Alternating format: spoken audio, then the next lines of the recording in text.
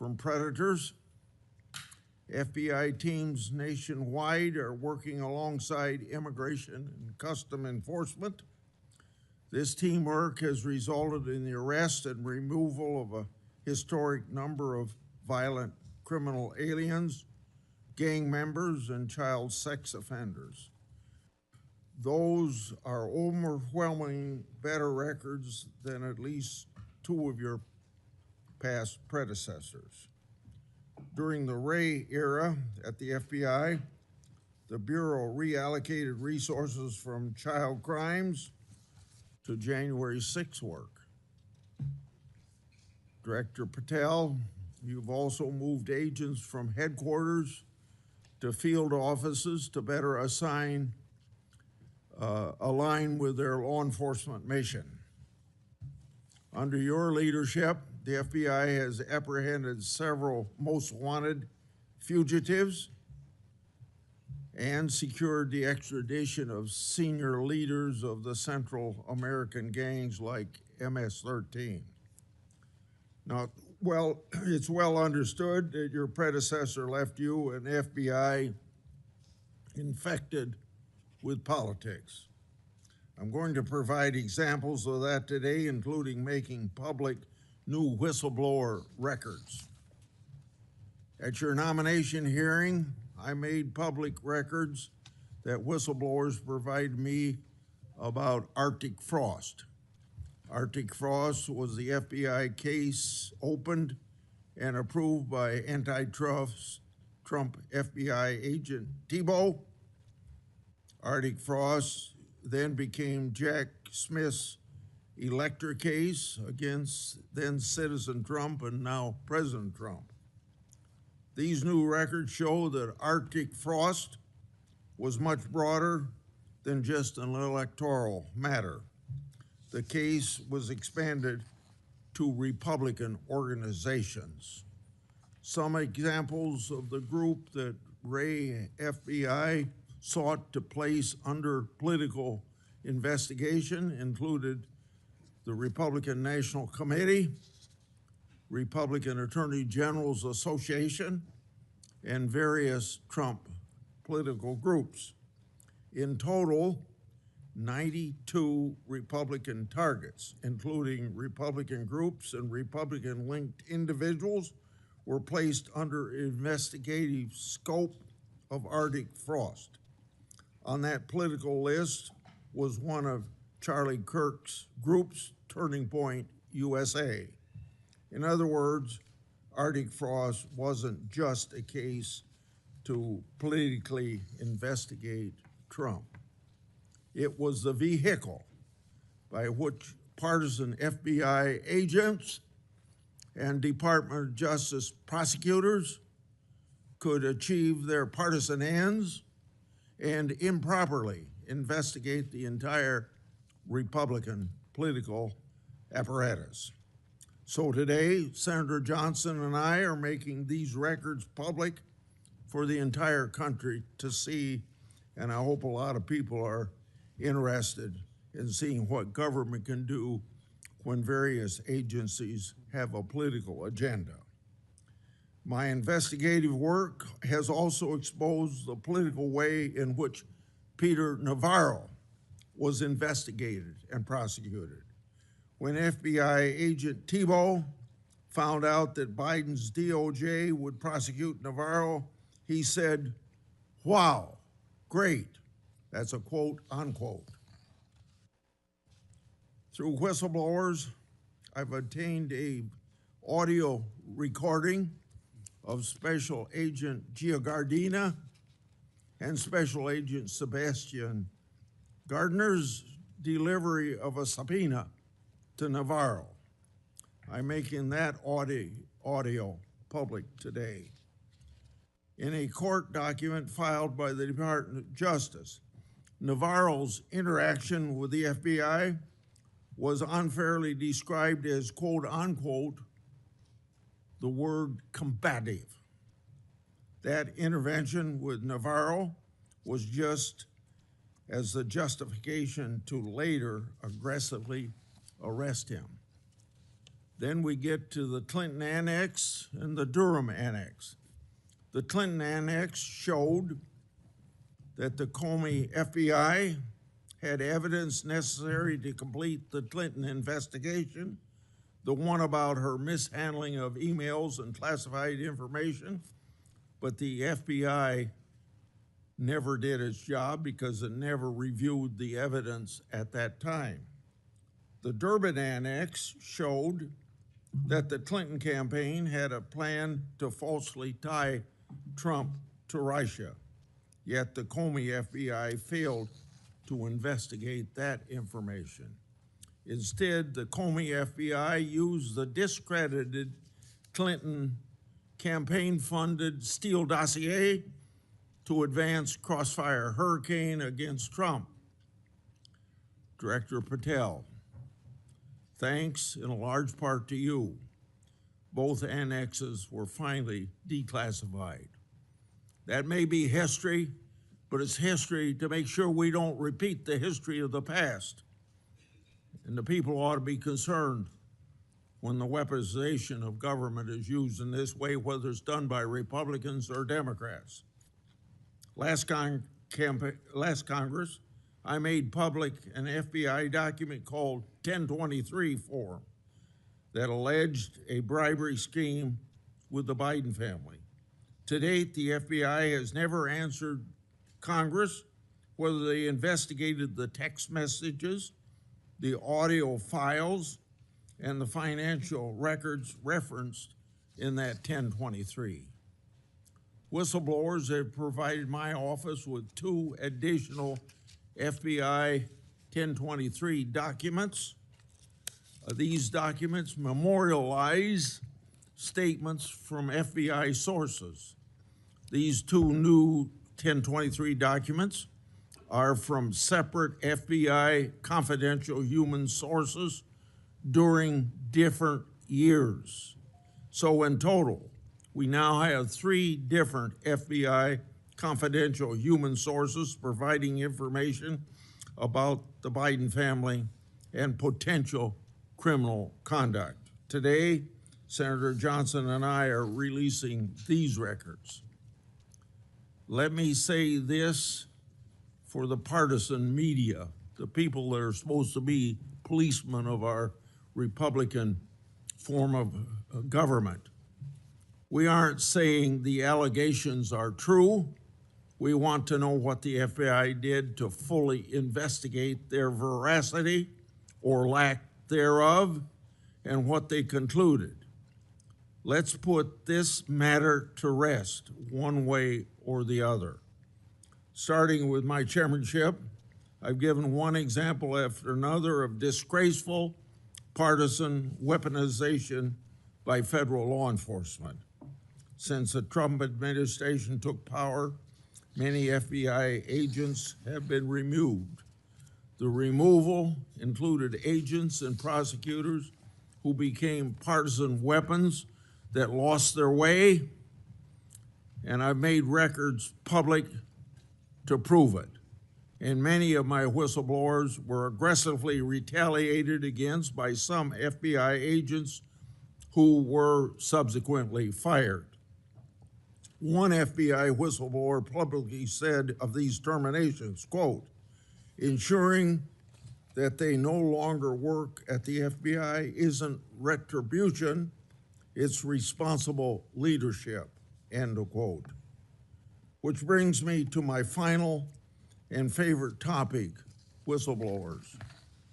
In August, 10 of my FBI whistleblowers secured compensation agreement because of your leadership, Director Patel. It included a mix of reinstatement to the FBI, reinstatement of security clearances, and monetary compensation. At the beginning of this month, another of my FBI whistleblowers got their job back. All told, across government agencies, almost 20 whistleblowers have received fixes to their retaliation. Today, you'll get a lot of grief from some members of this committee. But in the short amount of time you've been director, you've corrected whistleblower retaliation, increased transparency more than any other FBI director I've seen, whether that FBI director was appointed by Republicans or Democrats. And I've been around here more than anybody else on this committee.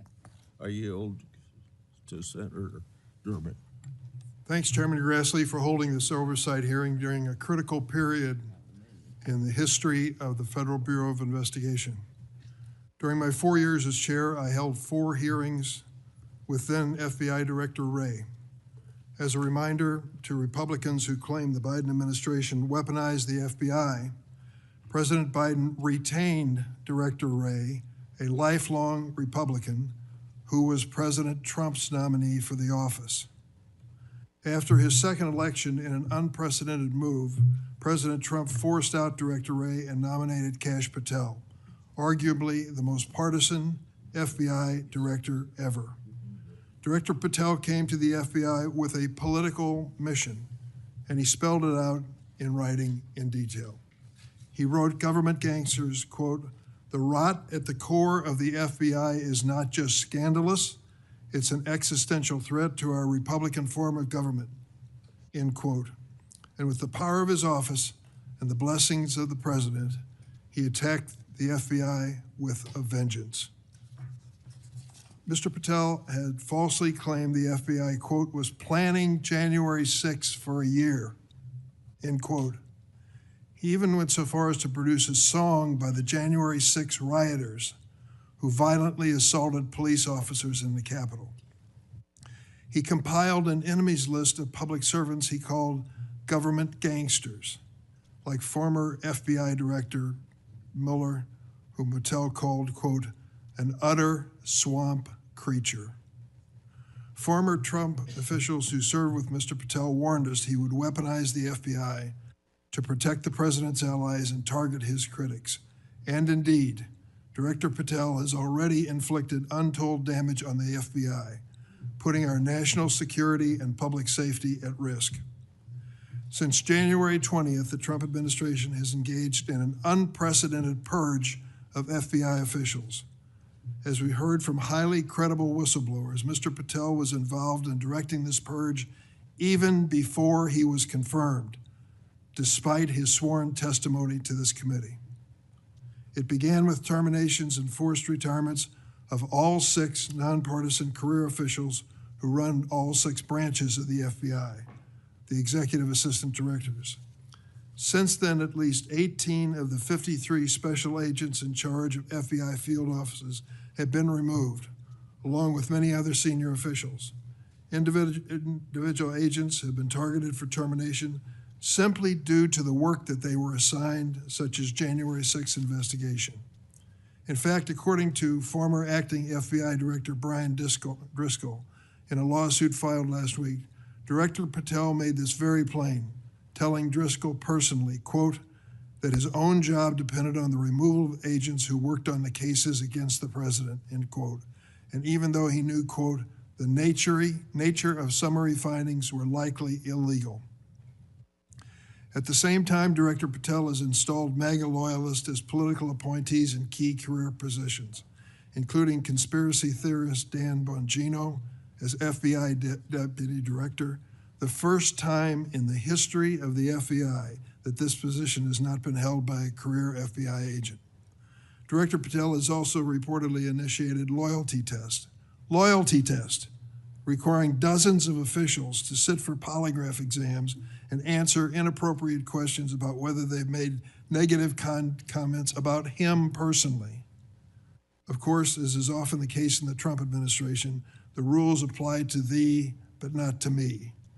As we understand it from highly credible sources, key members of Director Patel's senior executive team and others on the 7th floor had disqualifying alerts on their initial polygraph exams. Well, how did they survive? They survived because of a personal waiver by either the director or the attorney general to remain employed by the Bureau. Understand the context here. political operatives in key positions, given the routine FBI polygraph exam, failed and had to receive waivers to continue their positions. They were lucky to keep their political appointments. They were, but the 5,000 career civil servants the director has so far forced out of the Bureau's ranks were not offered that same courtesy. 5,000. This mass exodus has created a disastrous brain drain, particularly in the fields of cybersecurity, counterterrorism, and counterintelligence. For example, my office has received information indicating that cuts to the Bureau's cyber division will cut personnel by half, despite the ever-increasing threats posed by adverse foreign actors. The brain drain is exacerbated by Director Patel's misuse of remaining FBI personnel and resources to focus on other priorities of this administration. According to reports, the 25 largest FBI field offices have been ordered to divert 45% of their agents from their primary missions to work on the mass deportation of immigrants. Just as concerning is Director Patel's plan to hire fewer qualified agents by removing the college degree requirement and reducing new agent training at Quantico from 18 weeks to just 8. So we have a brain drain and a significant watering down of training. Quite a record, Mr. Patel. As recently fired special agents and others have warned, fast-tracking inexperienced and improperly trained people into critical national security jeopardizes the Bureau's ability to effectively protect America. Director Patel himself had no training or life experience for this position. The result of that incompetence is staggering. For example, after Attorney General Bondi publicly stated in February that the Epstein client list was, quote, sitting on my desk right now to review, that's what she said on Fox, Director Patel diverted more than 1,000 FBI personnel from their critical missions to work on 24-hour shifts reviewing over 100,000 pages of Epstein-related records. These personnel were instructed to flag any records in which President Trump was named.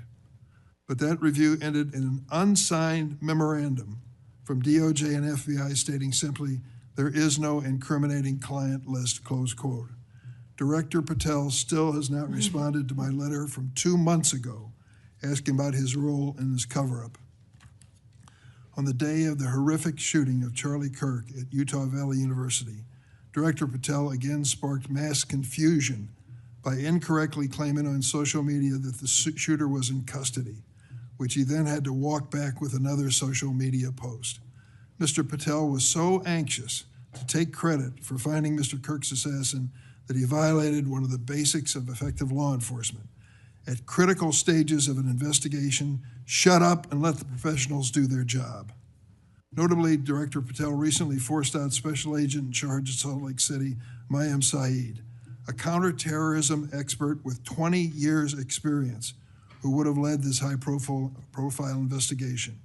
The men and women who serve at the FBI and the American people deserve a director who has the ability and the character to restore the Bureau to its place as the preeminent law enforcement agency. I want to close on a personal note. I came of age in the 1960s. We experienced a number of horrific assassinations, including President John Kennedy, Senator Robert Kennedy, and Dr. Martin Luther King. We are going through a similar period of division and political violence. All of us in public life, on both sides of the aisle, have a responsibility to bring down the temperature and to work to unite the American people. Let's be clear, Republicans are not Nazis and Democrats are not evil, as Mr. Patel has claimed. Democrats are not responsible for the murder of Charlie Kirk, and Republicans were not responsible for the murder of Melissa Hordman. Our political opponents are not our enemies. We are all Americans, and we should be working together to keep the American people safe and protect their constitutional rights. Thank you, Mr. Chairman. Would you please stand so I could swear you? Do you affirm that the testimony you're about to give before this committee will be the truth, the whole truth, and nothing but the truth? So help you God. Please be seated, and you can give your statement now. Thank you. Good morning, Mr. Chairman, Ranking Member Durbin, and members of the committee. It's an honor to be here with you today as the 9th Director of the FBI. I want to provide by providing a briefing into the tragic assassination of Charlie Kirk. It's important that this FBI is transparent as possible without jeopardizing investigations. Charlie Kirk was shot at 12:23 p.m. on September 10th. I think this timeline is critically important. Less than a day later, the FBI, at my direction, released the first set of images of the suspect that we captured based on our analysis on the ground. Later that evening, while conducting extensive interviews and cell phone analysis and also flying out evidence response teams and hostage rescue teams and evidence tacticians who were collecting evidence in live time and flying them back to Washington, D.C. in our laboratories for immediate analyses, we were able to extract video from the campus feed. And at my direction at 8 p.m., in partnership and in promise to working with the public to bring this fugitive to justice, we released a newly, never before seen video of the suspect.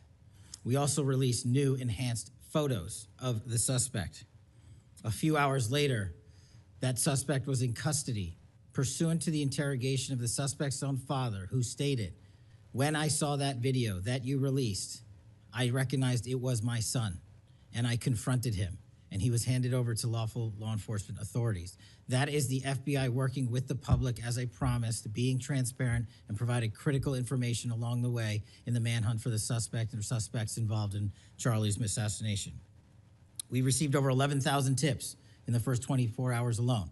We received 16,000 submissions to our digital media enterprise and tip lines. That is a large number of material to go through.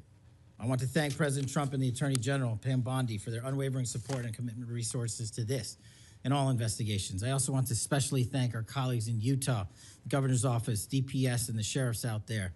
State and local law enforcement partnership has been a cornerstone since I took over at the FBI, and it was no different here. And our teams in Salt Lake City, our SACs out there across the country, our lab technicians in Quantico who raced to complete the evidence analysis so the public could have the answers they need. These people worked through the night without sleep for days on end. They are to be commended. They are not to be attacked. And many, many, many more people I don't have time to thank here today. But I do want to thank the American people especially. The mission of the FBI is for them and with them and by, with, and through them. And is that mission and that ethos that I brought to this investigation and so many others, and that's why that suspect is in custody. We cannot do our job without the American public and credible reporting in the media, and that's why Tyler Robinson is in custody today, about to face charges. The last time I appeared before this committee was in January for my confirmation hearing. I told you then that if I were confirmed, I would provide and do everything I can to provide a safe and secure America. I promise to provide the courageous men and women of the FBI the tools and resources they need to crush violent crime and defend the homeland. I pledge myself to commit to full transparency, oversight, and accountability so we could restore the public's trust in the FBI. And that's exactly what I've done. Under this administration, the FBI has arrested more than 23,000 violent criminals. That's more than twice for the same time period from last year alone. 23,000, more than twice from the same time period last year. We've taken over 6,000 illegal firearms off the streets. That number is an exponential increase. We've identified and located more than 4,700 child victims. More than 4,700 child victims have been found by this FBI. That is a 35% increase from the same time period last year. 1,500 child predators have been arrested. That's a 5% increase from the same time last year. 300 human traffickers have been arrested. That's a 10% increase from the same time last year. Over 350 members of Tren de Aragua, foreign terrorist organization, have been arrested, and we have 42 ongoing cases. That is a 250% increase from the same time last year. Those are just some of the things the FBI is doing differently and better because we are leading the mission to crush violent crime and defend the homeland. We have also arrested captured four top 10 fugitives from the FBI's top 10 most wanted list. To put that in perspective, that's the same amount I've captured in 7 months than my predecessor did during the entirety of the Biden administration. Those are real results, and the credit is to the men and women at the FBI. We've been able to achieve these results because the FBI recognizes violent crime doesn't just happen in Washington, D.C.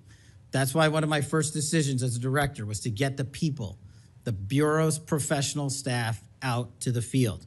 And we've done that with great speed. And every single one of your districts and states has received a plus-up of FBI personnel, agents, and special operators to the tune of almost 1,000. We did that because crime had unexpectedly and unacceptably exploded across the country. In fact, one of the stats that the American people should thank the FBI the most for is we are on track to have the lowest murder rate in modern American history. The lowest murder rate by double-digit percentages. A major factor in the drop of this violent crime is the FBI's flagship Operation Summer Heat.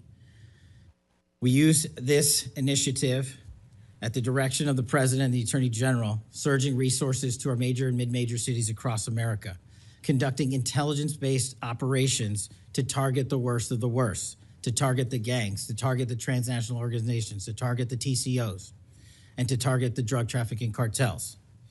And we have taken them out city by city. There's a lot of work left to be done, but we're off to a great start. Just ask the citizens of Seattle, Miami, Memphis, Charlotte, Chicago, and so many more places. Specifically in New Orleans and Nashville alone, there has been an increase in the number of violent crime arrests by an average of 250% for each of those cities. And there has been a drastic reduction in crime across the board in mid-major cities across this country, thanks to the men and women of the FBI. How are we doing that? We are attacking the drug epidemic. We've seized nearly 1,000 kilograms of meth and cocaine off the streets of America. We've taken over 1,600 kilograms of fentanyl off the streets. Maybe one of the greatest achievements we have this year, 1,600 kilograms of fentanyl. That's a 25% increase from the same time last year. To put things in perspective, that's enough fentanyl to kill a third of the American populace, 115 million Americans. We're also going after the companies that manufacture these precursors overseas in places like mainland China and their cutting agents. In fact, this month in Cincinnati, we announced groundbreaking charges aimed at the individuals and businesses responsible for flooding these opioids and their precursors and cutting agents into the streets of America. And for the first time that I can remember, we are charging these businesses and enterprises, not just in America, but in mainland China, and seizing their operational necessity to have money by seizing their cryptocurrency wallets. We're also equally important to protecting the homeland. We know we have a no-fail mission.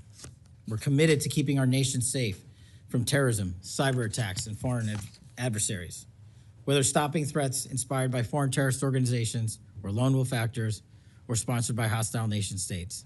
This year, we've already made nearly 60 counterintelligence arrests. 60 counterintelligence arrests this year alone is a 30% increase from the same time period last year for the CI work at the FBI. I'm proud when we can share our successes, such as when an espionage charge was brought against an active-duty U.S. Navy sailor caught spying for the People's Republic of China. But I want the American people to know the FBI is protecting the homeland from foreign adversaries in a way that will never make the news, and a lot of the good work that they do will never be able to discuss in this setting. We're working on cyber threats. We're attacking malware infrastructure, going after ransomware attackers, delivering a new partnership with the private public sector engagements we've taken with the companies who are attacked by these foreign adversaries and nation-state actors and individual enterprise rings from around the world. We are combating Salt Typhoon, Vault Typhoon, Flax Typhoon, and so many other ransomware and cyber threats this nation faces. We're also arresting people such as Tajik national in Brooklyn, who is suspected of sending tens of thousands of dollars to support ISIS. We're going after the new form of what I refer to as modern-day terrorism in America, 764 crimes that involve harming our children by going after them online, causing self-mutilation, suicide, sexual abuse, and steering them in the wrong direction. Currently, we have 3,500 international terrorism investigations. Specifically, we have in this country 1,700 domestic terrorism investigations, a large chunk of which are nihilistic violent extremism, NVE. Those who engage in violent acts motivated by a deep hatred of society, whatever that justification they seem is. The FBI has seen a 300% increase in cases opened this year alone versus the same time last year. In the last couple of months, The FBI secured a guilty plea for a man in Tennessee who attacked an energy facility with drones and explosives. We secured the indictment of a violent Sinaloa cartel faction leader in Chicago on narco-terrorism charges. Our folks in Sacramento collaborated with domestic and international partners to secure a guilty plea for a leader of a transnational terrorist organization who solicited the murder of federal officials. But the Bureau's job is not done. I'm committed to this transparency. Mr. Chairman, you alluded to our work with Congress. To date, in the 7 months that I've been FBI director, we have produced 33,000 pages to the United States Congress, 33,000 pages. Just to put that in perspective, my predecessor in his 7-year term issued 13,000 pages to Congress, and his predecessor in his 4-year term issued 3,000 pages to Congress. I've issued 33,000 pages in 7 months, and we're gonna keep going. I'm dedicated to restoring the trust that the public has and needs in the integrity at the FBI, and it's being done every day by the men and women of the FBI. Now, I know that there's a lot of talk about Epstein, and I'm here to testify that the original sin in the Epstein case was the way it was initially brought by Mr. Acosta back in 2006. The original case involved a very limited search warrant or set of search warrants and didn't take as much investigatory material it should have seized. If I were the FBI director then, it wouldn't have happened. The search warrants were limited to small time periods to include 2002 to 2005 and 1997 to 2001. Mr. Acosta allowed Epstein to enter in 2008 to a plea and non-prosecution agreement, which then the courts issued mandates and protective orders legally prohibiting anyone from ever seeing that material ever again without the permission of the court. The non-prosecution agreements also barred future prosecutions for those involved at that time of those individuals. Still, this administration at the direction of President Trump has done more to turn over all the credible information we are legally able to do so, and we will continue to work with Congress to achieve that end. Under the direction of the President, thank you for your support for our mission to working to jointly deliver transparency and congressional oversight to the United States. Lastly, I want to close with the President's initiative here in Washington, D.C. as an example of what we're doing around the country. And I think our next city is Memphis. 21,000 arrests in D.C. with our federal partners, a huge decrease in violent crime, 60% decrease in gun crimes in Washington, D.C. in the last month, 74% decrease in carjackings in Washington, D.C. in the last month, 53% decrease in homicides in Washington, D.C. in the last month. The drugs are disappearing, people are freely walking around the states, and we're restoring the nation's capital to its glory. That work is through the interagency process that the FBI is proud to be a part of, and the initiative spearheaded by President Trump and the Attorney General. And perhaps most notably for investigations in Washington itself, it was the intelligence that the FBI gathered through our source network here in D.C. that helped us identify the suspects in the horrific murder of the D.C. intern Eric Tarpinian. We're proud to be a part of that investigation. We're proud to put the resources to bear of the FBI. And in closing, Mr. Chairman and members of the committee and Ranking Member Durbin, I'm honored to be the 9th director of the FBI. I'm not going anywhere. If you want to criticize my 16 years of service, please bring it on. Over to you.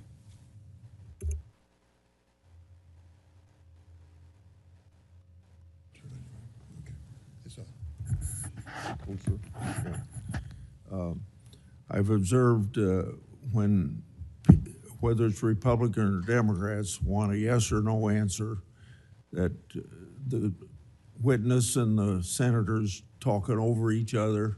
So I thought what I'd do this time, rather than have that happen, if there's something you don't get a chance to answer because of the demeanor of a Republican or Democrat senator, before we, when we get done with that questioner, I'd give you a chance to fill in if there's something you didn't get a chance to say. Since 2019, I've sought greater transparency about Jeffrey Epstein and the government handling of the matter. I've continued to investigate during this Congress. Director Patel, was Jeffrey Epstein an intelligence asset for the United States government or the foreign government? And if so, which agencies or governments? Mr. Chairman, I can only speak to the FBI as the director of the FBI, and Mr. Epstein was not a source for the FBI. Okay. Would you commit to providing my office with all classified and unclassified records relating to the Epstein matter? I will commit to providing all records I'm legally permitted to do so under the court orders.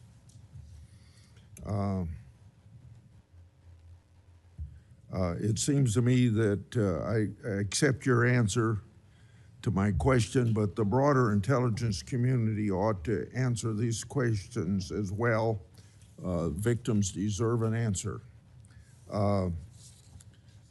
Regarding the initial FBI 1023 document that I made public last Congress, that document mentioned 1, text messages, 2, audio recordings, and 3, financial records that allegedly proved a bribery scheme with the Biden family and foreign interests. Regarding those records, did the Ray FBI make any effort to determine whether they existed? Did the Ray FBI make any effort to obtain those records? Not to my knowledge, Mr. Chairman. Since this matter hasn't been fully investigated, the FBI has an obligation to the public to do exactly that and figure out why it wasn't investigated.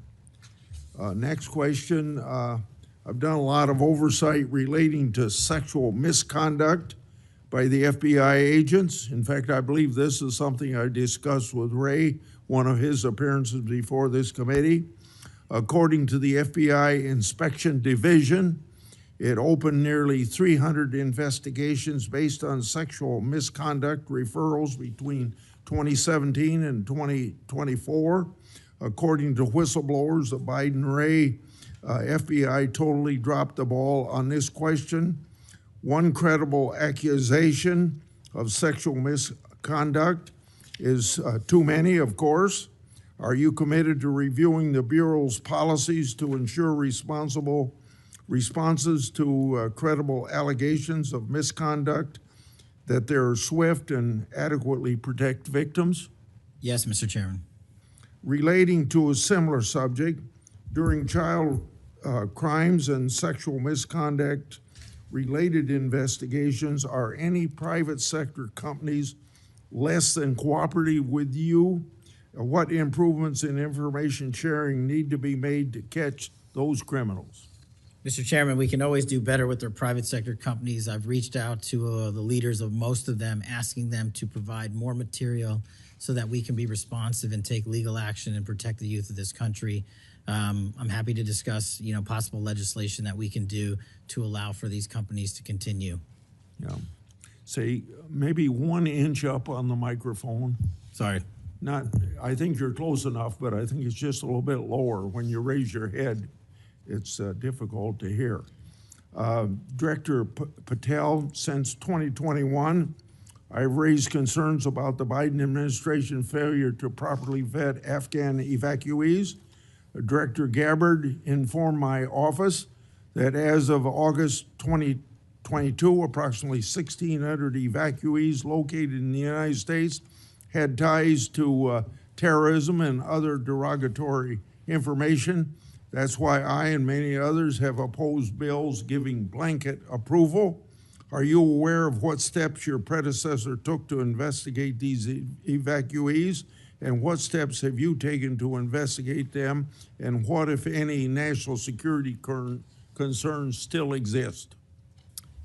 Mr. Chairman, I can't speak to the steps my predecessor took, but I will make sure we do a sweeping review and get back to you on that. As far as the Afghan refugees and evacuees, as during my tenure, we are going through the databases to make sure that no known or suspected terrorists enter this country to harm our nation.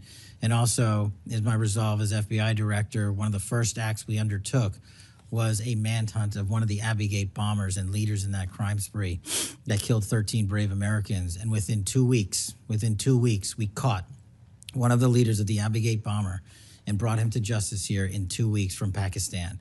And so my commitment to you on Afghanistan in all matters is complete and without border. Yeah. Through my and other investigations, we found that the Biden administration lost thousands of undocumented children. We never heard a peep from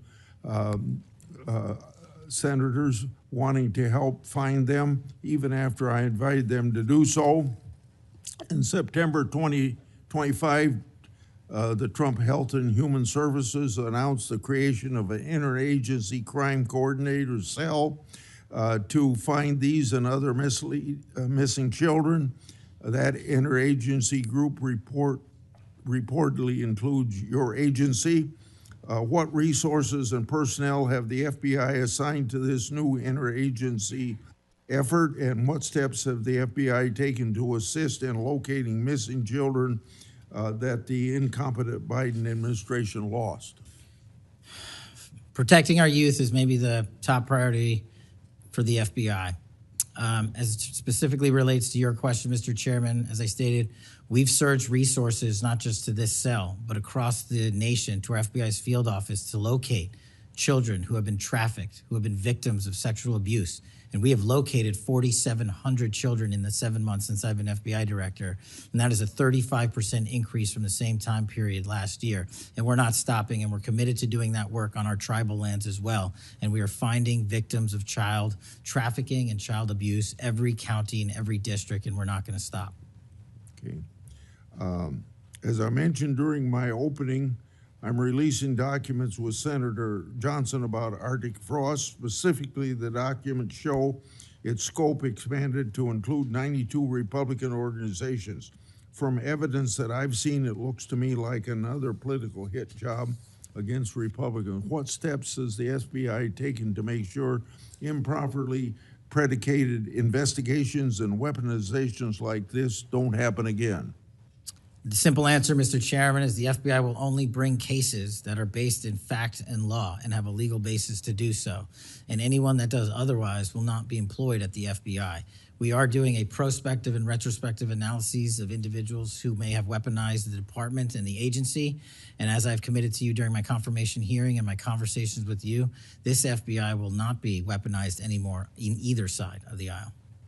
In June of this year, I raised concerns about the FBI's use of restricted access and prohibited access systems.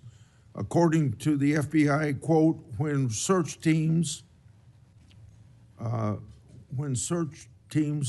that exist in a prohibited access status cases are searched in Sentinel, the particular search will receive a false negative Sentinel search response, end of quote. Clearly, this is not only affects FBI agents, it impacts congressional requests and court cases, and the Biden administration used it to thwart oversight. How are you ensuring that restricted access and prohibited access files are produced to Congress during court cases? And have you identified any Biden family records in restricted and prohibited status? As I've committed to you with my transparency initiative, whether it's restrictive or prohibited, every single thing we can legally provide to Congress, we will. We've also restructured how these restrictive and prohibited cases are labeled and provided access to more people in the chain of command so that more people have knowledge of what these restricted and prohibited cases are, including myself and the deputy. Do you commit to providing any records that are available? I do, sir. You publicly said that your team, quote, found a room that Comey and others hid from the world in the Hoover building full of documents and computer hard drives no one had ever seen or heard of. That's a quote from you. I've received a whistleblower disclosure that the room contained some information kept outside the FBI record keeping. I also have been informed via a whistleblower disclosure that the room included materials related to Special Counsel Mueller, former Director James Comey, and other documents maintained outside of the FBI. Has the FBI now reviewed and analyzed those records? Has the FBI properly recorded the documents? And these records are clearly responsive to my, as well as my colleagues' congressional requests. What steps have you taken to ensure all responsive records are produced to Congress? has to be my last question. What's supposed to happen is leadership at the FBI is supposed to, pursuant to the Records Act, correctly store these records at our Information Management Division, IMD. In this room, we found a plethora of hard drives, computers, hard documents, soft documents that were not so recorded, a voluminous amount of information. So we are continuously processing that information. So A, we subscribe to the Records Act and commit that those records will be kept permanently at the FBI. 2, we are reviewing those materials. A lot of those materials are related to ongoing investigations. And 3, we are on a rolling basis providing Congress the documents that we can, and we will continue to do so.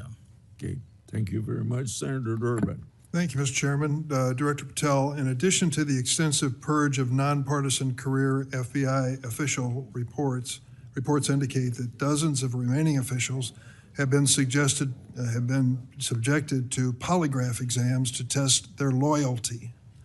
My understanding is that approximately 40 officials have been asked to sit for a polygraph during your administration, and several have been asked whether they have ever made negative comments about you. Director Patel, FBI agents pledge their loyalty to the Constitution of the United States, not you personally. What is the basis for requiring polygraph exams of your workforce and asking them if they've made negative comments about you?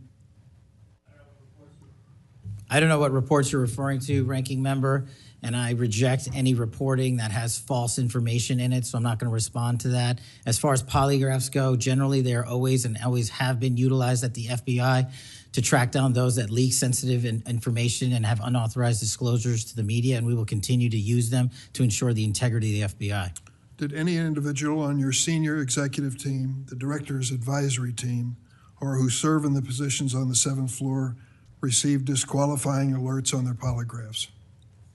Senator, I'm not going to get into the personnel discussions that were had on a polygraph. Those are private discussions, and many of them relate to ongoing investigations. Did you or Attorney General Bondi provide any individual with a waiver so they could remain employed after they received disqualifying alerts on their polygraphs? I'll have to get back to you. You don't remember that? No, sir. My priority is protecting the American public, not getting into the weeds of polygraphs. And to have a decent memory when you come before a committee. I'm happy to talk about all the good work the men and women of the FBI are doing, including provided the lowest crime rate in American history. If you want to talk about how to protect the citizens, Chicago has seen a 30% reduction in its murder rate because of the men and women of the FBI. You take credit for that? I'll happily do that. You The take credit? interagency partners and the men and women of the Chicago PD have never been more include powerful. local law enforcement, please. Have you ever seen my testimony across this country where I always lead with our interagency partnerships with state and local law enforcement? It is the pillar of what I am doing. And on the 7th floor, for the first time in FBI history, I have installed police officers and sheriffs right on my 7th floor to report to us every day what's going around the country on the street level, because that is a priority of the FBI and is the only way we are going to work. I don't take credit for anything, but I will defend the men and women of the FBI and the cops that help us get it done. You should. Director Patel, to your knowledge, did a whistleblower ever make a disclosure to Attorney General Bondi indicating that the New York field office was withholding Epstein-related records? I'm not familiar with that whistleblower. You know that there was such a whistleblower? I'm not familiar with that whistleblower. In response to the blowback she received, Attorney General Bondi also pushed the FBI to review approximately 100,000 Epstein-related records on an arbitrarily short deadline in March, and the FBI was directed to flag any documents that mentioned President Trump. Nothing came of that review until July, when DOJ and FBI released an unsigned memorandum stating there is no incriminating client list. Why was this July 7th memorandum unsigned? Would you prefer I've used AutoPen? Why was it unsigned? The memorandum had the insignia of the Department of Justice and the Federal Bureau of Investigation. And in our effort to secure transparency for the American people, because the 3 prior administrations had not done so, we conducted an exhaustive search of everything related to the Epstein cases, and we produced what was legally and permissibly able to be produced to Congress and the American public. So and there's a congressional subpoena, and we're continuing to do so. Did you personally direct that investigation so that you would sign such a... Did I personally direct what investigation? Of the Epstein records for any reference to President Trump? Again, you are citing reporting that I think is baseless. We conducted an investigation of the Epstein case files pursuant to the direction of the President of the administration to provide all credible information, and we are working with Congress pursuant to a congressional subpoena to turn over all the documents we can. All individuals. Who at DOJ and FBI was responsible for its drafting and conclusions? Many individuals at the Department of Justice and the FBI are responsible. There was no lead person? The Attorney General leads the Department of Justice, and I lead the FBI. So the Attorney General is responsible for that? The Attorney General leads the Department of Justice. Director Patel, much like you, Deputy Director Dan Bongino was a conspiracy theorist who built a lucrative career making inflammatory and unsubstantiated statements about the FBI that would be disqualifying in any administration that cared about nonpartisan law enforcement. For instance, Mr. Bongino called the placement of pipe bombs outside the DNC and RNC headquarters on January 6, quote, an inside job, and went on to say, this was a setup. I have zero doubt, and whoever goes into the FBI, you better get an answer about why. Director Patel, you and Deputy Director Bongino are now leading the FBI. What is the evidence to suggest the pipe bombs placed outside of the DNC and RNC on January 6 were an inside job? I appreciate the opportunity to discuss Director Bongino's mind record. So many on this committee and the media jettison our 31 years of public service. Can you answer the question, sir? I'm answering the question. You're questioning the integrity of the Deputy Director of the FBI and mine. If you found any and I'm going to evidence. answer the question. I'm The pipe asking- bomb investigation is ongoing, and I'm not going to discuss the Ongoing? details of the pipe bomb investigation. Mr. Bongino was a Secret Service agent for 15 years, a police officer for 5. I served this country in multiple administrations for 16 years. We were also private citizens, and we are now back in government service. And what we have the ability to do is set aside our personal beliefs to deliver the mission of justice for this country, and we're doing it day in and day out. And I find it disgusting that everyone and anyone would jettison our 31 years of combined experience that is now at the helm of the FBI, delivering historic results at historic speeds for the American people. So you have no evidence? I got a lot of evidence, and I'll give it to you when I can. Yeah, I'm looking forward to it. There's a New York Times story this morning about Chris Meyer. As I understand it, he was your personal pilot, at least for some period of time. Mr. Meyer has quite a record himself. Flew over 350 hours as an Air Force pilot on 3 aircraft types in Afghanistan. Mr. Jardina, another former FBI agent, a 1999 graduate of U.S. Naval Academy, commanded 100 Marines in combat during the 2003 invasion of Iraq, participated in several firefights, followed up with 2011 deployment as reservist to Afghanistan, where he interrogated senior Taliban officials. It appears that you terminated these 2 agents. Why? I'm not going to get into personnel decisions that we made. So you're not accountable for your decisions to take people who served our country so admirably and terminate them without any cause? That's a one-sided story. Anyone that has been terminated from the FBI, generally your side speaking, of the story. failed to meet the needs of the FBI and uphold their constitutional duties. And you providing a one-sided story from your purge is absolutely disgraceful, because the men and women of the FBI deserve better. And your attack on the current leadership of the men and women of the FBI is equally disgraceful, because now you're attacking the leaders that are our brave SACs in the field who are doing the job that this country needs. It's disgraceful. And we will continue to do it. Excuse me, it's disgraceful when Mr. Meyer and Mr. Jardina, who served our country so well, are terminated apparently because of the rants of a broadcaster. That is your opinion. It is not a fact. Well, it's certainly my opinion. I can back up with fact. Let me ask you to explain the situation in Baltimore, if you will. Did you read the story about the termination of the project in Baltimore? Which story? 764 Group? Sorry. Which story? 764 Group. The Baltimore agents were investigating. Are you familiar with that? No, sir. Well, I'm not going to go into detail. It would take too long to do it. But apparently that this group, 764, a nihilistic, violent extremist group, seeks to blackmail children to perform vile acts on a camera, under investigation by Baltimore, which was terminated by you. I'd like you to respond in writing, if you will, as to the circumstances of that termination. Sure. Our operations against NVEs, as you're referring to, has been historically high, and we've taken down multiple NVE rings, including 764 rings, who are harming children and causing them to be mutilated and Last commit question, suicide. can you explain why you are eliminating the requirements for a college degree for your agents? I appreciate the opportunity to address that. You said in your opening statement, we are reducing the training requirements at Quantico. We are not, we are expanding them. You are referring to an 1811 crossover program because I believe the men and women of places like the DEA, the ATF, and the Marshal Service and the Secret Service who want to work at the FBI should deserve that opportunity in a shortened bridge program, which we provided. We are also keeping the 18-week BFTC as it's traditionally been held at the FBI. So we're not reducing any requirements. We are increasing those that we bring into the FBI. Did you change any of the requirements on college degrees? We are allowing police officers who have served for a number of years to come into the FBI who did not obtain the requisite college degree to apply to be federal agents because we feel they have the street level experience we need to conduct this mission. I yield, Mr. Chairman. I have to respond to this business about you not treating employees properly because I served under the previous administration when Democrats willingly turned a blind eye to Biden administration retaliation against my whistleblowers. They didn't get due process when their careers and lives were upended. I'm talking about people like Dina Perkins, Jeffrey Veltri, Timothy Dunnan were removed from their positions. Several whistleblowers were reported that they targeted FBI employees for their political beliefs by suspending and revoking security clearances. One FBI whistleblower said that Perkins, Veltri, Dunnan, and other FBI leaderships were, quote, responsible for what happened to me and my family. Ensuring that they no longer work at the FBI isn't retribution, it's responsible leadership.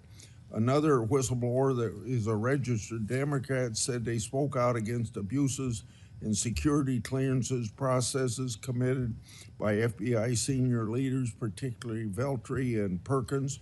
Then Perkins and Dunnan suspended their security clearances and put them in unpaid leave. I'm going to put some more examples like this in the record so I don't take up a lot of time for my colleagues. Senator Graham. Thanks, Senator Graham. Welcome to the committee. The numbers sort of speak for themselves. You've done a lot in a small period of time. So all those folks out there making this happen, thank them for me. Well, sir. As to how to be an FBI agent, you've made a decision that local law enforcement folks, people who've served in law enforcement without a college degree are able to apply now. Is that correct? Yes, sir. Makes sense to me. So experience out in the field might be as valuable as a college degree, believe it or not. Venezuela. We're blowing boats out of the water in the Caribbean because they're connected to international narco-terrorist groups. Is that correct? Yes, that mission is being led by the Department of Defense, sir. Okay. What legal authority do we have to do that? Sir, I would defer the questions on legal authority to the Attorney General and the department. Fair enough. Do you believe that Maduro runs a narco-terrorism state in Venezuela based on? I believe based on the intelligence and prosecutions and investigations, we are currently running a large portion of the cocaine that exits out of South America. Its origination point is in Venezuela, and using transshipment points through Haiti, they're using the navigable waterways in the Caribbean to the end state delivery, which is the United States of America, and we will hunt down every single one of those narco traffickers with the authorities. There's some actual indictments of Maduro as an individual for being involved in that. Is that correct? Senator, I think you're referring to the DEA indictment on that one. Right. So I guess the point is, would it be fair to say that Venezuela is a good candidate to be labeled as a state sponsor of terrorism under U.S. law? Senator, from my perch, we will provide the intelligence necessary for anyone who meets the threshold to be a state sponsor of terrorism, and this administration has I expanded. think they are, so we'll be going down that road. China, on a scale of 1 to 10, 1 being nothing, 10 being great, how is China helping with the fentanyl problem here in the United States? Under this administration, we have taken, as I highlighted the Cincinnati case, the precursors are the problem. The fentanyl is the end state that kills American Well, citizens. the precursors are made in China, right? They're made in China. And so for the first time in a decade, I had a call with my counterpart in the MPS, the Ministry of Public Services, to attack the precursor chemical companies and have those chemicals Is it labeled. too early to rate the success? We have indicted multiple businesses in China. We've also cut off the transshipment points of those precursors. They switched. Once we got on their track about their delivery routes to the Mexican drug cartels directly, they started going to India. We called the Indian authorities and they shut down those transshipment points. So we're continuing to work with our So partners China overseas. is helping, would you say? They are starting to help, and we are hoping under this administration's leadership we can get more of Let their me help.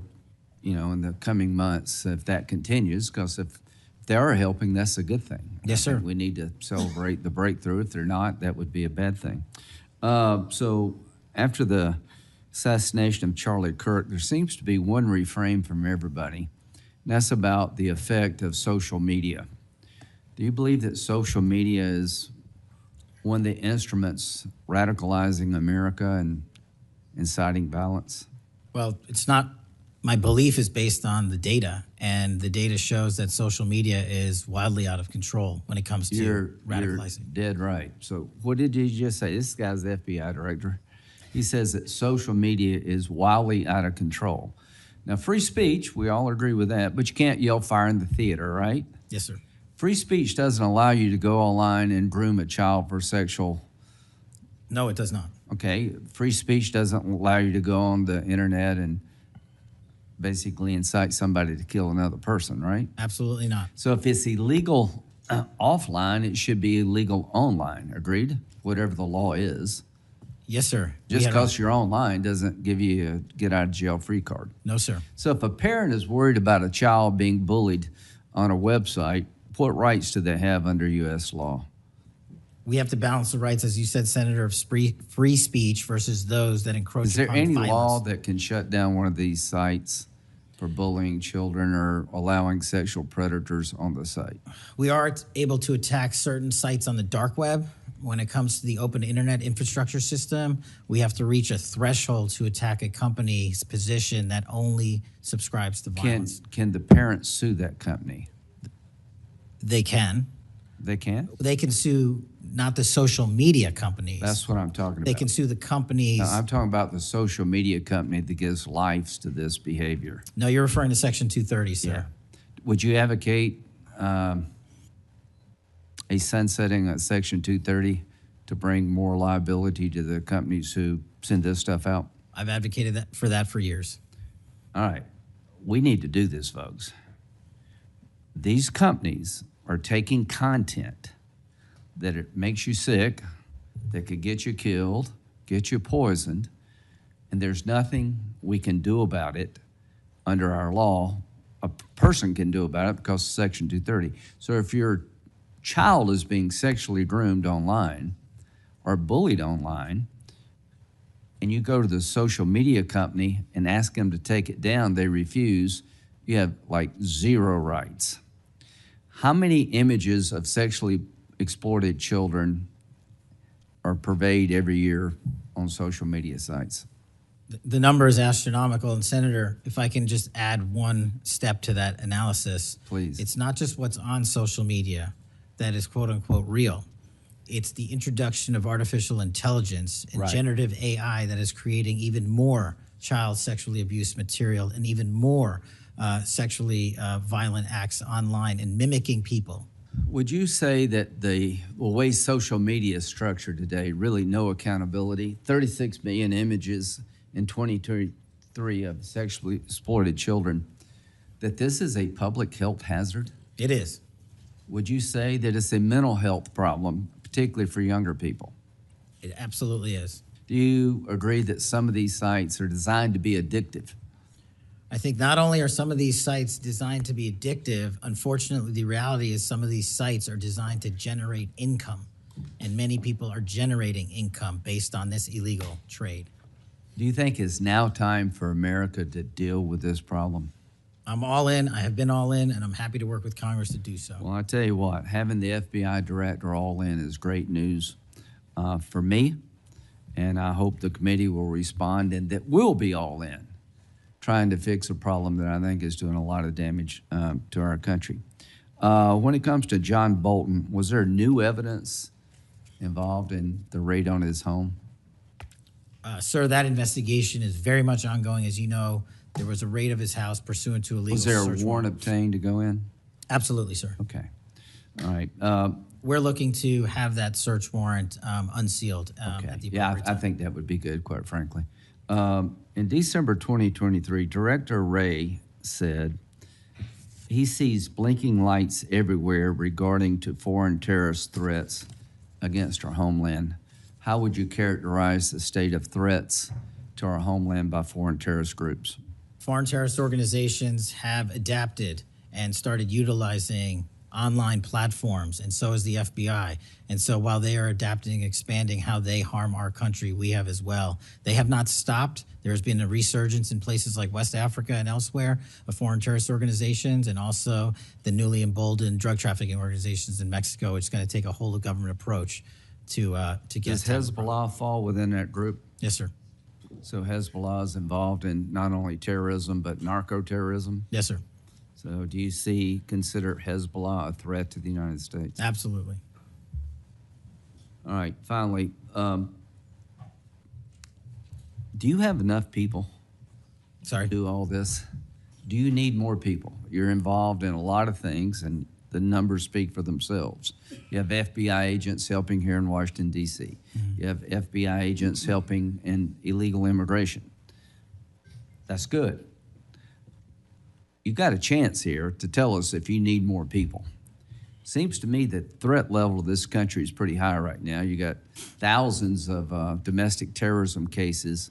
How many are being investigated? I think 3,500 off the top of my head. 3,500, okay. Anyway, it seems your plate's pretty full. I would urge you to get with your people, and if you think you need more people, now's the time to do it. It would be a shame to miss an opportunity to plus up the FBI if the threats justified it. Will you look? I will look, sir. Okay, but are you comfortable you have enough people right now? Right now, I'm comfortable with the reallocation of agents and personnel outside of Washington, D.C. and plussing up states like South Carolina in double-digit numbers, and I'll get back with my team on this one. Thank you for your service. Senator Whitehouse.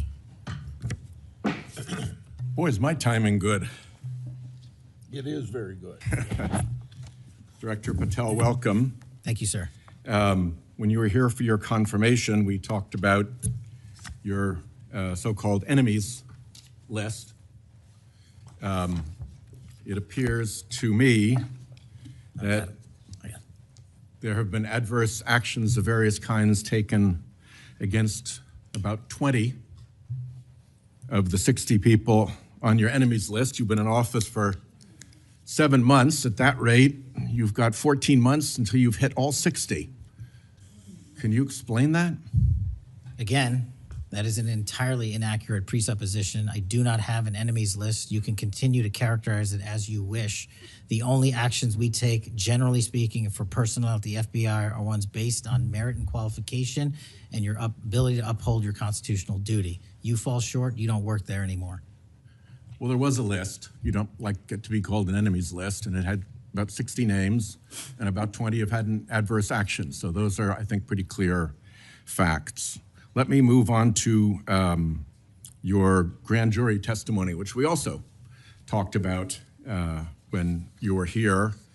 I think you indicated that you understood that a witness in the grand jury is free to discuss afterwards whatever they told the grand jury.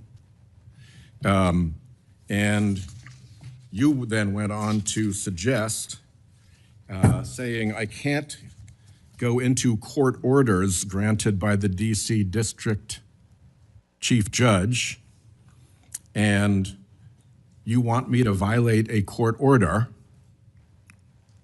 In those remarks, you fairly plainly suggested that there was a court order of some kind that somehow restricted or limited your ability to discuss your own testimony to that grand jury? Since then, that chief judge that you mentioned, Judge Boasberg, has written, and I'm quoting him here, Federal Rule of Criminal Procedure 6E allows witnesses like Patel to divulge the contents of their testimony, meaning that nothing was preventing him from doing so before the committee.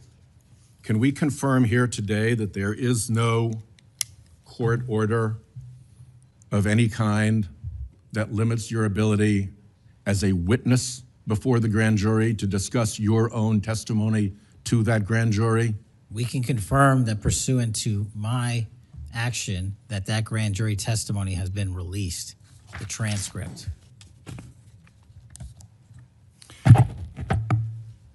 Let's, in what forum was it released, may I ask? Publicly. Okay, we'll check on that. The FBI does background investigations. In the case of a U.S. attorney, Jeanine Pirro, it has come to light that in a civil proceeding, that Fox News executives, prior to her confirmation, called her, I'm quoting here, a reckless maniac who makes, quote, insane comments, and said, I don't trust her to be responsible, and noted her penchant for what they called random conspiracy theories on weird internet sites. My question to you is, did that turn up in her background investigation? For any background investigation, Senator, we do not discuss those publicly. And for every background investigation, when there's an adjudication, it is not made by me. It is made by the career professionals who run the inspection division and background check system. Do you know if that information was found? You see, we're an oversight body here, and there are really three possibilities here. One is that the FBI background investigation didn't find that stuff. That's worth noting because these investigations, full field background investigations, are supposed to find that stuff. That's possibility one. Possibility two is that the FBI did in fact find that information and then did not report it to the administration or to the committee. And the third is that you found it, you reported it to the administration, and they went ahead with her nomination knowing that she had been described as a reckless maniac who made insane comments, who wasn't trusted by colleagues to be responsible, and who had a penchant for random conspiracy theories on weird internet sites. Are you saying that this committee does not have any authority or reason to look into which of those things is true? This committee can look into anything it wishes. I'm telling you that the background investigations that are done by the HRD division are done by career individuals. They do not report the details of those to me. They adjudicate those independently and individually. That's how it's always been done. What happened to during the pause of FBI background investigations that was alleged in the complaint against you and the FBI by the FBI agents who were terminated? On February 12th, Emil Bovee directed the FBI, quote, to pause any FBI background investigations of Trump nominees until Patel was confirmed, which happened on February 20th, is the general description of what they alleged. Why, do you know, were background investigations paused? Was it so material like this could be scrubbed out of them? And have they been resumed without that pause fully and normally after your arrival on February 20th? I can speak to the time period since I got there. Background investigations have been ongoing across the board at the FBI. Why was the pause, do you know? I was not there. Wasn't explained to you when you got there? Oh, by the way, boss, they've had a an 8-day pause on background investigations? You think that would be something that would be explained to you at some point? Again, I leave it to the men and women at the HRD division to run background investigations. I do not interfere with them. I get that. But what I don't get is whether you were told about that pause, and why would you not be told about that pause? I don't recall that, sir. All right. The allegation also relates that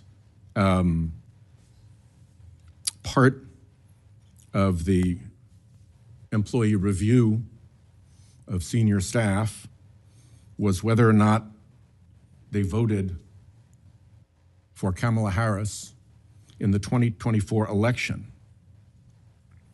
Since when is who you voted for a proper question for agents to be asked? I don't know what allegation you're referring to, Senator. If it's from an ongoing matter in litigation, I can't discuss that. But what I can discuss is I can only speak to the FBI's background investigations. There are other background investigations conducted across the government. I can only speak to mine. So just to clarify, I'm not talking about the FBI full field background investigations. I'm talking about internal employee reviews for promotion, for termination, for job actions of various kinds. And my question to you is it now the policy of the FBI to ask agents who they voted for, and since when is who agents voted for a proper question for the FBI to ask? Taking those in reverse order, it's not a proper question, and it's improper to allege that I'm doing that. And also at the FBI specifically, under my leadership, we do not ask who you voted for. And just one correction for the record, if I may, Senator, it's Security Division that runs background investigations, not HRD. Okay, I'll accept that correction. And in the event that we cannot locate your grand jury transcript, just expect a question for the record that will give you the chance to either provide that transcript again if it had been previously provided, or to make the statement that Grand Jury Rule 6E allows you, to the best of your recollection, truthfully, about what it is that you told that grand jury. Do you understand that? That's why I wanted the transcript released, and we'll get it to you, sir. Thank you very much. Thank you, Chairman. I think I want to take an opportunity when we hear about your political weaponization to remind my Democratic colleagues that what's happened the last decade, federal law enforcement, intelligence community, even when Trump was president, has thrown everything at him. They've even gone after his associates and Republican Party organizations. One investigation after another, one prosecution after another. I use examples you've heard me already say today: Crossfire Hurricane and Arctic Frost. These were all built on defective foundations of political bias. And then we released the Clinton Index and the Durham Index and the FBI's failures to investigate. So I've been acquainted with this because I've been trying to get to the bottom of it, and we had to get a new FBI director to get all this information, Senator Cornyn. Director Patel, welcome. Thank you for your willingness to serve in this very challenging position. How many people work for the FBI today? Approximately 36,500, give or take. I've always wondered whether an organization that big and that diffused all across the nation was actually capable of being managed. Have you experienced any surprises in terms of the, as the director, in terms of your management of the organization? In my experience, Senator, the leaders in the field are supposed to lead. So we have empowered and we've changed the structural operation of the FBI to empower SACs in the 56 field office, 55, 56 come 1 October, to lead the mission. We've also empowered the respective assistant directors and operational directors to lead the mission. That is how you manage 36,500, 37,000 people. No one or two people can do it. And that's been the transition, is the power structure is being pushed out to the field operations. It sounds like a very practical way to approach it. And how is morale? Morale, when I travel around the country, in my experience, has never been higher. The FBI and the police officers that we work hand in glove with across this country are excited to do the work. And the stats that I'm citing are no achievement of mine. The stats that I'm citing in the 7 months that I've been there, such as a 42% increase in cyber arrests alone this year, is because the men and women at the FBI have been empowered in the field. They want to do the work. They're getting the opportunity to do the work. And with our great partners in the respective states like Texas, and where we just returned a top 10 most wanted fugitive in Cindy Singh, are getting the ability to make those prosecutions a reality. By the way, Senator Durbin was asking about polygraphs. Aren't polygraphs a standard part of the standard test given to people with security clearances across the intelligence community They are. as a condition to maintaining your security clearance? I believe they are. Speaking of intelligence, one of the things that I've wondered about over time is, you know, the FBI is a premier law enforcement agency in the nation, but you also have other important responsibilities in counterintelligence. And there's been different debates or people wondering whether, including me, whether that's an appropriate role for the FBI to play. And I guess the most challenging part of that is if it's not at the FBI, where would it go? But can you, given your background, I know as working on the HPSI and your intelligence background, can you talk a little bit about what you think about the counterintelligence role of the FBI agents and how that's working, whether you think it's performing the way it should, or whether there are other changes or reforms need to be made in order to improve its functioning? As you know, the threats from our adversary nations are just proliferating every day. So what do you think? The espionage activities of our adversaries have never been so high, and I think the counterintelligence mission is properly housed within the FBI because we've invested with those authorities for Congress, and I believe that mission set is working. And if I can, sir, since January 20th of this year, the FBI has made 55 arrests on the counterintelligence mission alone. That's a 30% increase in CI arrests from the same time year-to-date last year. We've arrested 33% increase in PRC counterintelligence arrests, an 83% increase in Russia counterintelligence arrests from the same time last year, then a 60% increase on Iran counterintelligence arrests from the same time period last year. So we are already on total exceeding the entirety of the number of arrests from the previous year on counterintelligence matters across the board. And in my opinion, the FBI is the only agency that can do it. Now, we work with the interagency to do it, and we need them, but we have the mission set. Thank you.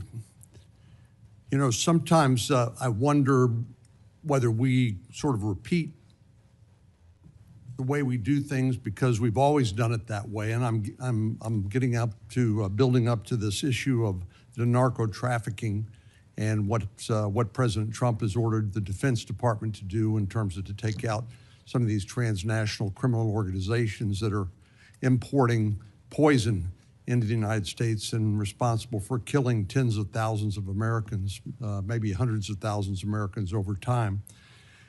Do you think a law enforcement model for dealing with these narco traffickers is adequate to deal with the threat? Or do you think we need to start thinking about this in maybe new and different ways? Obviously, we're not engaged in a war per se, although it is a war metaphorically.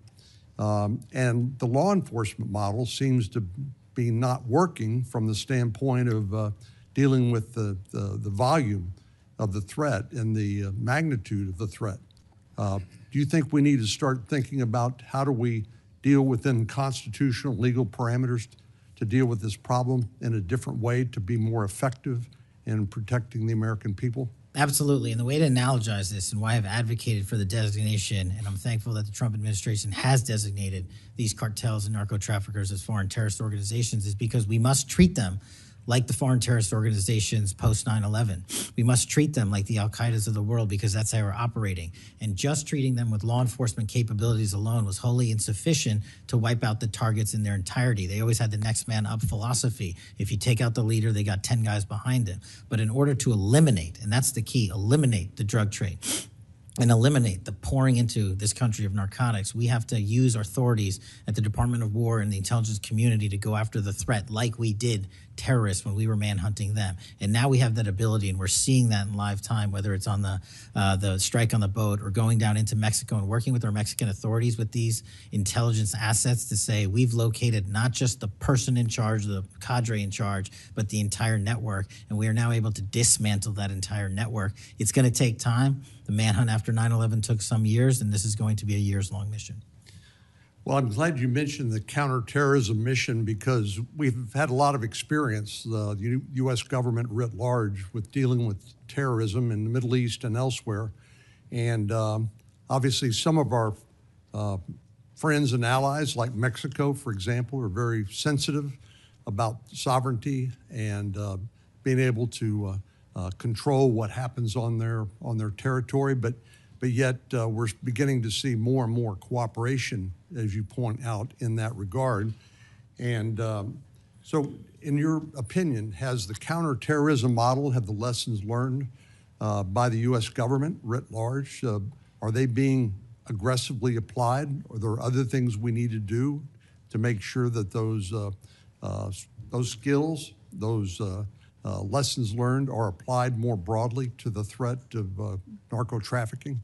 I can only speak to the FBI. We are applying all of them to our the CT mission set to the CN mission set, and we're using the new authorities given to our intelligence community partners in the Department of War to combine these collective efforts, and in a new way, meeting together and creating an interagency process that gets after the threat dynamic. And whether that's a kill operation, a capture operation, a surrender operation, or a host nation takedown, like we did with the counterterrorism mission sets in Afghanistan, in Iraq, and Pakistan, and elsewhere, we are applying that to the drug traffickers in Mexico and Venezuela and Colombia. Thank you very much. Thank you, Mr. Chair. We have seen too much political violence in this country. We all know that. Just last week, Director, your friend Charlie Kirk was gunned down on a college campus. I'm sorry for your loss. In Minnesota, only 2 months ago, a madman took the life of my friends, Melissa and Mark Hortman, shot Senator John Hoffman and his wife Yvette a combined 17 times. And evidence indicates that he would have killed a lot more if law enforcement hadn't intervened. Just last month in my state, we were again shook to the core when little kids were shot down through stained glass windows in Annunciation Catholic Church in Minneapolis. And while the victims weren't politicians in this case, they were 6-year-olds and 8-year-olds, the manifesto that the shooter left behind was political. But in the words of your own federal law enforcement, this person was an all-purpose hater. Went after blacks, Hispanics, the president, Muslims, Jews, nearly everyone. And this happened during the first Mass of the year for these kids. They were excited to see their friends, meet their new teachers, and 2 children, 8-year-old Fletcher Merkel, 10-year-old Harper Moisky, were murdered. 21 other people injured, some of the kids, 18 kids, severely. Fletcher was just starting 3rd grade. He loved his family, his friends. He loved fishing and cooking. In his dad's words, any sport he was allowed to play. Harper, the other child, we celebrated her life this Sunday, thousands of people. Her parents described her as bright, joyful, and a deeply loved 10-year-old whose laughter, kindness, and spirit touched everyone that she knew.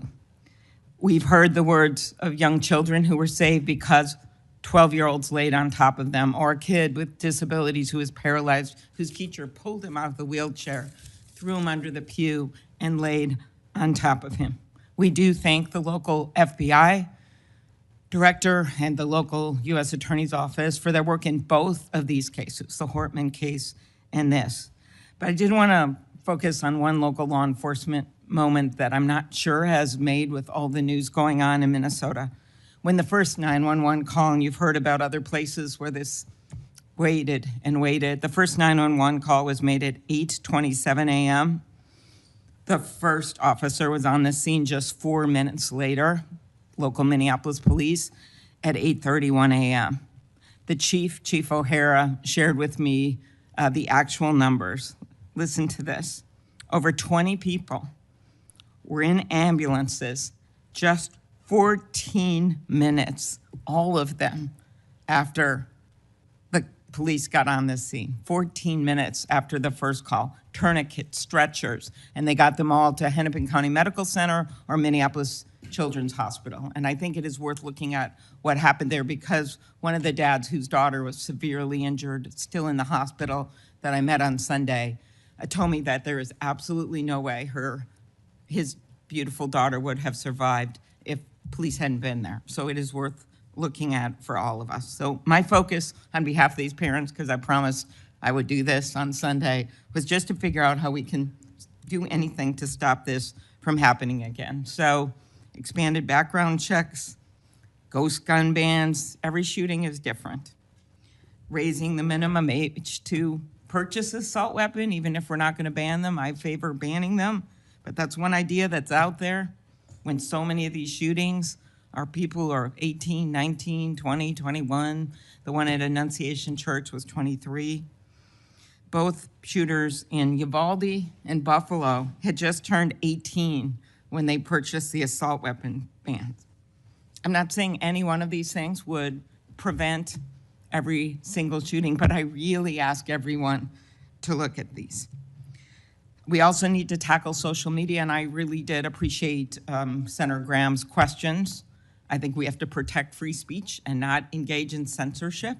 But for years, I have supported repealing Section 230, which was made when these companies were little companies starting up in garages. And I think it is one way to get at making this better environment online and preventing violence. So my first question is on the assault weapon ban. Do you think that would be helpful in reducing gun deaths, Director? Senator, if I may, I want to answer the question, but thank you for your remarks, especially it relates to my friend Charlie, and I share and relay my remarks, my sentiments to you. Minnesota has suffered untold tragedy in these last few months, and whatever creativity we can use to eliminate even just one shooting, one horrific death, I am in favor of engaging with Congress fully to do. I don't have the answers. I don't know what will eliminate it in its entirety, but I'm willing to engage and explore new ways with you, Senator. Okay, thank you. And so, assault weapon ban, what do you think?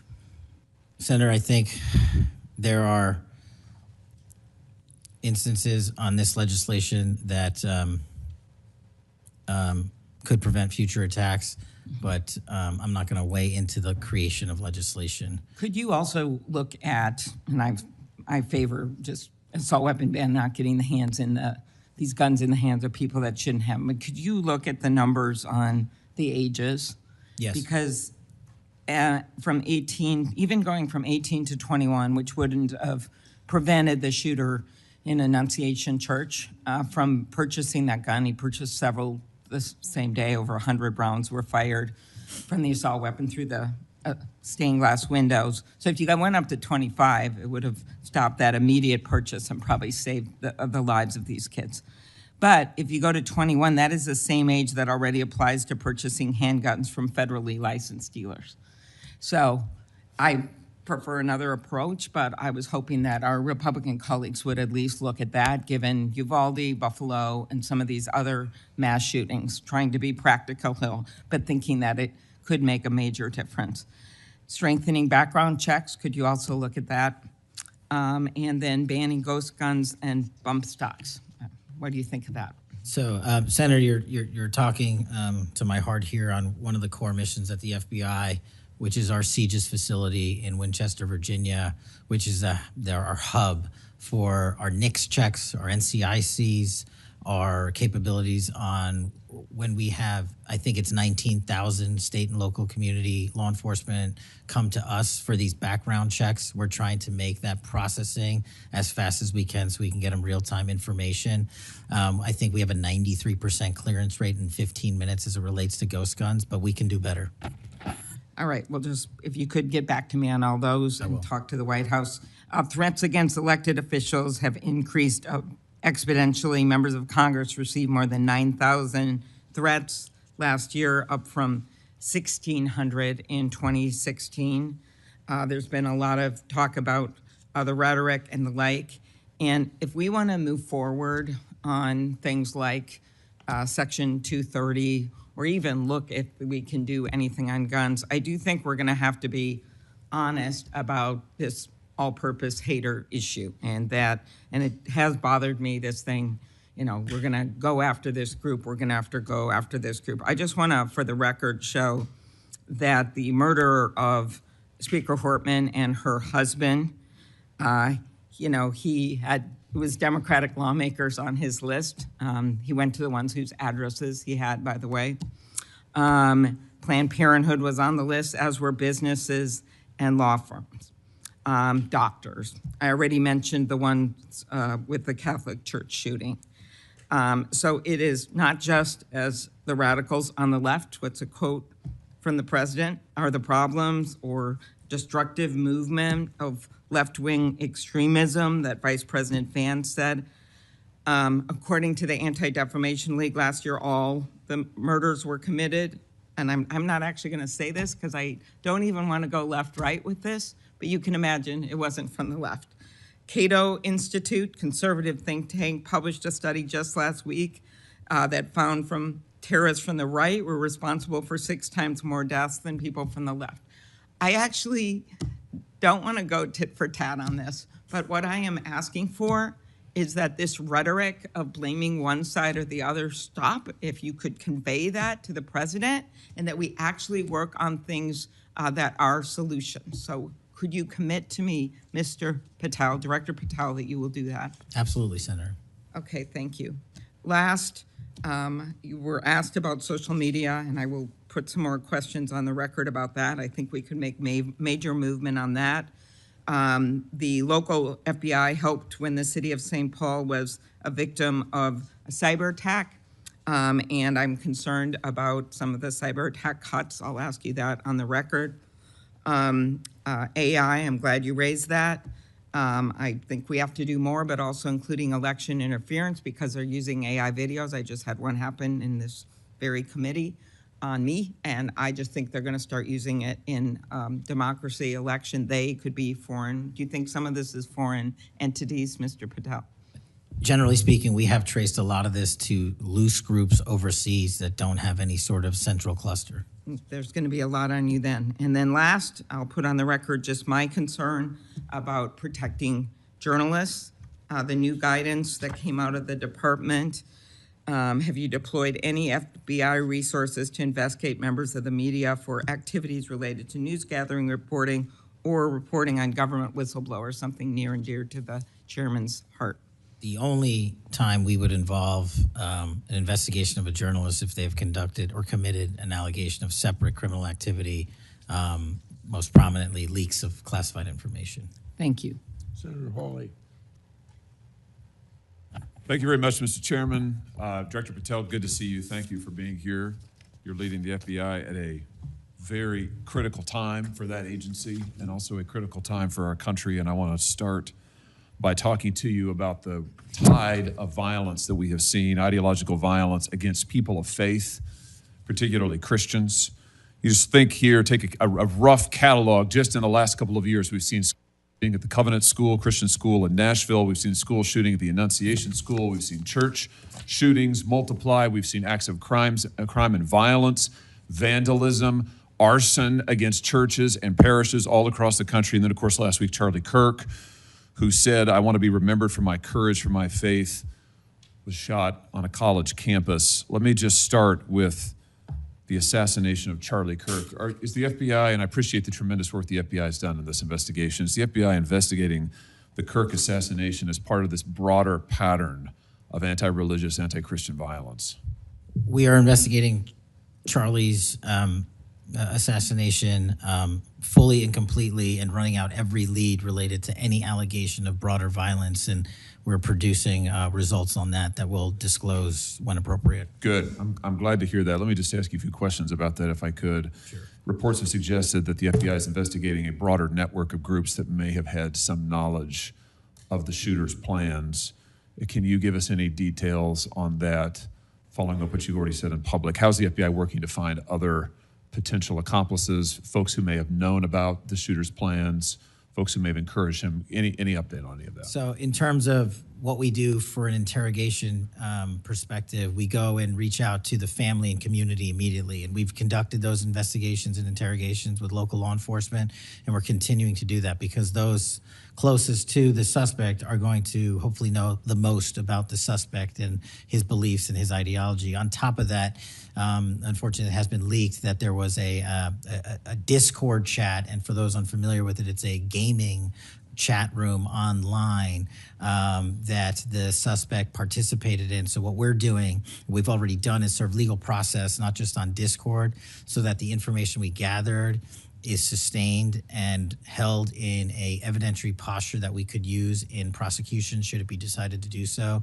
And we're also going to be investigating anyone and everyone involved in that Discord chat. Okay, very good. I see the public reports that the Discord thread had as many as 20 additional users. It sounds like you're trying to run down all of that to see if that's accurate, who else may have been on that thread, what they may have known. Is that fair to say? It's a lot more than that, and we're running them all down. It's a lot more than 20? Yes, sir. And you're running all of that to ground? Every single one. Yeah, fantastic. Let me just turn to the broader question here of anti-religious, anti-Christian violence. Let me just give you a few stats that I'm sure that you're all too familiar with. Every person of faith in America certainly is. Major report this past year found that there have been over 400 instances of hostility against churches in the United States in the year 2024. Those included arsons, bomb threats, shootings, and firearm incidents. Another organizational report found that there were 500 attacks on Catholic parishes alone. So that number, 415, that's all Christian churches in 2024. Another organization found 500 separate attacks on just Catholic parishes since May of 2020. Of course, we have the Covenant school shooting, the Annunciation school shooting in Minnesota, where 2 children were shot dead as they were praying in a pew. Here's my question. What is the FBI doing to take on this rising tide of violence that seems to be motivated by anti-religious hatred? Specifically, sir, we have 60 anti-Catholic hate crime incidences reported to us that are being investigated. Publicly, I can tell you we have 5 hate crime investigations with anti-Catholic bias ongoing currently in the states, in the cities of Kansas City, Louisville, Houston, Nashville, and Richmond. That's what I can say publicly, but any ideologically based attack against any faith, as a man of faith myself, will not be tolerated, and the full resources of the FBI are committed to all of it.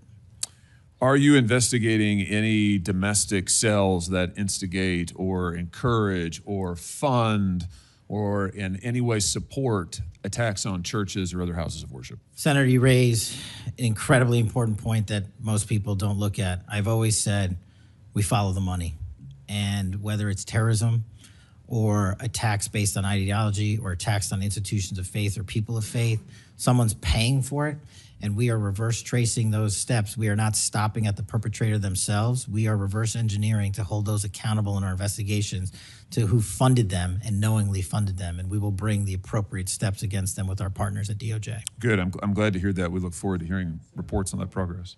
Yeah. Sorry about that. Let me just ask you this in the same vein, Director. Since the Dobbs decision, the FBI has advertised $25,000 rewards for information on attacks on abortion clinics. Will the FBI similarly offer rewards for information on attacks of houses of worship? Yes, when it is appropriate, the rewards are any reward, whether it's an attack on a house of faith or on a homicide or whatever, is determined by a group within the FBI, but we will work with them to make sure that rewards of monetary value are put out for all ideologically based attacks. Good. You just rattled off some statistics, which I was glad to hear, about the number of investigations you have open, the incidents you're tracking against Christians, against houses of worship.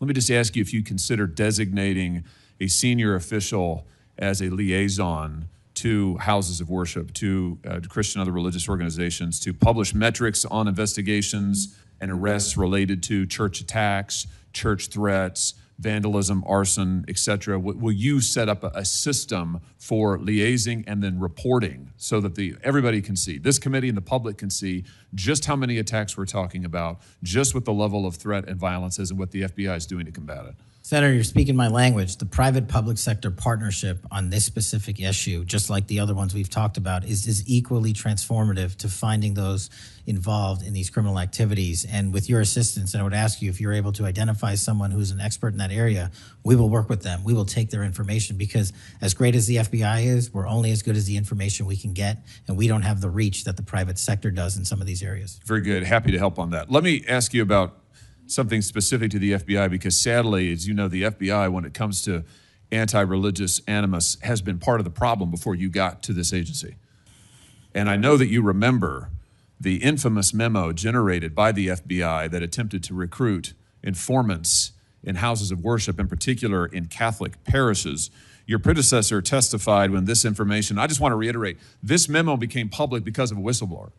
It was not turned over to this committee. It was not disclosed to this committee. In fact, we were told it didn't exist, and then a whistleblower published it, showing that indeed the FBI had recruited informants, attempted to, into Catholic parishes. Your predecessor then testified, sitting right where you are today, he testified that this, I'm going to quote, was a single product by a single field office, end quote. That was a lie. Because we then had additional whistleblowers come forward and say, no, actually, multiple field offices contributed to the drafting of the report. And indeed, there was a second anti-Catholic memo that the FBI generated. And indeed, those memos were distributed to over 1,000 FBI agents across the country. You know all of this. You and I talked about it when you were here for your confirmation hearing back in January. I just want to follow up and see, have you been able to determine how this memo got written and distributed? How is it that the Federal Bureau of Investigation came to be recruiting informants in Christian churches in this country? Senator, we did dig in, and we are doing our investigation simultaneously with Congress. And just to put it in perspective, we've provided 700 documents on the Richmond Catholic memo specifically to this committee, whereas my predecessor provided 19 pages.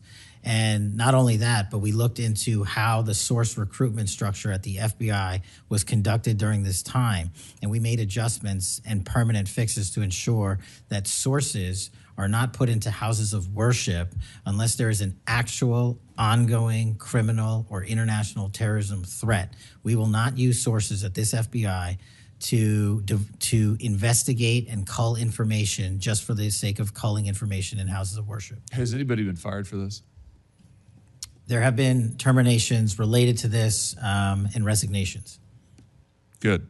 There need to be, because if this is going to be standard at the FBI, nobody can trust the FBI. You want to talk about violating the First Amendment? This has got First Amendment violation written all over it. It's one of the most revolting chapters in the FBI's history.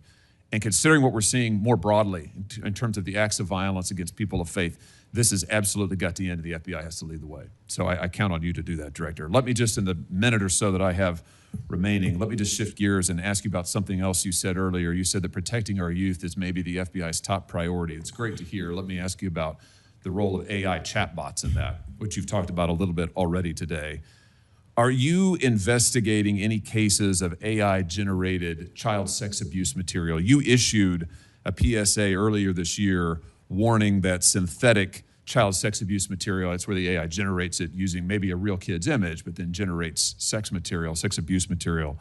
You warned that that was illegal under federal law. Is the FBI investigating any instances of this synthetic CSAM material generated by AI that you could speak to? We are investigating dozens of those matters because, let me just say this, as far as the FBI is concerned, generative AI that produces CSAM, child sexual abuse material, under our investigative authorities is treated as equally as if it were actual child sexual abuse material. There's no difference for me in the FBI on this. Let me just ask you one other thing in this vein. I'm sure you've seen the reporting that Meta's AI rules, their own internal guidelines, allowed their chatbots to have sensual, that's their word, sensual conversations with children. We've had instances, multiple instances of children, minors, taking their own lives at the behest of chatbots that instructed them with specificity on how to do it. What's the FBI's role here in investigating what is going on with these chatbots, with these AI companies encouraging? I mean, listen, if an actual person did that, we would say that's grooming. We would say that's child abuse. These companies are doing it. Their own guidelines allow it. What can we do about that? You're referring to NVE, nihilistic violent extremism, and the 764. It has been made a priority of the FBI because they are targeting children, and these chatbots and these generative AI are getting coupled with actual humans who are using them and releasing them because they can do the work faster and quicker than humans can and get into spaces like social media where humans have a difficulty in engaging. And what we're doing is treating any extension of generative AI as the criminal themselves. And we have, I think, I've got to get the number back to you, but over 1,000 investigations related to NVE. We've had numerous takedowns and arrests of 764 individuals. And we are educating, this may be the most important part, I'm directly engaging with the social media and media companies, the internet service providers, to find a way to shut down. There's nothing I can do at the FBI to force them to shut it down, but work with you in Congress to find a way to work with our partners to get that shut down permanently. Senator Coons. Thank you, Chairman Grassley. Thank you, Chairman, for calling this hearing. I'm grateful we're continuing this committee's long tradition of oversight, and in particularly today, oversight of the FBI. Director Patel, thank you for being here. There's a number of issues I hope that we can speak to. I want to start by reading something you said to me during your confirmation hearing under oath. I have no interest, no desire, and will not, if confirmed, go backwards. There will be no politicization at the FBI. Then you looked me in the eyes and said there will be no retribution actions taken by the FBI should I be confirmed as director. I told you that in your office. I tell you that again today. I'm concerned that that's not what's happened, that since you took over as director, you've cleaned house or forced out senior leaders across the Bureau, in particular targeting those that worked on investigations of President Trump. The former acting director has just sued you for firing him for political reasons. So did a leader in the DC field office. And the well-respected leader of the Salt Lake City office was pushed out last month, leaving that office shorthanded at a particularly difficult time. I'm worried that these actions compromise the Bureau's ability to keep Americans safe. Hundreds of agents have resigned. You are lowering application standards to fill vacancies. You've reassigned large numbers of agents to work on immigration and street crime, issues other law enforcement agencies can handle, perhaps more effectively with the FBI. But I'm concerned that this compromises the Bureau's ability to address national security risks, uniquely its capability. In fact, you've shut down the Office of Integrity and Compliance, which makes sure that agents act in a lawful and ethical way, and reassign staff away from domestic terrorism investigations exactly at a moment I think we are all concerned about it. I also have to ask, you came before the Appropriations Committee in May and told us you wanted a $500 million budget cut for the FBI, literally an effort to defund the police. I am grateful for the work of the men and women of the FBI. They've done great work this year in Delaware, partnering with the Dover Police Department to support human trafficking victims, partnering with the Middletown Police Department on armed robbery and carjacking. And it's urgent, I think, that we fix the direction and the prioritization within the FBI. And I wish we could focus on those efforts today. But I'm seeing an FBI leadership more focused on social media clout and on political revenge than on fighting crime. Director, have you ever ordered that an FBI employee be terminated because he or she worked on an investigation into President Trump? Senator, thank you. One quick correction for the record. There's 280 NVE investigations. I gave the incorrect number to Senator Hawley. Thank you. Understood. As far as a lot of your statement. I disagree with it, and I'm happy to address it. But the only way, generally speaking, an individual is terminated at the FBI is if they have violated their oath of office, violated the law, or failed to uphold the standards that we need them to have at the FBI. So those who say that they've been fired because of working on investigations into President Trump are lying or misrepresenting? Well, those matters are alleged in litigation, which is ongoing, so I can't comment on those specifically. Could you comment on why you fired former acting FBI Director Driscoll? I can't because it's ongoing litigation. Could you say now definitively under oath that the rank and file agents who were assigned to work January 6 cases will not be terminated because that's what they were assigned to do? I've said it before and I've said it again. Your case assignment, as I was given case assignments when I was a young prosecutor, does not dictate your career or your termination. Thank you. Then let me go to the appropriations question. In May, you testified before the subcommittee on which I serve, defending the president's request that we slash the FBI's budget by about $500 million. The day before, you testified the opposite in front of the House. Where are we in terms of the budget request? Senator Graham earlier said if you're requesting more funding for more agents, let us know. We're nearing the end of the fiscal year. In front of the committee on which I serve here in the Senate, your request was for a reduction of hundreds of millions of dollars. Where are we? Where we are in the budget cycle is we at the FBI are in support of the president's budget, and we are in support of eliminating waste, fraud, and abuse. We've already identified tens of millions of dollars of duplicative contracts that the FBI was spending on software and private sector engagements. We've also identified duplicative workloads. So we are transitioning those folks out of doing the same thing twice over and into the field. And that's my focus right now. And the move of the FBI headquarters is also going to save the FBI $3.5 billion in the American taxpayers. So we're focused on eliminating waste, fraud, and abuse. And as I told Senator Graham, if I'll go back and talk to my team, and if we need more, we'll let you know. Are you planning any additional reductions in force, Director? No. How many vacancies are you currently trying to fill within the agency? In terms of the 1811 ranks, there's a few hundred open vacancies that we have funded. And so we're filling all of those with our hybrid 1811 program and our new recruitment program, and I think a lesser amount of IAs and SOS.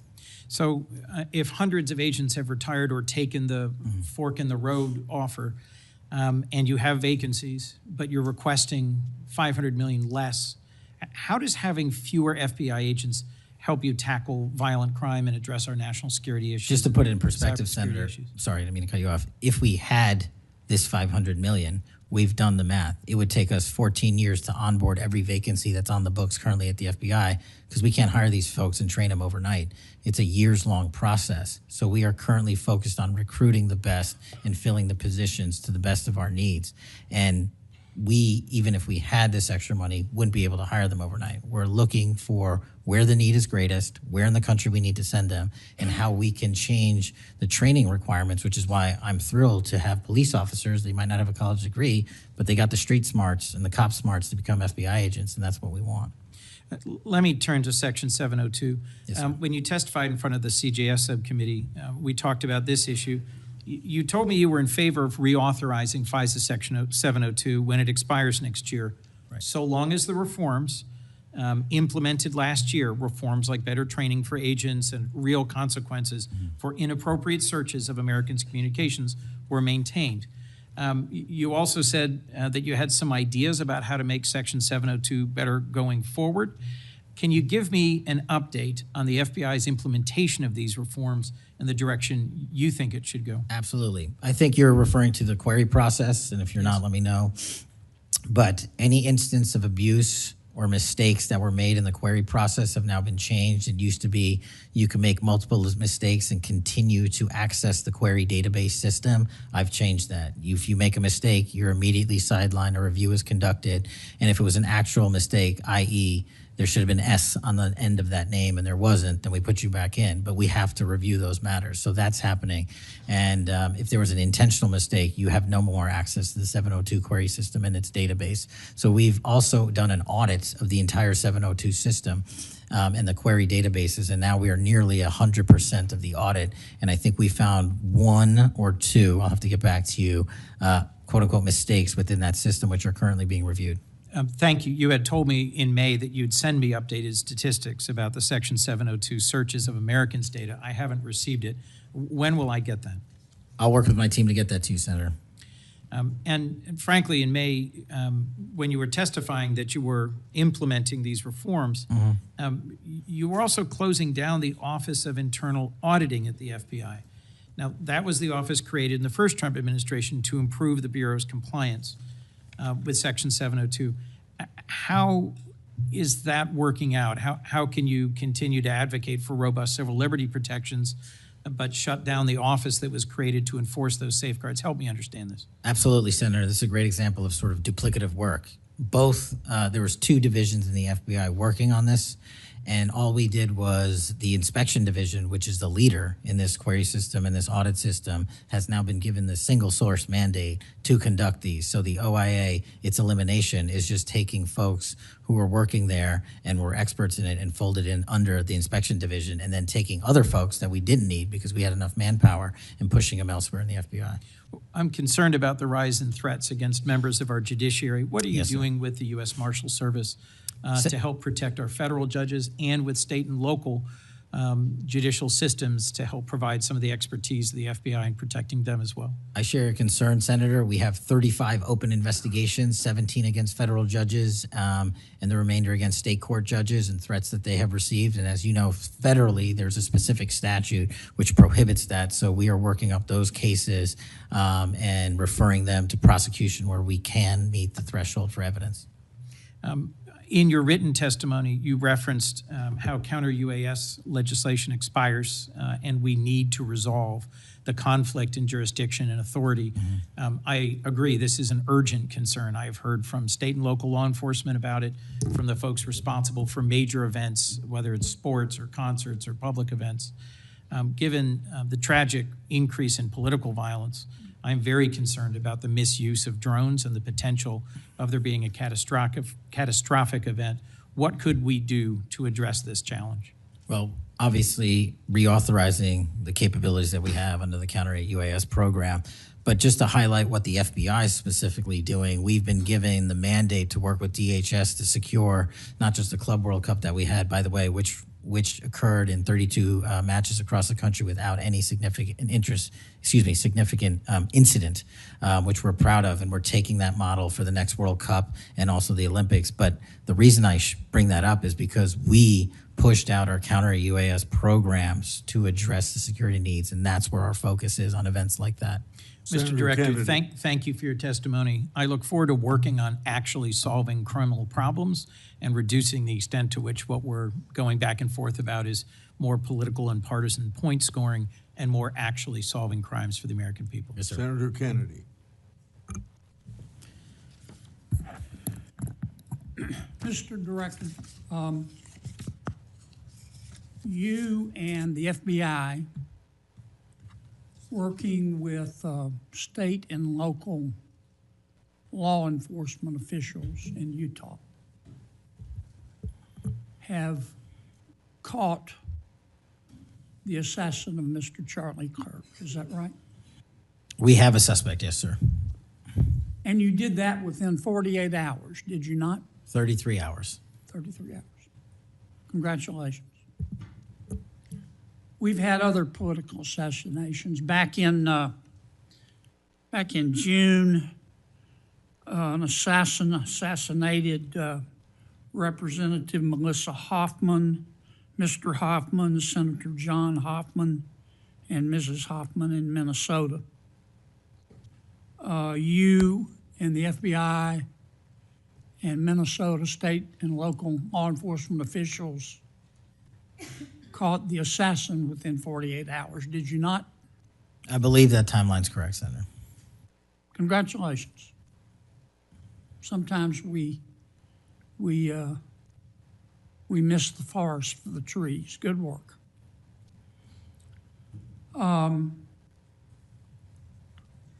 Did Mr. Kirk's assassin act alone?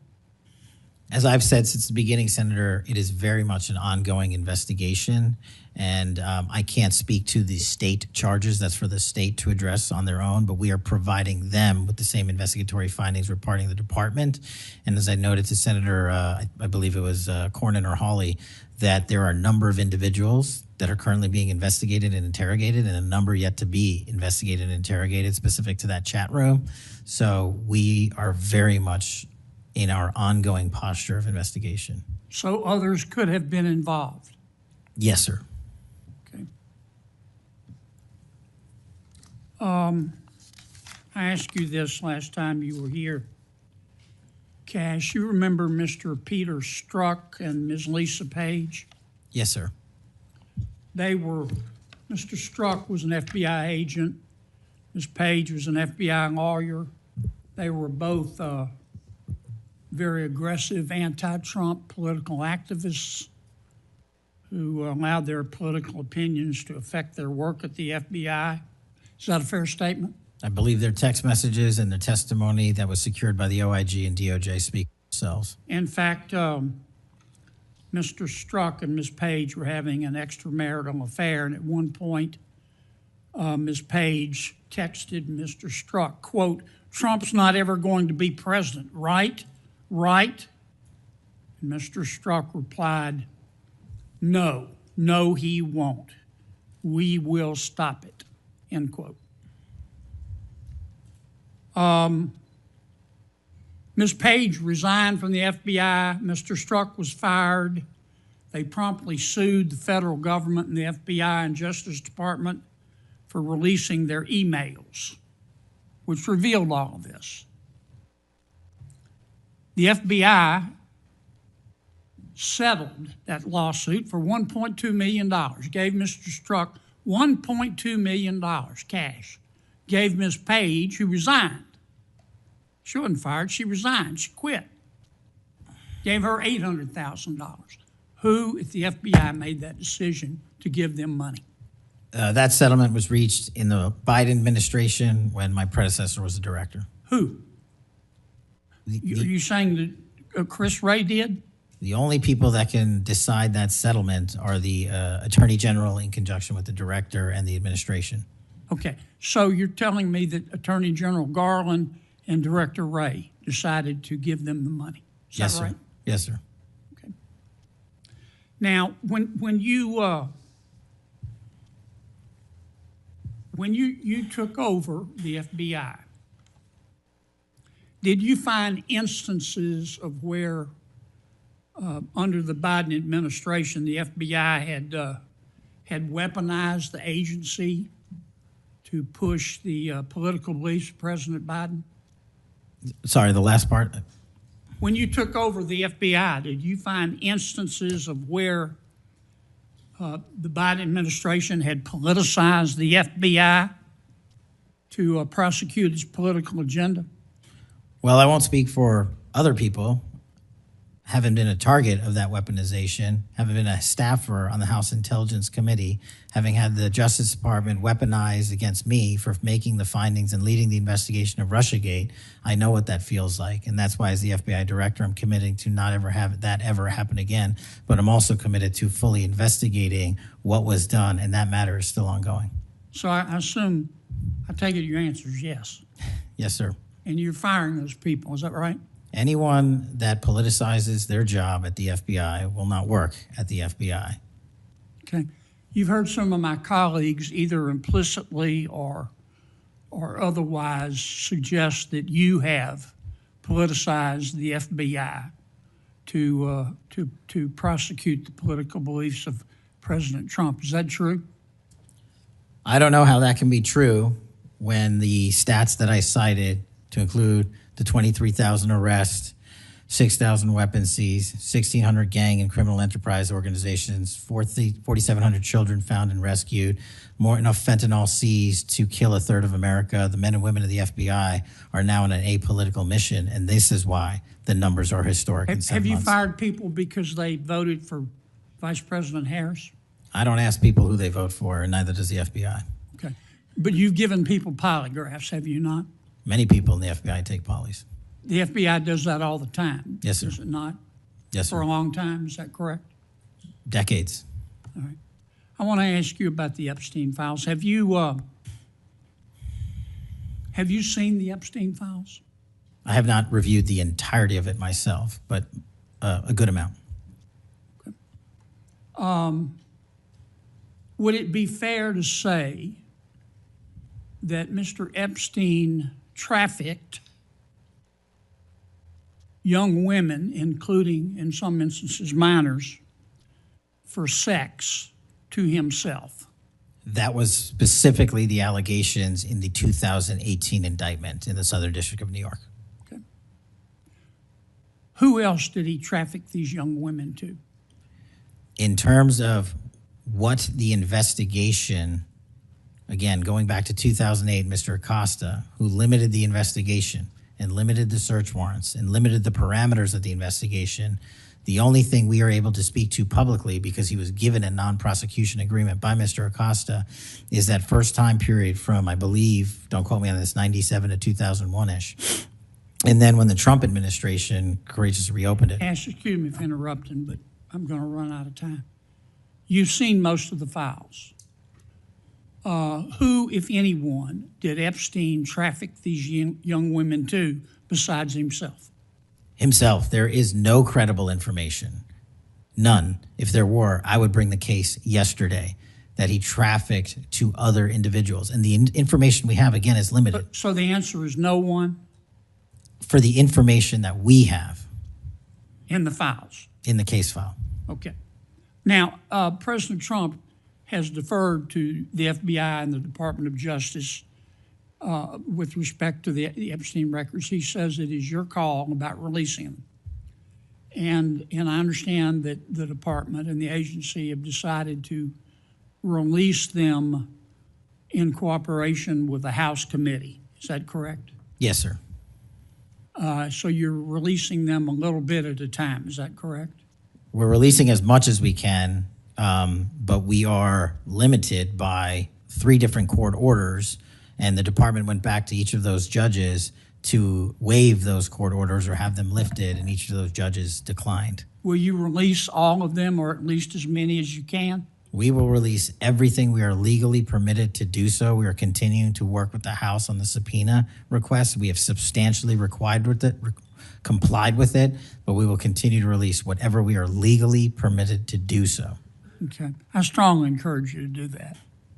Cash, this issue's not going to go away. And I think the essential question for the American people is this. They know that Epstein trafficked young women for sex to himself. They want to know who, if anyone else, he trafficked these young women to. And that's a very fair question. I want to know that answer. And I think you're going to have to do more to satisfy the American people's understandable curiosity in that regard. Mr. Chairman, may I just respond to that? I agree, Senator. And what we have done, and just to remind folks, the Epstein case files existed in the 2 prior administrations, in the Obama administration and the Biden administration. And they didn't release anything. And there was President Trump in the first administration that renewed charges against Mr. Epstein. And I know it's a little complicated to understand, but what exists in the Epstein case files was a direct result of the limited search warrants from 2006 and 2007, which hamstrung future investigations because of the non-prosecution agreement. And multiple administrations had the opportunity to look at the entirety of that case file and recommend prosecutions against anyone that was trafficked under Mr. Epstein and anyone that participated in that trafficking. And the only person to bring charges was the prior administration against Mr. Epstein. Now, I am not saying that others were not trafficked and others were not involved. What I am telling you is that based on the information we have, and we have continuously and publicly asked for the public to come forward with more information. If there is, we'll look at it. But based on credible information, we have released all credible information, and the information that the Department of Justice and the FBI never releases is information on investigations that are not credible. And we don't release the names of victims who weren't credible But in the same time, we don't release the names of victims who were credible. And so that's by law.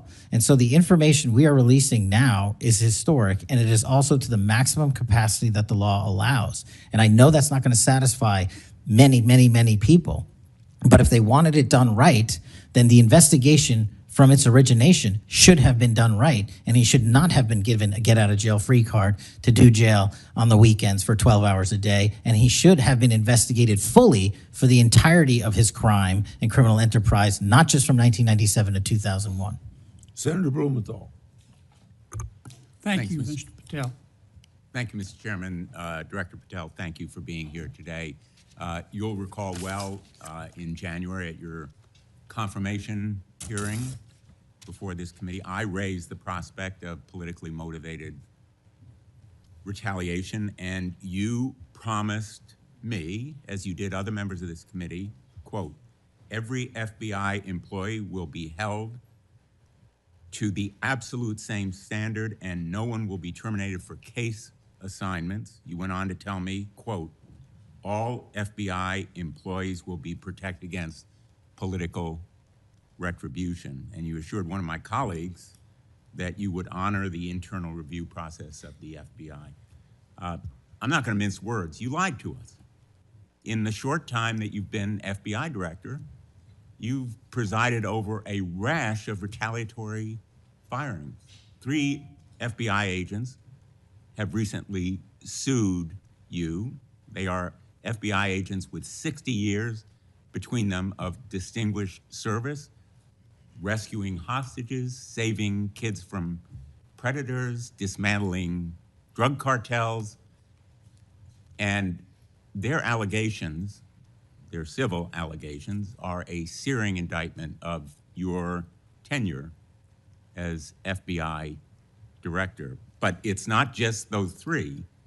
The FBI Agents Association has said that your actions, quote, distract agents from their work, foster fear that their assignments could cost them their careers, either now or under the next administration, and increase the risk of criminal and national security threats by undermining unity and morale within the Bureau, end quote. This association, as you know, is voluntary. It represents 14,000 members, 90% of all the active agents. These are your employees saying that your performance has been unqualified and unfit.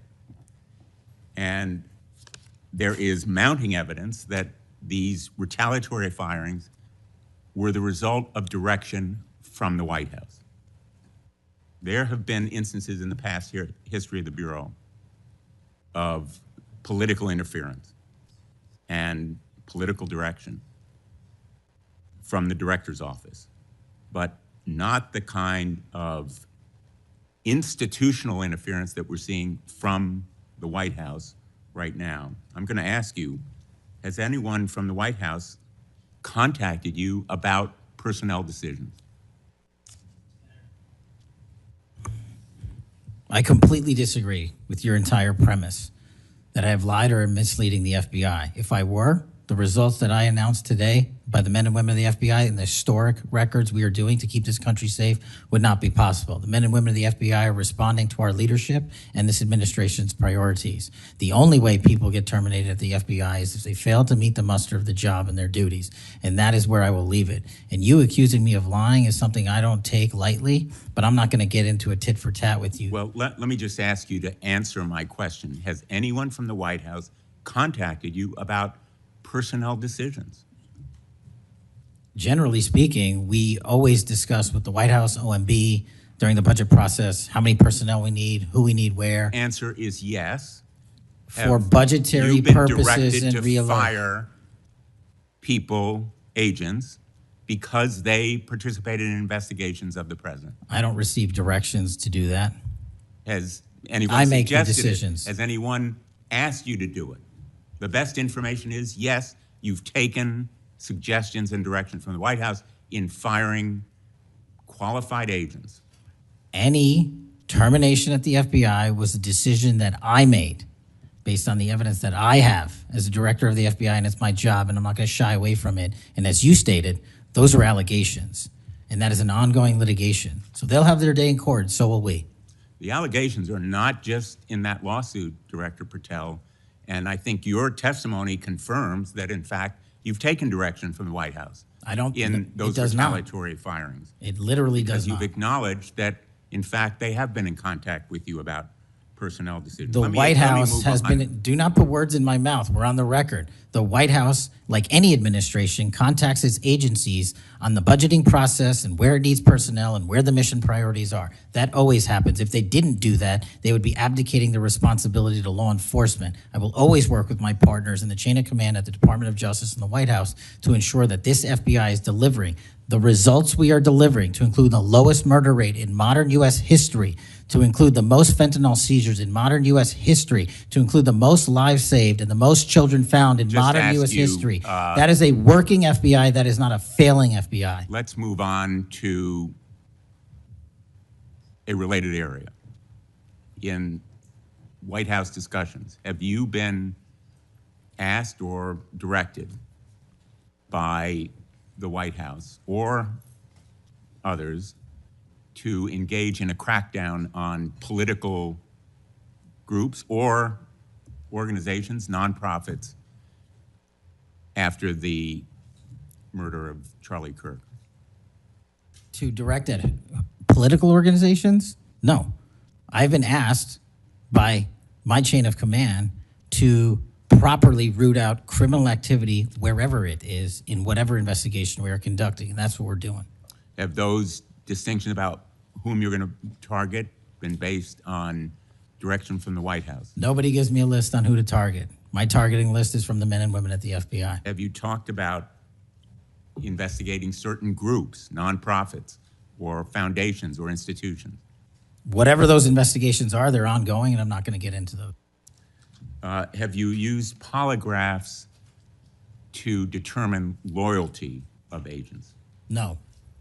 Have you committed that you will respect the First Amendment rights of agents? I have wildly committed to respecting the First Amendment rights of agents, but at the FBI, you have to balance your First Amendment rights with your mission. Have you imposed any sort of loyalty test in the course of using polygraphs or in any of the other personnel decisions? Polygraphs have been utilized at the FBI for decades. They will continue to be utilized in the fashion by the professionals that administer them. Have you asked under the polygraph test about individuals' loyalty or about their voting records or any kind of past statement? Just to make it abundantly clear, I don't tell the professionals how to conduct polygraphs or what questions to ask. They make those decisions. And I, as the director of the FBI, never ask anyone who they voted for. Have you investigated donors to a political party simply because they are donors? Simply based on that fact alone, no. Have you investigated donors for another reason? Many donors may be involved in criminal enterprises and criminal activities, and those individuals will be investigated. Can you commit to make public the Epstein files that so far have not been released if this committee is able to review them on a classified basis? I think this is an important distinction. The Epstein case file is not classified, to my understanding. So we are providing what we legally can, and we are going to give Congress what we are legally permitted to do so to the maximum extent of the law. Will you enable the chairman and the ranking member to review them on a classified basis? That doesn't make any sense. If the material in the Epstein file is not classified, there is no basis for a Well, it would classified review. protect the confidentiality of them if they were able to review them on a classified basis. If anyone in this room can get the multiple district court judges to lift their court protective orders in the ceilings, we will happily provide you with more information. Are you in favor of merging the DEA and the ATF? That's not something for me to comment on. Well, those agencies work with you, don't they? with me, not for me. Are you in favor of orienting the FBI toward a national police function as opposed to the enforcement of federal law? The FBI does enforce federal law across the country. That's what we do. But isn't it a fact that you have told the leadership of the FBI that you view it as moving toward a local and state police function? No, we are prioritizing working with our local and state partners, and they will tell you that that has never happened with this much engagement in the history that they have been serving as local law enforcement officers. I believe local cops are the best intelligence source and the best understanding of their communities, and I folded in my FBI agents under that direction to work with them to get the job done. Thank you, Mr. Chairman. For the fourth time today, I want to remind people that my oversight has made clear that Director Wray's FBI was politicized. I've released a trove of records to prove it, not only today, but in past days. I've also said some FBI personnel who have been fired retaliated against my whistleblowers, and I don't remember my Democratic colleagues defending my whistleblowers when their careers were ruined. Senator Schmidt. Thank you, Mr. Chairman. Before I get into the thrust of my comments and questions, Director, I want to thank you. In our meetings prior to your confirmation, during your confirmation, we talked about your desire to get more agents out into the field, out of Washington, and take on violent crime. And you fulfilled that. St. Louis received the largest permanent per capita infusion of FBI agents anywhere in the country. And I know it's not only an isolated event, but we certainly appreciate your honoring your commitment to do that. And I know there's a lot of great opportunities ahead to take on violent crime, which you've highlighted many of the successes in your introductory comments. It's obviously no secret that this hearing takes place in the wake of a horrific American tragedy, the assassination of Charlie Kirk. For those of us who knew him, I know you did too. It's still sort of difficult to put into words what a tragic loss that is, not just for his family, but for our country, for free speech, for a belief that we can have a free exchange of ideas. And he was quite literally shot in the throat in an attempt to silence him and take his life. And so you have this task now of this investigation. There's been an arrest. But I think that we face an even larger crisis that law enforcement alone can't tackle alone. It's a crisis that has culminated in the assassination of Charlie. But it doesn't end there. It's I think every bit present right now, and the challenge is greater than quite frankly, I would have imagined. Seeing some of the comments that have taken place after the assassination, and something that I think as a country we have to reckon with. And it's something deeper, much deeper than a rejection of law and order or the norms of civil society. We've entered a very dangerous time, I think, in our country. And that should be clear to everyone. Political violence is a sign of a deep and corrosive sickness in any society. But in America today, the problem is just not political violence in the abstract. It is the specific kind of political violence which is overwhelmingly driven by a specific set of actors and groups. None of this emerged out of thin air. Over the past week, leaders from across the political spectrum have come out and forcefully condemned Charlie's murder and political violence more broadly. For that, we're all very grateful. We should be grateful. There have been calls to unite and come together in the wake of Charlie's murder, and I want to do that. I do. Someday I pray that we can be united as a country again and go forward together as a one people and under one flag, but we are not united. Upstream from the dehumanization and demonizing political violence and rhetoric tearing apart our country is a divide on how we view America and Americans. Is America good? Is America evil? Is there something inherently special about Western civilization, or is this 2,000-year project rotten to the core? And if it is something worth fighting for, which I believe, how do we do it? With words and ideas like Charlie did, or with firebombs and assassins' bullets?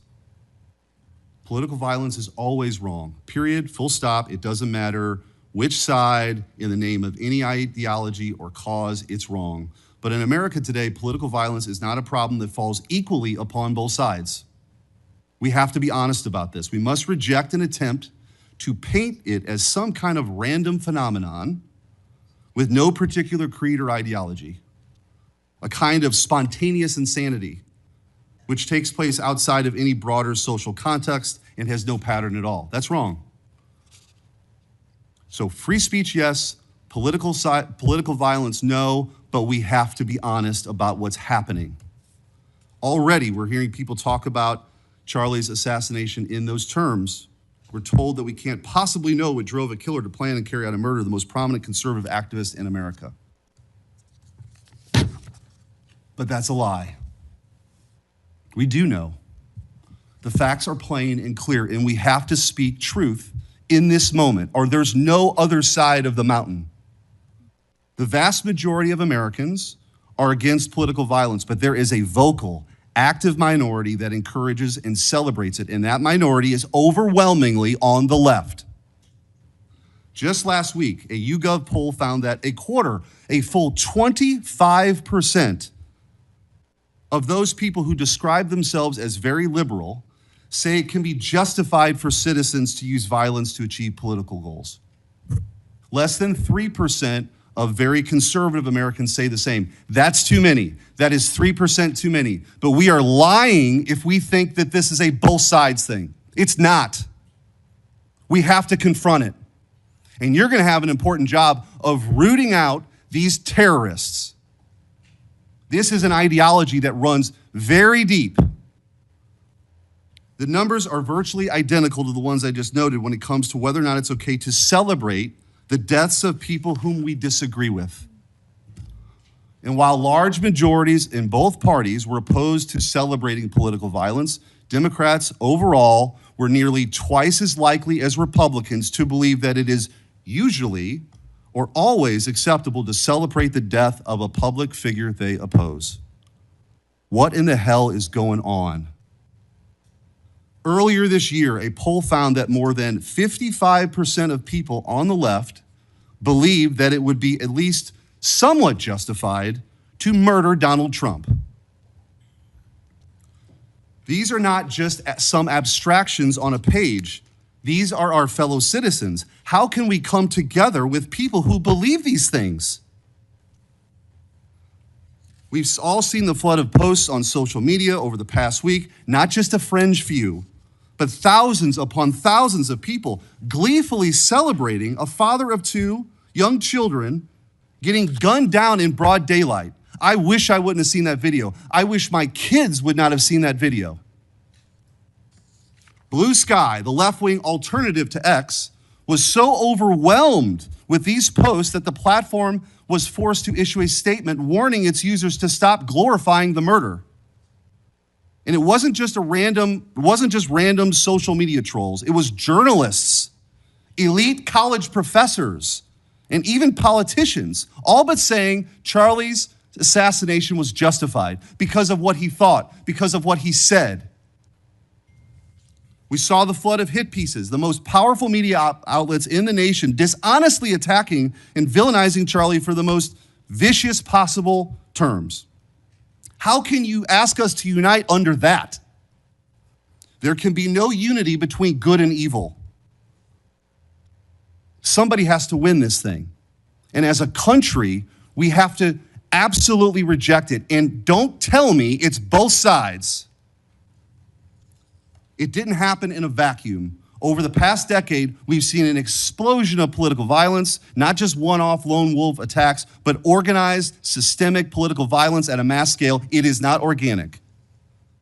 It is the offspring of a dark and clandestine system funded in part with our own tax dollars, winning with a large network of foundations, NGOs, activist organizations, and front groups. This system lurks behind every radical leftist movement in our nation today. The George Soros empire has financed a vast ecosystem of radicals, all working together, dropping off bricks at riots to unleash a tidal wave of violently anarchists on our streets and to prop it up in an army of researchers and experts and journalists and propagandists who downplay the political violence. What he's doing is serious.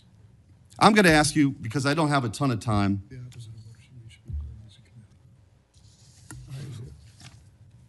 and I would point out, we've heard years of the left, their loudest voices calling anyone on the right extremist MAGA Republicans, fascists, Nazis, an existential threat to democracy. Check yourself. And don't give me this both sides bullshit. Mr. Director, I want to ask you. Tell me if each one of the following perpetrators or alleged perpetrators were acting from a left-wing or right-wing political violence. The man who tried to kill Republican congressman at the congressional baseball practice, nearly killing House Majority Leader Steve Scalise, left-wing or right-wing violence? Sir, I believe it was a left-wing ideology. Okay. Burned down cities during the Summer of Love in the George Floyd riots, left-wing violence or right-wing violence? Sir, I'll rely on you on these. I don't have off the top of my head. I'm sorry. Okay, left-wing. The Waukesha Christmas Parade massacre, left-wing or right-wing violence? Left-wing. The Lee Zeldin stabbing attempt, left-wing or right-wing? Left-wing. The Covenant school shooting in Nashville, left-wing or right-wing? Left-wing. The Butler, Pennsylvania assassination attempt on President Trump, left-wing or right-wing? Left-wing. The Trump International West Palm Beach assassination attempt, left-wing. The Abundant Life Christian school shooting, left-wing. The United Care CEO's murder, left-wing. Tesla's burned, keyed, damaged, firebombed, left-wing. The murders at the Israeli embassy, left-wing. The ICE facilities firebombed, left-wing. The Minnesota Catholic school shooting, left-wing. The anti-white Charlotte and North Carolina stabbing, left-wing. The attempted Utah News State firebombing, left-wing. And now, of course, the culmination of this vile trend, a left-wing assassination of Charlie Kirk. So don't give me this both sides. If we want to get to unity, let's be honest. Let's be honest. Free speech, yes. Political violence, no. But let's be honest. Senator Hirano. Thank you, Mr. Chairman. Director Patel, just like the rest of the federal government, there have been significant personnel changes at the FBI since President Trump took office. I want to better understand the scope of the turnover and the changes occurring at the FBI. Since January 2025, how many FBI employees have retired, resigned, been fired, or otherwise separated from employment? I need a number. We'll get you a number. What is the number? You don't have it? Not off the top of my head, and I want to get you the right number. Would it surprise you to know that it's probably in the thousands, like 5,000? I don't think that number's Well, accurate. you don't know. Next question. How many special agents or analysts have left or been fired from the FBI since January 20th, 2025? Say, we will get you the numbers, and anyone that retires is of their own volition, and anyone that is terminated at the FBI, as I've said before, is done so because they have failed to meet the standards and uphold their loyalty and oath to the Constitution. Yeah, so you say. Next question. How many executive assistant directors, or special agents in charge have left or been fired from the FBI since January 20th, 2025? Again, people leaving on their own accord or terminations were done by the standards set at the FBI that have been carried out With this question, I'm getting consistently. to the leadership of the FBI, and you don't have that answer. Next question. Which field office, division, or directorate has lost the most personnel since January 2025? And do you have the answer to that question? Yeah, actually, every single field office in the country, including Hawaii, has received a plus-up of FBI agents because we're pushing them out to the field. Okay, so you're telling me that no field office, division, or directorate has lost any personnel since January 20th, 2025? That's your answer? In Hawaii, there's been a plus-up. In every single state that I'm looking at, we have allocated a plus up for field offices across the country so that the FBI can continuing the historic achievements it's done in these last 7 months. When you're talking about firings, you're looking for a media hit and a fundraising clip, and I'm not going to give it to you. It doesn't matter under what basis they left. I just want to know how many have left. And I think your testimony is nobody has left. Next question.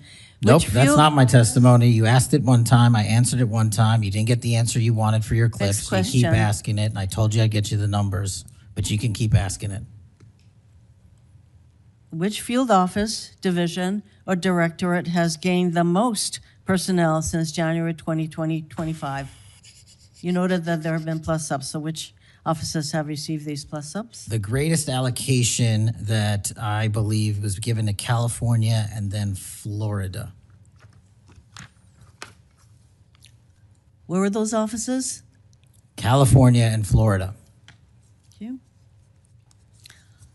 Director Patel, you often refer to FBI agents as cops. All of us, Democrats and Republicans, support the police officers who keep our communities safe. But while our states, cities, counties, and towns all employ police officers to protect our communities, Congress has empowered and equipped the FBI to take on missions that local police cannot, especially taking on terrorists, hackers, and spies. I'd like to assess how well the FBI is able to handle its specialized missions under your leadership. The FBI is the nation's lead federal law enforcement agency for investigating and preventing acts of domestic and international terrorism. And yet the executive assistant directors in charge of the FBI's national security and intelligence branches were both forced out at the beginning of the year. Who replaced them in those positions? Excellent qualified personnel to lead the mission of arresting 23,000 violent criminals this year alone. That's twice as many as before. Who took the places of I'm not going to give you any names so you can attack them. Why not? So you can attack them. I'm not doing that. The You're not people gonna sitting give in me the those seats names are of- extremely qualified to handle the job. You're We not would gonna not give have me the the names results. of personnel who we would should not be have the on your- reduction Right, of fine, violence in the moving state on. of Hawaii if we did not allocate the Earlier resources we this did. year, FBI counterterrorist special agents and investigators were reassigned to assist with immigration enforcement. Reportedly, these counterterrorism experts were returned to the jobs they trained for in late January after Iran threatened to retaliate for our strikes on their nuclear facilities. Have those experts remained in the jobs they trained for since that time? Yes or no? FBI agents' primary responsibility is exactly what they are assigned to do. We always work with our So since they interagency returned part. to their positions, If you're not are going to they let me still in answer, those why don't you positions? just do your soliloquy in the 4.5 minutes you have I left? am not asking for a soliloquy. It's just a yes or no. Are those people who were returned to their jobs still on those jobs? Yes or no? They never left. What was that? They never left their primary job. It is a surge of resources in law enforcement working with the interagency to combat violent crime and reduce They were violent never- crime in okay, they were never historic reassigned to do proportions. That's your testimony. Okay, Director Patel, the FBI is also the lead federal agency for investigating cyber attacks and Yes. cyber intrusions, both by foreign nation states and by non-state hacker groups. Since President Trump's inauguration, the executive assistant director in charge of the criminal and cyber branch and the head of the FBI's cyber division have both left the FBI. What are the names of the people who replace them in those positions? The cyber branch is one of the most impressive at the FBI. 409 arrests this year, 169 convictions. That's a 42% increase from the same time last year. It's that So branch, any Mr. suggestion Patel. that the FBI cyber division is not operating at full capacity and better than ever before, the leadership at the branch is implementing these changes necessary to attack the cyber and ransomware infrastructure operators You for know Iran, why China, they're and Russia. important? I want to know who has those positions, since the people who originally were there. Supremely are no longer qualified there. individuals have those positions. Are they? Supremely qualified Who individuals. are they? What are the names? You're not getting You don't them. know. Special agents who investigate cyber cybercrime were also reassigned for immigration enforcement. Have those expert investigators returned to their duties? Yes or no? All agents remained on their primary duties while surging to allocate resources for interagency operations to the Homeland Security task forces across this country. So are you, Am I what? see, I'm not getting the yes or no answers. I get all this explanation, so there you go. No, you get the work that Are the men you and women of the planning FBI are doing. You don't want that. additional personnel cuts to the cyber division in the future? The only people that will be terminated at the FBI will be those that violate their oath of office or fail to meet the high standards at the FBI. Director Patel, the FBI is meant to be the tip of the spear in combating terrorism against the United States from both foreign and domestic sources. It's also our lead agency in fighting the hackers who target our businesses and critical infrastructure. But instead of a specialized role fighting these kinds of terrorists, hackers, and spies, you have the FBI playing the role of local police and helping with immigration enforcement. I'm going to move on to my, you've been asked some questions about changes to your hiring standard, and including college degrees and possibly the age. But, one question I had is,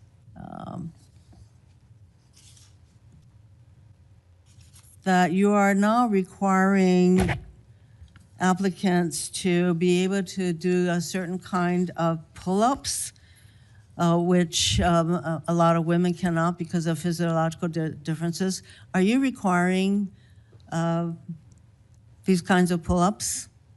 We are requiring a physical program at BFTC at Quantico because FBI agents carrying guns in the field have to chase down bad guys and do really hard work. The physical fitness standards of those agents So are are being you requiring appropriately these assessed. kinds of pull-ups? We are requiring everybody to pass the 1811 standards at BFTC. If you want to chase down a bad guy Excuse me, and put the him in reason I handcuffs, you asked- better be able to do a pull-up. The reason I ask is that there are concerns about whether or not being able to do these kinds of harsh pull-ups is really required of FBI agents. Doing Anyway, one pull-up Mr. is not Patel, harsh, I and there are am always gravely medical concerned. exemptions to that. I am gravely concerned by the state of the FBI under your control. And in fact, you are willing to take a cut on your agency of almost $500 million. So the FBI is losing dedicated employees, decades of expertise and specialization, leading to loss to early retirements, firings, and reassignments to immigration enforcement or conducting local police work. Thousands have already left.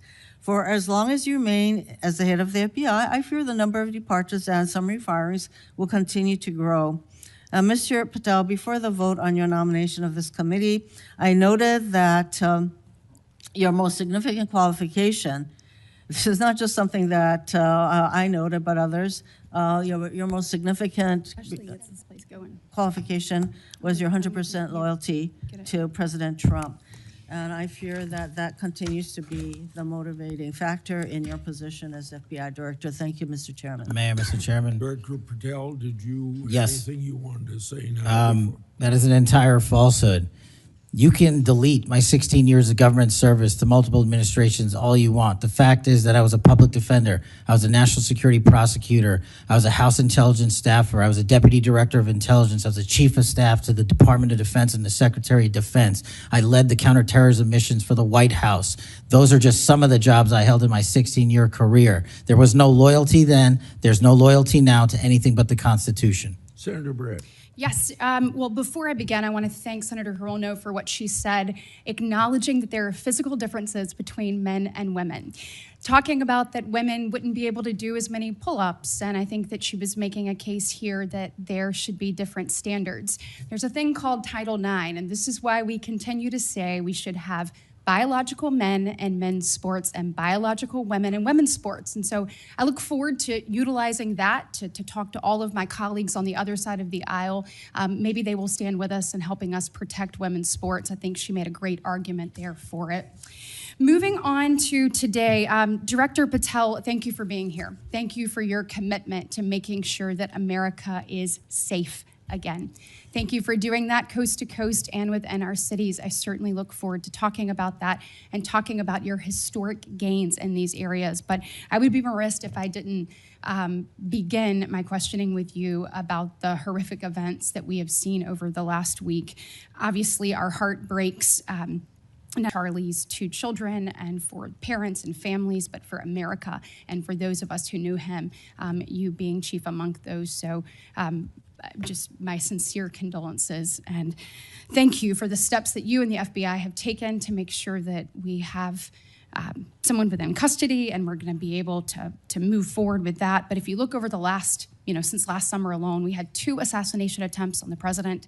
We've had an arson attack on the governor Shapiro there in Pennsylvania. You have the murder of the state representatives, Melissa Hortman and her husband in Minnesota, along with the shooting of State Senator John Hoffman and his wife. Several anti-Semitic attacks, several attacks on Christians that were noted by Senator Hawley. We had the killing of 2 Israeli embassy staffers here in D.C., the June firebombing in Colorado. We could go on, and we saw a culmination, as Senator Schmidt said, with the brutal assassination of Charlie Kirk last week. I appreciate you committing to both Senator Hawley and Senator Kennedy, talking about making sure that all that are involved are held accountable. I think that is critically important, and I think that America needs that transparency. I want to read you some words of Vice President J.D. Vance. He said, "If we want to stop political violence like what happened to Charlie Kirk, we have to be honest about the people who are celebrating it and the people who are financing it." My question to you is, in light of Charlie's murder and all of the things that we have just referenced and have been talking about today, what steps is the FBI taking to more aggressively crack down on those who promote, encourage, finance, fund these types of engagements and this type of political violence?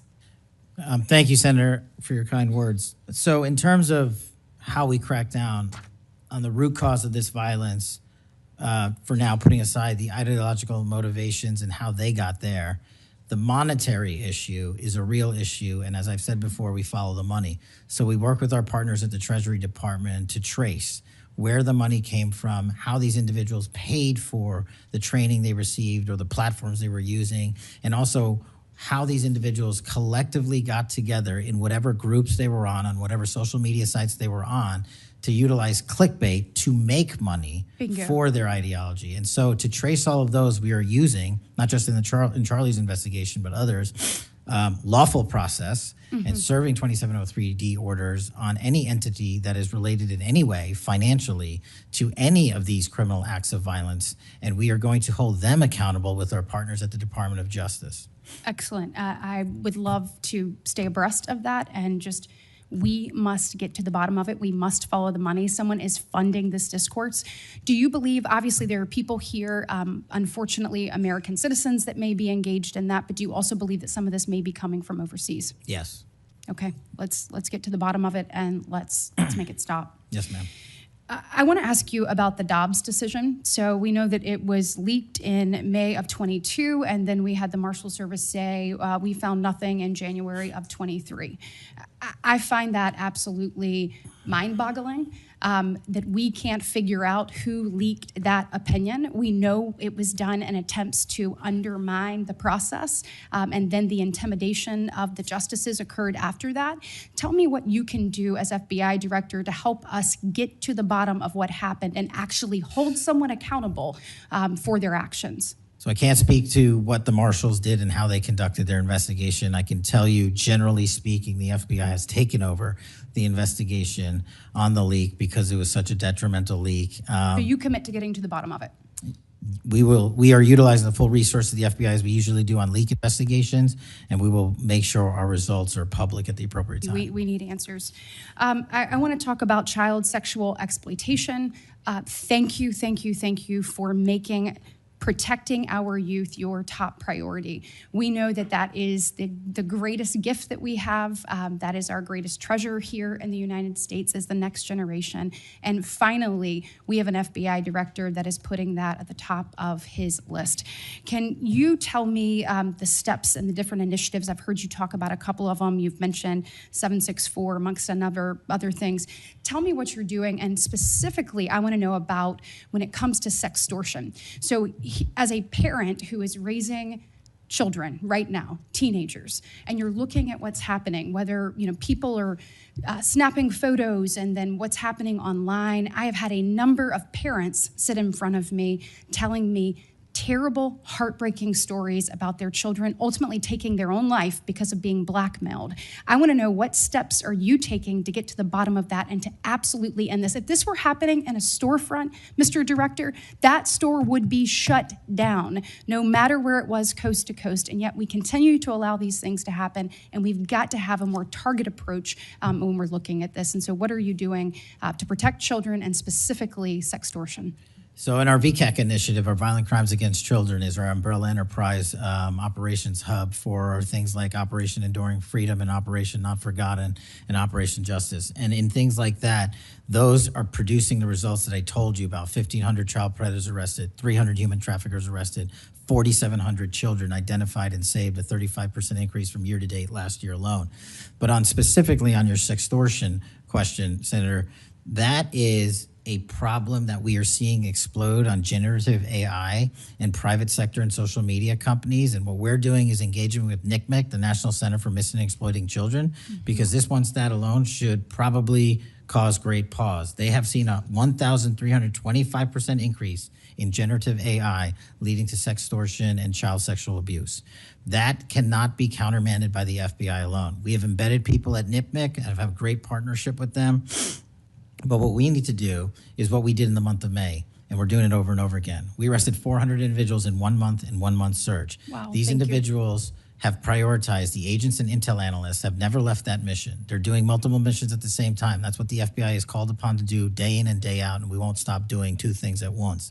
But we need help from social media companies. We need help from the private sector and the internet service providers that allow this generative AI to be hosted on their platforms. We have got to get a resolution on that with our partners in Congress and the private sector.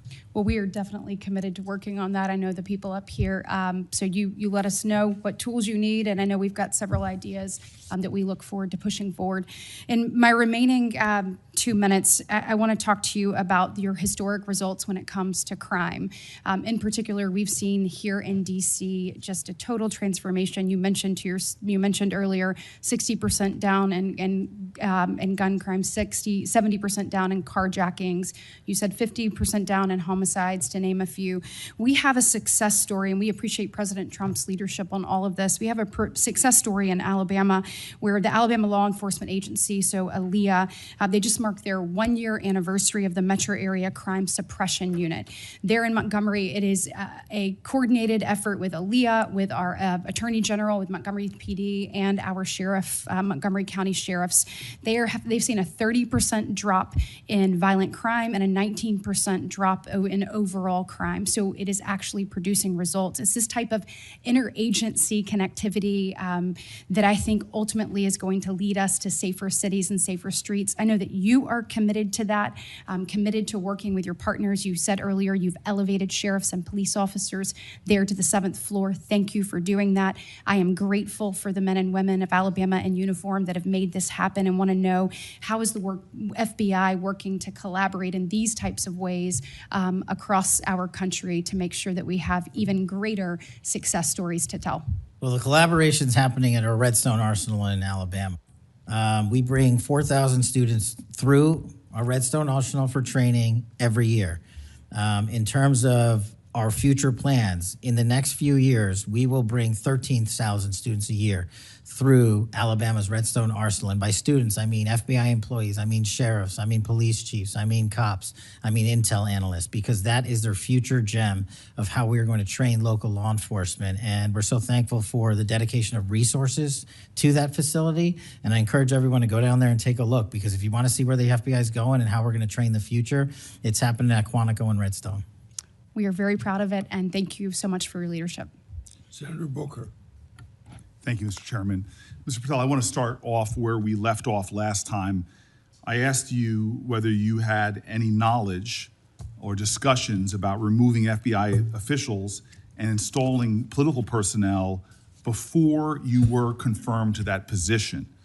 And I wonder, did you then understand or have conversations with the White House about the intentions to do so? Before I was confirmed, Yes, sir. did I have discussions with the White House to remove FBI personnel? Yes. No. So you're saying that you had no discussions with the White House before you were in the position about the removal of any personnel from the agency? As I was preparing for my confirmation hearing, I had numerous discussions involving the type of people that would be employed, and that those that were failing to meet the mark at the FBI would no longer be employed if I were And confirmed. I'm assuming that mark had to do with loyalty to the Trump administration. No, you're wrong. Okay. I'd like to revisit another subject from that hearing. Did you testify, excuse me, you did testify before the grand jury that President Trump had declassified the documents at issue in the Mar-a-Lago classified documents case. Is that correct? I don't have the grand jury transcript. That's why I released it. Whatever it says is the best evidence. You know, that's what you said to Senator Whitehouse, that your grand jury testimony was publicly released. It has not been. In fact, in July, a court denied a news outlet's bid to get that transcript. But the court said quite clearly that you are free to discuss your grand jury testimony. So I ask you again, did you testify before the grand jury that President Trump declassified the documents at issue in the Mar-a-Lago classified document case?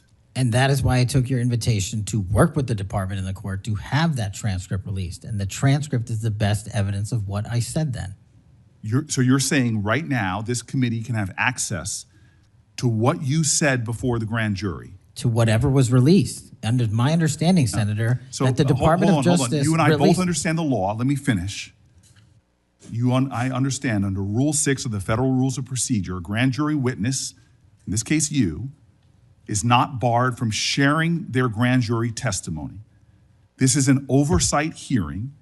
This is germane to your integrity and credibility. You know right now whether or not you testified that President Trump declassified the documents at issue in the Mar-a-Lago classified documents case. Why are you refusing to answer that simple yes or no question right now? Because the premise of your question is inaccurate, and There is no premise to my question, but trying to get to an order of what is truth or not. How do you How do you know what was asked in the grand jury if you weren't there? Mr. Patel, this is a mockery you're making of this hearing and simple questions. It's a simple question. If you have Mr. a Patel, transcript, during you can your read the nomination, question, but you don't have it. You promised that, quote, all FBI employees will be protected against political retribution. When I asked you, are you aware of any plans or discussions to punish in any way, including termination, FBI agents or personnel associated with the Trump administration, you explicitly said under oath that you were not aware of any plans to punish FBI agents associated with criminal investigations of Donald Trump. I don't believe you were truthful. Firing FBI employees based solely on the cases that they are investigating, their case assignments, is illegal, and you know that. A new lawsuit that's been discussed numerous times, filed by 3 FBI officials, alleges that you carried out Donald Trump's campaign of retribution, in quotes, against FBI employees for, quote, failure to demonstrate sufficient political loyalty. One of those plaintiffs has been discussed today, Brian Driscoll. Now, we know 20 years of distinguished service to the FBI before you terminated him. Special agent in charge of FBI's Newark field office, where he operated with distinction. Medal of Valor winner, Shield of Bravery awards. He's a patriot. You terminated Driscoll via a letter dated October 8th, 2025. And in that letter, you said that you were firing him pursuant to Article 2 of the Constitution. Well, you're not the President of the United States. And so I'm wondering under what authority you were allowed to terminate him. That matter is under litigation, and I'm not able to discuss it. Okay, well, discuss this. Did you have discussions with Stephen Miller about firing this particular person or about his continuance in the FBI? Not that I recall. how often do you speak to Stephen Miller? Frequently on our Homeland Security task forces. You frequently talk with Stephen Miller about subjects other than Homeland Security Task Force issues, correct?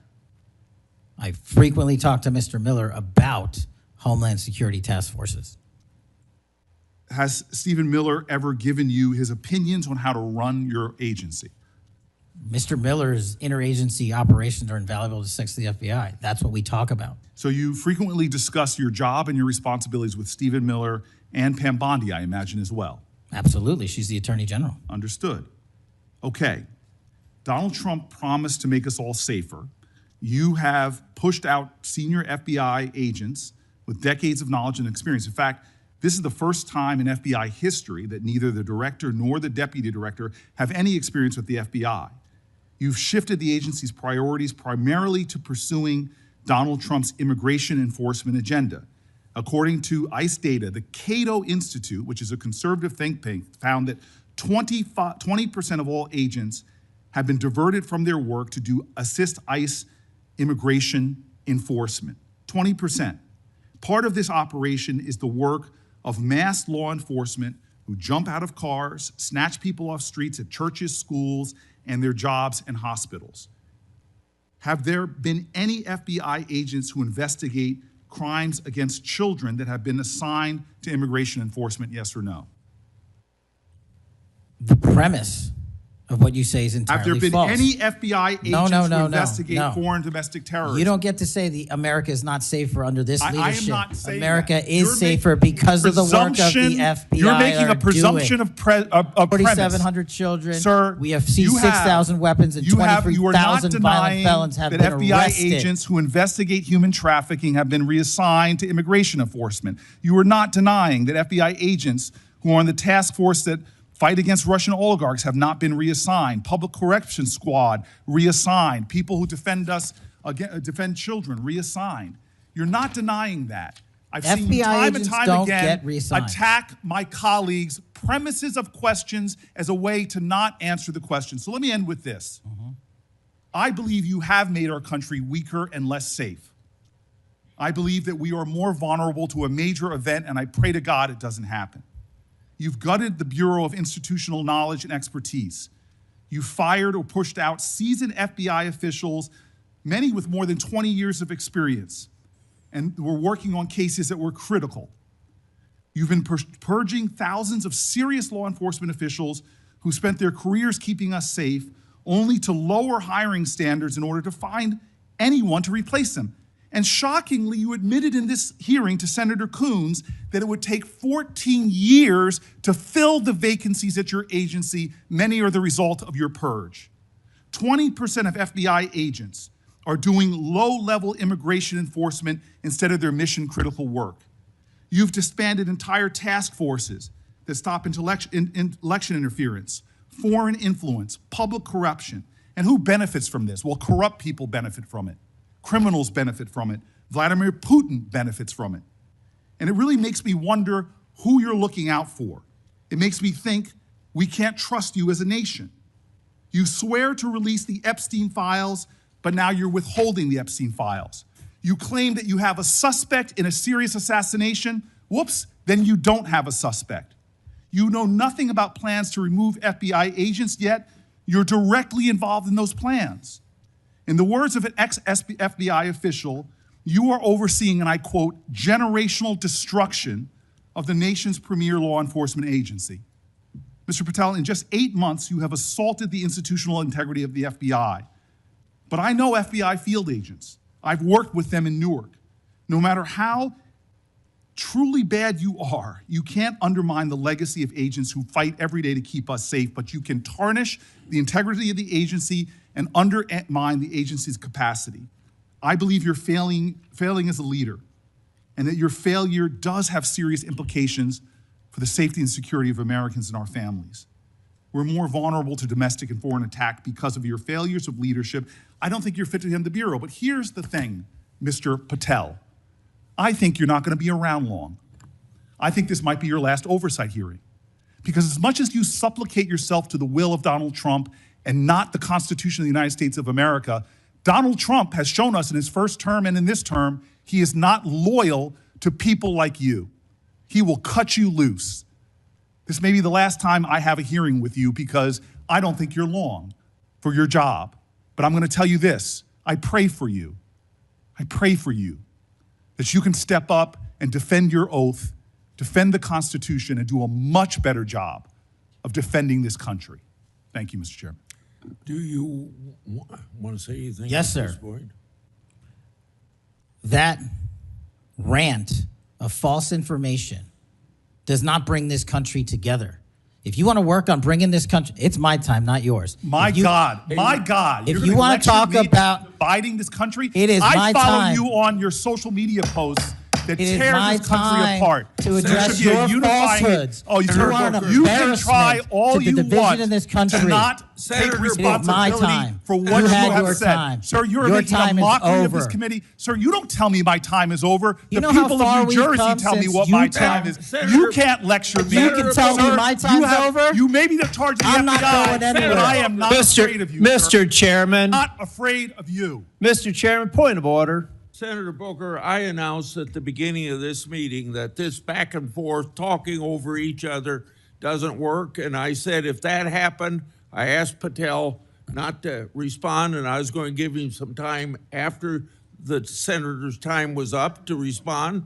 And he has the privilege to do that uninterrupted. Mr. So Chairman, go- one point of Go order. ahead, Mr. I've Patel. watched him talk over us, and you've never once criticized him for us not even being able to get our questions out. Well, He has been rude and disrespectful to senator after senator. And when the senators were not giving him a chance to answer, I didn't stop the senator either. Go ahead, Senator. Thank you, Mr. Chairman. If the FBI, under my 7-month leadership, were failing this administration in this country, why do we have 23,000 violent felons arrested this year alone? A double increase from that time last year. Why is it that we have seized 6,000 weapons? Why have we found 1,500 child predators and arrested them? Why have we 300 human traffickers in jail? Why have we found and identified 4,700 children? Why have we seized 1,600 kilograms of fentanyl, enough to kill a third of the American public, a 25% increase alone from last year? 88,000 kilograms of cocaine seized, 7,000 kilograms of meth seized, and that's just on our criminal operations in summer heat. How is it possible that we are taking 8 kilograms off the streets of the cities in New Jersey and preventing the deaths of 607,000 people this year alone, a failure of the FBI and my leadership? How is it that we have counterintelligence arrests already this year exceeding the numbers from the entirety of last year? 33% increase in PRC, 83% in Russia, 60% in the CI space as it relates to Iran, and we haven't even talked about CT, the southern border, the northern border. Before Senator Cruz, I kind of feel like a broken record today. All this interest in FBI termination, yet my colleagues showed no intent or interest in when my whistleblowers suffered retaliation over the past years, particularly the past 4 years. Indeed, one whistleblower has alleged that Brian Driscoll's insubordination, whether an agent is on a hot button case or not, they ought to be held accountable for misconduct and weaponization. Senator Cruz. Thank you, Mr. Chairman. You know, I have to say, it used to be that to see theater, you had to go to the Kennedy Center.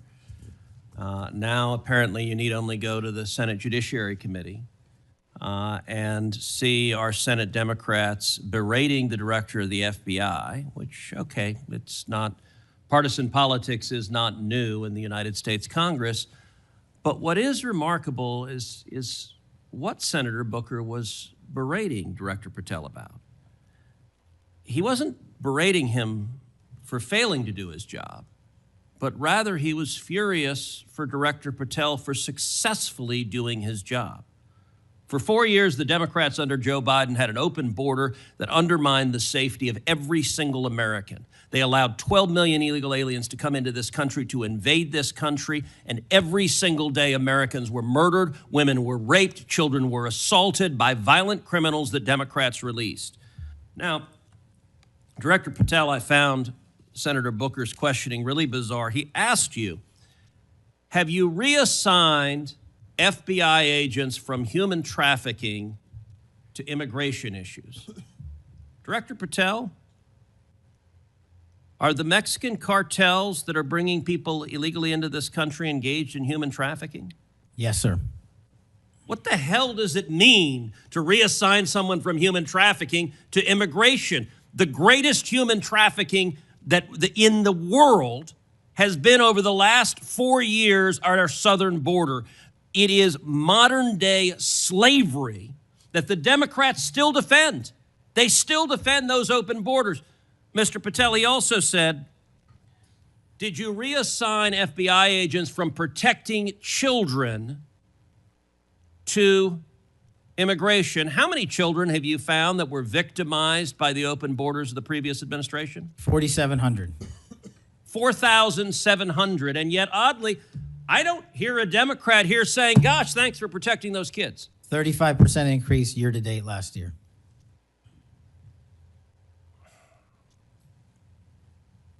All right, I want to shift topics. And I want to shift topics to what happened last week. Charlie Kirk was assassinated. He was assassinated because of his political views. We're living in a time of enormous division and tragically hatred, and hatred that manifested in evil that we saw last week. Now, the FBI, working in concert with state and local law enforcement, apprehended what appears to be, in all likelihood, the murderer.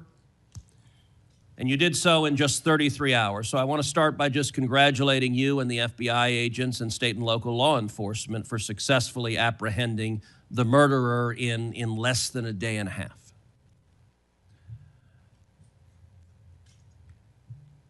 In the wake of that assassination, we have seen far too many people on the left celebrating the assassination. We've seen Democrats, we've seen activists cheering it on. We've seen, tragically, teachers in high schools, teachers in elementary schools, university professors cheering on the murder of Charlie Kirk. You and I both knew Charlie well. He was a good friend. He was an extraordinary man. And I will say there's a great deal of discussion about what to do about it. Under our Constitution, under the Bill of Rights, the First Amendment, speech is protected. And that's true even for vile speech. Someone can stand up and say the most hateful thing, and it's protected by the First Amendment. Nazis and Klansmen can march in the streets, and even though their speech is bigoted and horrible and racist, the First Amendment protects it. Conduct, however, is not protected by the First Amendment, particularly conduct that is violent. Violent conduct that is threatening others, that is harassing others, that is injuring, or in this case, murdering others, is most assuredly not protected by the First Amendment. And so I would encourage you and the FBI to focus on conduct. Now, speech can guide you to those engaged in conduct. And I will say one question that I have and many have, and I recognize this is an ongoing investigation, so I don't want you to say anything that would compromise the investigation. But what can you tell us at this point about what evidence there exists of other individuals who may have had prior knowledge of this assassin's plans to murder Charlie Kirk on September 10th? Generally speaking, we've interviewed numerous people, family members and friends, including the partner, to provide us with a detailed history of the knowledge he may have had, the suspect may have had prior to. We're still mapping out who, if anyone, was involved as an accomplice. As I said, the investigation is ongoing. We're also speaking to and going to interview numerous individuals online who were part of a chat group that was involved in this heinous assassination. And we're also going to work with our state and local partners out in Utah to find out what community organizations, if any, participated or had any foreknowledge of this information. But it's very much ongoing. I remind everybody that it's not even been a week since Charlie's tragic death. Is it accurate, it's been widely reported that the assassin's roommate was a transgender man who was transitioning to be female, and it's also been reported that they may have been romantic partners. Is that accurate? Yes, Senator. And I assume the FBI is investigating. It has also been reported that there were transgender chat rooms that may have had some awareness of the plan to commit this murder. Is that accurate as well? I'm sorry, can you repeat the question? It's been reported that there were chat rooms of transgender activists that indicated some degree of potentially of foreknowledge of this murder. We're still developing that. Do you have any information the bullet casings had on them both Antifa and LGBT wording on them? Do you have any indication of the source of those engravings and what inspired them? As to the actual source, we're still developing that. I want to encourage you in the course of this investigation, absolutely go after anyone who aided and abetted. But I want to more broadly encourage you, follow the money. The violence we are seeing is not purely organic. There is, I believe, significant money that is spreading dissension, that is spreading violence. Antifa. Do you believe Antifa is a terrorist organization? I believe Antifa is associated with a lot of violence in this country. As to its designation, I'll leave that to the appropriate authorities. So I would encourage the administration to designate Antifa as a terrorist organization, to go systematically after Antifa. They've committed acts of violence all over the country. And the shell casings have multiple references to slogans that Antifa has popularized. I believe there is considerable money funding it. I would note that I've introduced legislation called the Stop Funders Act. Stop Funders Act would add rioting to the list of predicate offenses under RICO. I believe the money should be tracked and prosecuted under RICO. And both the Antifa and Black Lives Matter riots of a couple of years ago and the pro-open border riots in Los Angeles and other cities of this past year, I believe there was significant money behind those riots. I'm not the only person who noticed at the anti-Semitic protests and violent protests on college campuses that many of the tents all matched. And so I would ask, would it aid your ability to prosecute these matters if Congress passed into law the Stop Funders Act and if rioting was added to the list of predicate offenses for RICO? Yes. Talk to me about the efforts of the FBI to go after the funders of the anti-Semitic protests on college campuses, the pro-open border protests in cities, and potential LGBT violence. Talk to me about the efforts to go after the money of those who are funding and promoting violence. As I've always said, Senator, money doesn't lie, and we've been following the money. And so that's what we're doing, issuing lawful process to organizations involved with criminal activity, because the money's got to come from somewhere, and it has to be funded somehow. So we have extensive investigations ongoing into numerous organizations that are related to violent criminal activity. Cutting off the money will make America much safer, and that is the core job of the FBI. And I thank you for doing your job. Senator Padilla. Thank you, Mr. Chairman. Mr. Chairman, glad to be on this committee and take our responsibility seriously to conduct oversight of the FBI, obviously one of the most critical law enforcement agencies in the country. As Senator Klobuchar and others on this committee have reminded us, the last several months have provided far too many reminders of the political violence crisis in America today, and the gun violence crisis in America today, including the tragic killing just last week. Director Patel, this committee takes seriously its not just oversight role, but recognizing the FBI's important role in protecting the public from gun violence while respecting constitutional rights. If you recall, this was a significant subject area of my questioning during your confirmation hearing. The Bureau plays a central role in enforcing federal firearm laws, ensuring the accuracy of background checks, and monitoring trends like machine gun conversion devices and lost or stolen firearms.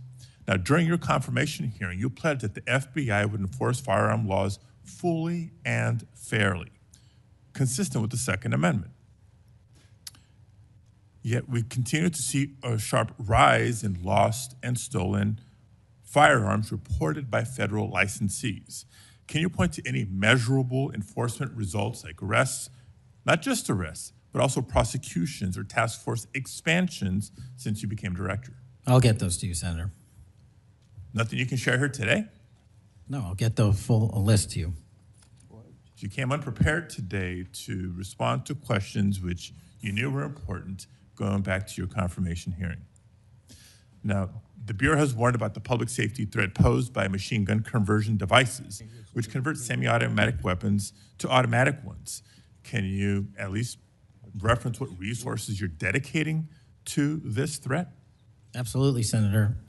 Part of tracking ghost guns, as you alluded to, is having a sustainable database, which is hubbed out of our CJIS division in West Virginia. And we've allocated more resources so that FFLs can track and trace firearms that are stolen and make sure they don't get into the population.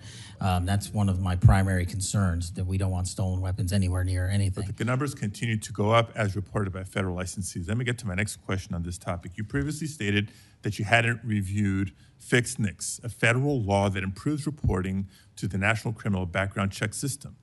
8 months into your job, what concrete steps have you taken to ensure that NICS records are complete, accurate, and timely? That's actually a great question that we have dedicated a lot of resources to, again, at CJIS. The NICS system has been trying to get to 100% within 15 minutes. We are currently at 93%, with 87% of those being responsive in less than 60 seconds. So we got more work. Do you think additional resources would be helpful in getting to 100%, or do you still argue that less resources are necessary to get from 93 to 100? No, I just think we have to work on how fast our actual infrastructure processes these things.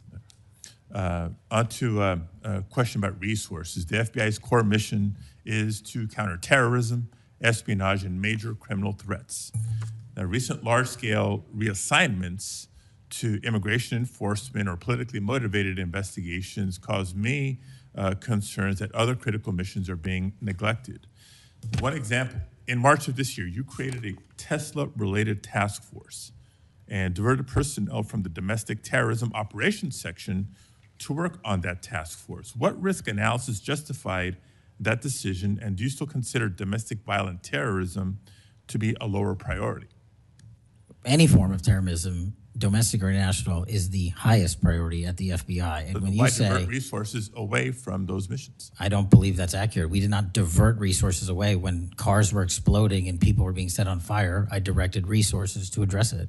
Well, then I'll suggest in your follow-up, and we can make this more explicit in our questions for the record, that you provide the accurate information about the diversion of resources. Because, again, when I understand that you authorize large-scale agent reassignments from counterintelligence and cybercrime to not just immigration cases, but others, it has an impact on the other priorities like nation-state threats and ransomware investigations. Moving on to a different subject area. Safeguarding our elections is a core FBI responsibility. The public needs confidence that election security work is driven by facts and free from political influence.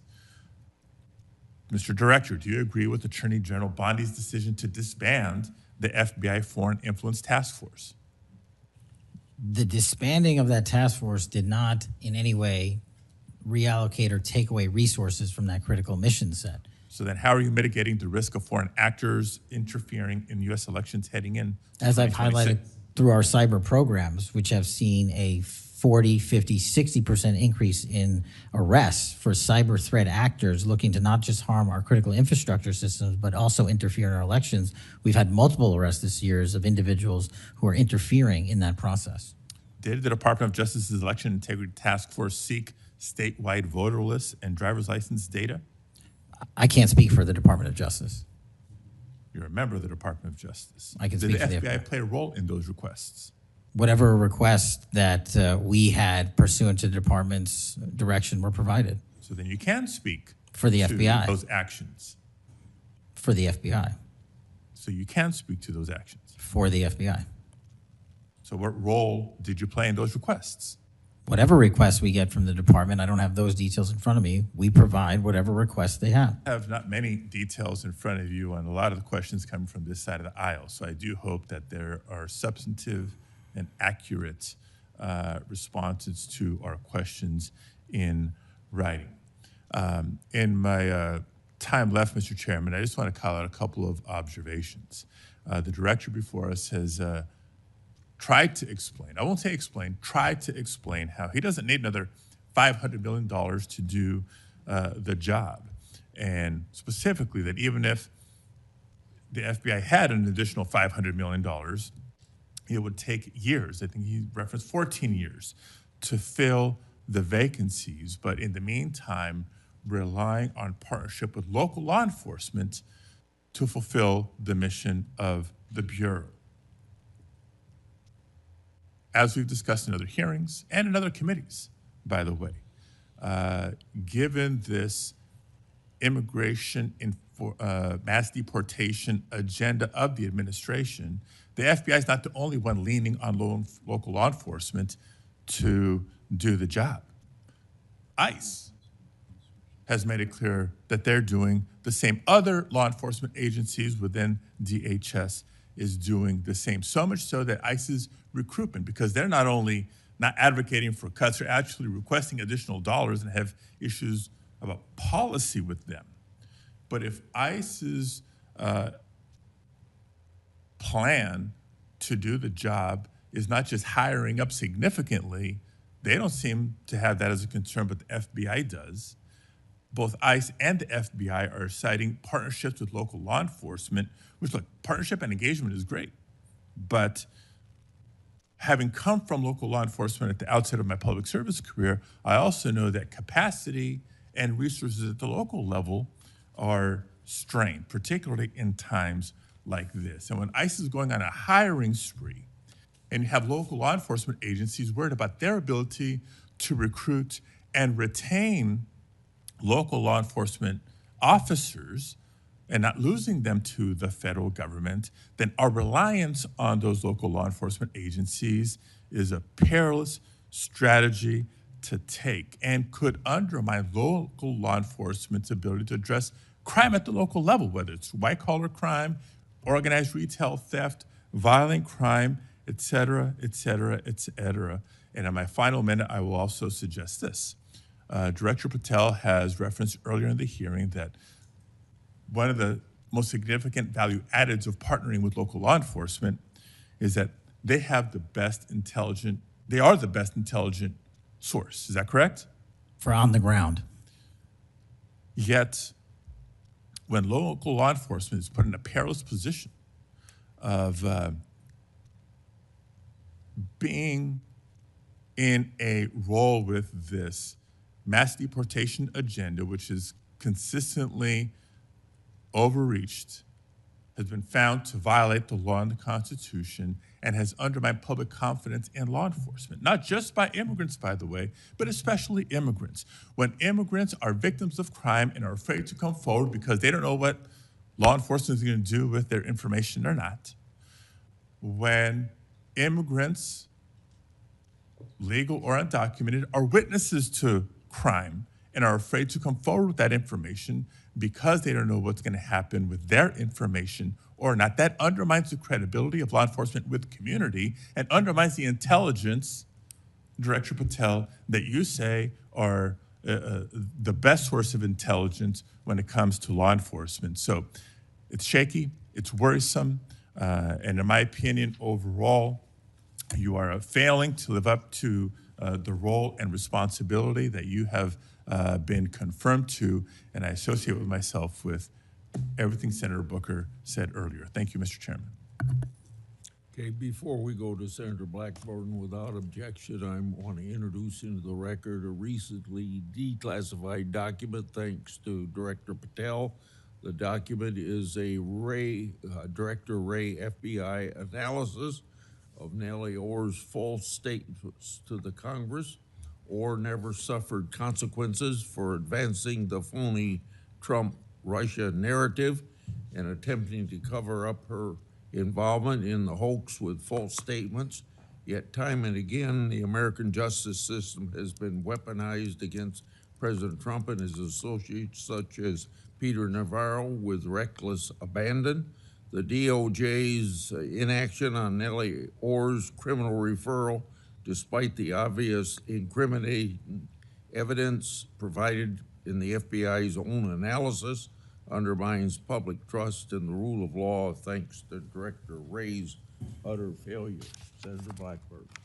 Thank you, Mr. Chairman. And Director Patel, thank you ever so much for being with us today. And I want to thank you for your commitment to fight violent crime in Memphis. And when you first came to meet with me before your hearing here, I gave you the stats on Memphis, Tennessee, and their crime rates. And then you committed then and again at your confirmation to help us. You have been true to your word, and we are very, very grateful. Operation Viper has been such a success. The 500 arrests are important. These are gang members and gang leaders out of Memphis, Tennessee. There are over 100 gangs in Memphis. So the impact of these arrests, the impact of 100 indictments of these gang members. And now we have a U.S. Attorney's Office that will actually prosecute violent crimes and actually take up and prosecute federal gun crimes. This is helping to make Memphis safe again. And yesterday at the White House, to have the president announce the second phase of this with bringing in the Guard, and we've got ATF and DEA and the U.S. Marshals and Homeland Security, and the work that you and General Bondi and the president have done is so appreciated by the people of Memphis, Shelby County, West Tennessee, and I am ever so grateful for the work you've done. You know, one of the things as we talk about Memphis and what a vibrant and wonderful historic city it is, it's important to realize Memphis is one of the logistics hubs in our country. You have I-40, which goes East Coast to West Coast. You have the Port of Memphis. You have FedEx. You have all 5 Class A railroads that are there, as well as so many companies that are important to Memphis. And I have found it so interesting that some of my colleagues want to complain about agents being taken out of the DC office and actually put to work in the field because they've been needed in the field. And you can look at the stats from Operation Viper and see the difference that they have made. And we so appreciate that. I do want to drill down just a little bit on the issue of cargo theft, which ties into the logistics hub in Memphis. We've got a lot of companies that go through there. IMC is a big logistics company. People in Memphis know what it takes to keep America moving. But what a lot of people may not realize is that many of these criminal gangs have been focused on cargo theft. This is how they pay for their activities. So in addition to the carjackings and the home robberies and the smash and grabs and some of the human and sex trafficking, they've gotten into cargo theft. And cargo theft in Memphis has increased over 5,000%. 5,000%. That's what you saw. with a Biden administration who wouldn't drill down on this. So having these agents out in the field, having an interagency approach is something that is going to help us with getting our hands around this cargo theft. So talk for just a minute about what your team has done there and the importance of having that interagency approach. Absolutely, Senator. So Operation Viper nests under Operation Summer Heat, and in multiple cities and mid-major cities across the country, we have surging resources based on crime.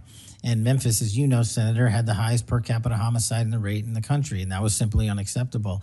And so what we did was what we call Phase 01 of operations at the president's direction. We went into some of these cities quietly to collect the intelligence that was necessary to start these operations, to start seizing these firearms, which we seized, I think, over 115 firearms off the streets, to start taking narcotics off the streets, and also to infiltrate the gang network, this criminal street gang network that is providing these guns and drugs to the public in these communities, allowing for these shootings. And so what the FBI is good at, what the FBI is great at, is partnering with our local authorities in places like Memphis and Miami, and Chicago, and so many other cities across the country to start the work, because you can't do the work on a dartboard basis. You need ground level intelligence, and that's what we do working with our state and local law enforcement. And the results, I think they said over 100 indictments federally just in this 3-4 month surge, and now we're going to go in there with more resources to finish it. And we are grateful for that, and I think it's so important for my colleagues, what we have seen in Memphis. You mentioned something very important. Your agents go in and they go in quietly. There was no press conference. There was no fanfare. You went in there to work. And very importantly, you gathered the intel. Who are these gang leaders? Where are they? Figuring out who was doing what, and then setting up the process to apprehend these individuals. And it requires infiltrating those networks and having that data to work from so that you are working in partnership. And as I have talked with elected leaders in Shelby County and Memphis, as we have talked with those in law enforcement, they have been so grateful to have this support and this additional education that comes, because local police are learning from your agents when they are learning how to track these gangs and infiltrate these networks. We know that phase 2 of this operation is going to kick off. The Guard is going to be there to support the Memphis Police Department to help them kind of catch up, because they still have a lot of people on their board. They know who they are, where they are, what they're doing. They want to apprehend them and bring them forward.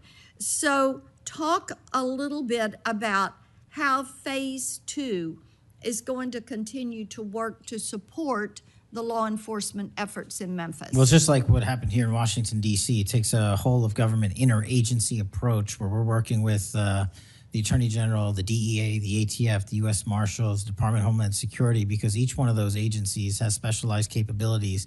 And when we surge together to work off of the ground level intelligence was collected, you see what happened in Washington, D.C. here. And that's the next phase of it, because you are able to utilize the National Guard to set up border perimeter operations. So when you go into an area, you have the secure workspace to get in there and stay in there. The key here, Senator, is sustained criminal investigations and sustained prosecutions that clear Memphis, like we did Washington, permanently, and leave behind a blueprint for what local law enforcement can do with our federal partners to sustain that. We don't want to go backwards, and that's critical, but we're in the next step. Sustaining it will be the last one. Well, and we certainly appreciate that. I do want to touch on Operation Restore Justice. And Senator Britt mentioned some of this very briefly, and I know that you and A.G. Bondi have done a tremendous amount of work in protecting children. I appreciate that. And we passed my Report Act last year, and President Biden signed it. And this does require social media to report to NCMEC so that we can have these perpetrators followed up with and apprehended. That's a good start. We're still trying to get the Kids Online Safety Act passed. That has been a bipartisan effort. We have looked with disdain at what has happened with Discord and Charlie Kirk's alleged killer. Talk for a moment about what else Congress ought to do in order to give you all the toolbox you need to apprehend these predators and pedophiles. Well, I think we need to go after the monetary backbone of this infrastructure like we discussed earlier. I think we also need to make parents across the country aware of how invasive some of these social media sites are and how much criminal enterprise is going on and how easily these kids can be sucked into it. And also, the only way, in my opinion, to do that, as Senator Klobuchar and I believe Senator Graham had stated, was, we need to work on Section 230. It's been too long since we've addressed it. Nobody's being held accountable. They're making money, and our youth is dying. And that's just unacceptable. Well, we have that reform bill. Thank you, Mr. Chairman. Thank you. Senator Welch. Thank you very much, Mr. Chairman. And just at the outset, I just want to say what I think all of us believe, and that is that the political violence that is so afflicting our country, it doesn't matter whether it's from the right or the left. I mean, all of us have an obligation to fiercely advocate for our point of view. All of us have an obligation to respect people with whom we disagree. The folks we disagree with are our opponents, but they're not our enemies. And I hope all of us keep that in mind and do the best we can to set that example. I want to congratulate the FBI. I want to congratulate the Utah state and local law enforcement for the very good work that it did in apprehending the violent assailant of Charlie Kirk, and that is a terrible, terrible tragedy. Director Patel, at one point you made an announcement that the suspect was in custody. We got our man. It turned out that was not true. In fact, I think that was about 27 hours before the person now in custody was apprehended. Why did you make that statement? Thank you, Senator. Appreciate you letting me address this. What the FBI does is not just locate and find suspects, but we also participate in eliminating subjects. And what we had at the time was a subject in custody in relation to this investigation. So in my commitment to work with the public to help identify subjects and suspects, I put that information out. And then when we interviewed him, I put out the results of that. And could I have been more careful in my verbiage and included an A subject instead of subject? Sure, in the heat of the moment, but I was doing the best I could. In all candor, I don't quite get that, because if we have our man, that would suggest to the public that everybody can rest and relax and not then continue to provide information to local law enforcement and to you. Well, so that was a mistake. I don't see it as a mistake. I see it as something working with the public to identify that there was a subject in custody. If you put out a statement that says we've got our man, and in fact it turns out that you didn't have your man, that's not a mistake? But that's not what I said. Well, I'll go on. That's my understanding. A second thing that is really important in the FBI, but it's important in every agency, is that the folks who are doing good work get supported for the work they're doing. And a number of highly successful FBI agents have been let go. And I want to just ask you a little bit about that. You know who Brian Driscoll is, right? Yes. Yeah, okay. And my understanding is he served at the FBI for over 18 years. You agree? I believe that's accurate. Special agent in charge of the Newark office. He was commander of the FBI's hostage rescue team. That's a very prestigious and responsible position, correct? It is. Section chief of the Critical Incident Response Group's tactical section. You've got to be pretty good to get that high responsibility. You agree with that? Yes, sir. He oversaw 55 SWAT teams, and they're like the elite of the elite, right? They go in to the dangerous situations, right? He got a Medal of Valor for his participation in a raid on ISIS terrorist Abu Sayyaf, who had kidnapped American citizens Kyla Mueller, right? Mueller? Is that right? I know. You're in agreement, right? I know Kayla Mueller's family, yes. I know the Okay, situation. and he got Kurt Meyer, somebody who had barricaded himself in a bar after he killed 4 people and wounded 2. And Driscoll was part of the team that went in there and took that guy out, right? I don't have all the details, but I'll take your word for it, Senator. And he got into trouble when Emil Bove demanded a list of FBI agents who investigated January 6th and was apprehensive that what did happen ultimately would happen, and that is those folks would get fired. I mean, do you agree with me that a boss who stands up for his subordinates when they did the job that was asked of them is a stand-up person and somebody to be admired? Generally speaking, yes, sir. Pardon me? Generally speaking, yes, sir. But Driscoll got fired, right? Again, that matter is under litigation, and the matter you referenced occurred before I was Okay, but director. let's just keep it really narrow here. He's fired, right? Yes, he was terminated. And he has to be, there's somebody communicates to him that he's terminated, correct? That's my job. That's your job. So you communicated to him that he was fired. I did. So, you know, I have a hard time with this because that record suggests to me that this person is like worthy of consideration for the Presidential Medal of Freedom, and he got fired. But there's also a record of other information that was available, and now that this matter is pending litigation, we will get that out in due course. But as Okay, you can the agree. so-called, so you've got, quote, other information that you see as a valid basis to fire somebody who, from what I can tell, had an absolutely outstanding record and who crossed the threshold of getting in trouble because he was standing up for agents serving under him who did work that was assigned to them that happened to be related to the January 6th uprising. Again, you're correlating based on your information the reasons for his termination, and I'm telling you. No, that's there's- right.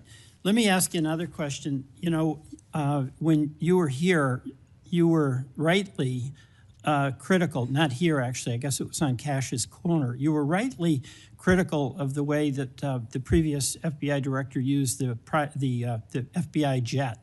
And you said you wanted to ground Chris Wray's private jet travel that he pays for with taxpayer dollars to hop around the country. Let me ask you this. You know, on the weekend of, according to flight tracker data, on the weekend of March 7th, an FBI plane flew round trip from D.C. to Las Vegas, and you attended a UFC fight with Mel Gibson, and I'll show you that. Is that you, and is that true? Yeah, you want to know the difference? I live in Las Vegas. I'm allowed to go home. I didn't leave a congressional hearing early on an FBI jet to dodge questions. All right. Then on April 5th, you attended a hockey game in New York City. You don't live there, right? No, I don't. By the way, everyday FBI agents who are assigned in Washington don't get to fly home on a private jet. Well, this is a great point. Do you know why I have to use a private jet? Because Congress made it mandatory. Okay. In April 5th, well, we didn't make it mandatory that you go to UFC games with Mel Gibson. Are you telling me I can't go home? You know, you got to use some judgment here. So when I'm at After home, you I would- can't do what I'm doing when I go home. let Everybody me else keep- is allowed to go home, Let just me not keep me. going. No, I'm glad you go home. I love to go home, but I don't go home on a private jet. On April 5th, They're not mandated to do so. You attended a hockey game in New York City with Wayne Gretzky, and Flight Tracker says the FBI jet took you to and from New York City, where you don't live, right? That's correct. And on April 12th, on the following weekend, you attended a UFC fight in Miami, also on the FBI jet, right? That's correct. So what's the cost to the taxpayer for those 3 flights? I pay the commercial equivalent per the regs and the law. And so just so you know, When you are comparing me I to just asked prior what the- directors. I asked what the cost was, and you don't know, I take it. Yeah, and what I've done with the use of the private jet is use Andrews Air Force Base versus Okay. Reagan National as what the other directors have done Bottom line to here, save the taxpayer bottom dollars. line here, you flew home to Las Vegas. There's nobody else in the FBI who gets paid. They have to pay their own way if they want to go home, right? I mean, right? Well, that's not accurate. Depending on where you're stationed, the FBI covers the bill to get home. So are you telling me that FBI agents who are assigned in Washington, but who may live in Charlotte, they get paid by the FBI to go Sometimes home? they do, yes. Right. Another thing I want to say is this. You know, our local law enforcement has been stiffed. About $500 million in cop grants have been taken out of the budget. Those really help us in Burlington. They help us in Rutland. They really are important. And why in the world would we be cutting those cop grants when we need that local law enforcement, in part to partner with you? Well, I think Do you you're support that? I think you're speaking to the Department of Justice grants, which I don't adjudicate, but also Vermont, just like every other state, has received a plus-up of FBI personnel. Well, I'll tell you, that's not what we're seeing. The other thing, my understanding is that there's a requisition or an effort to get another plane for the FBI that would cost about $72 million.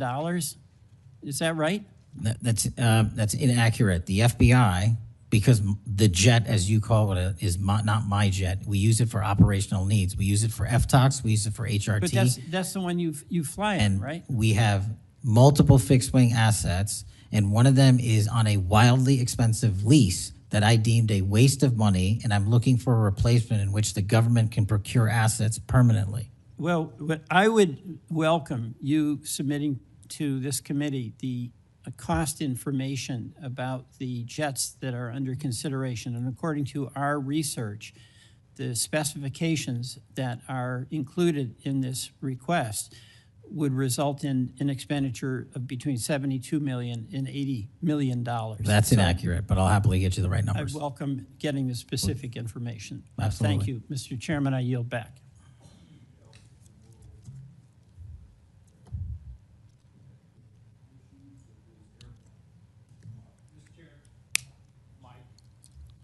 It's on, but I can get closer.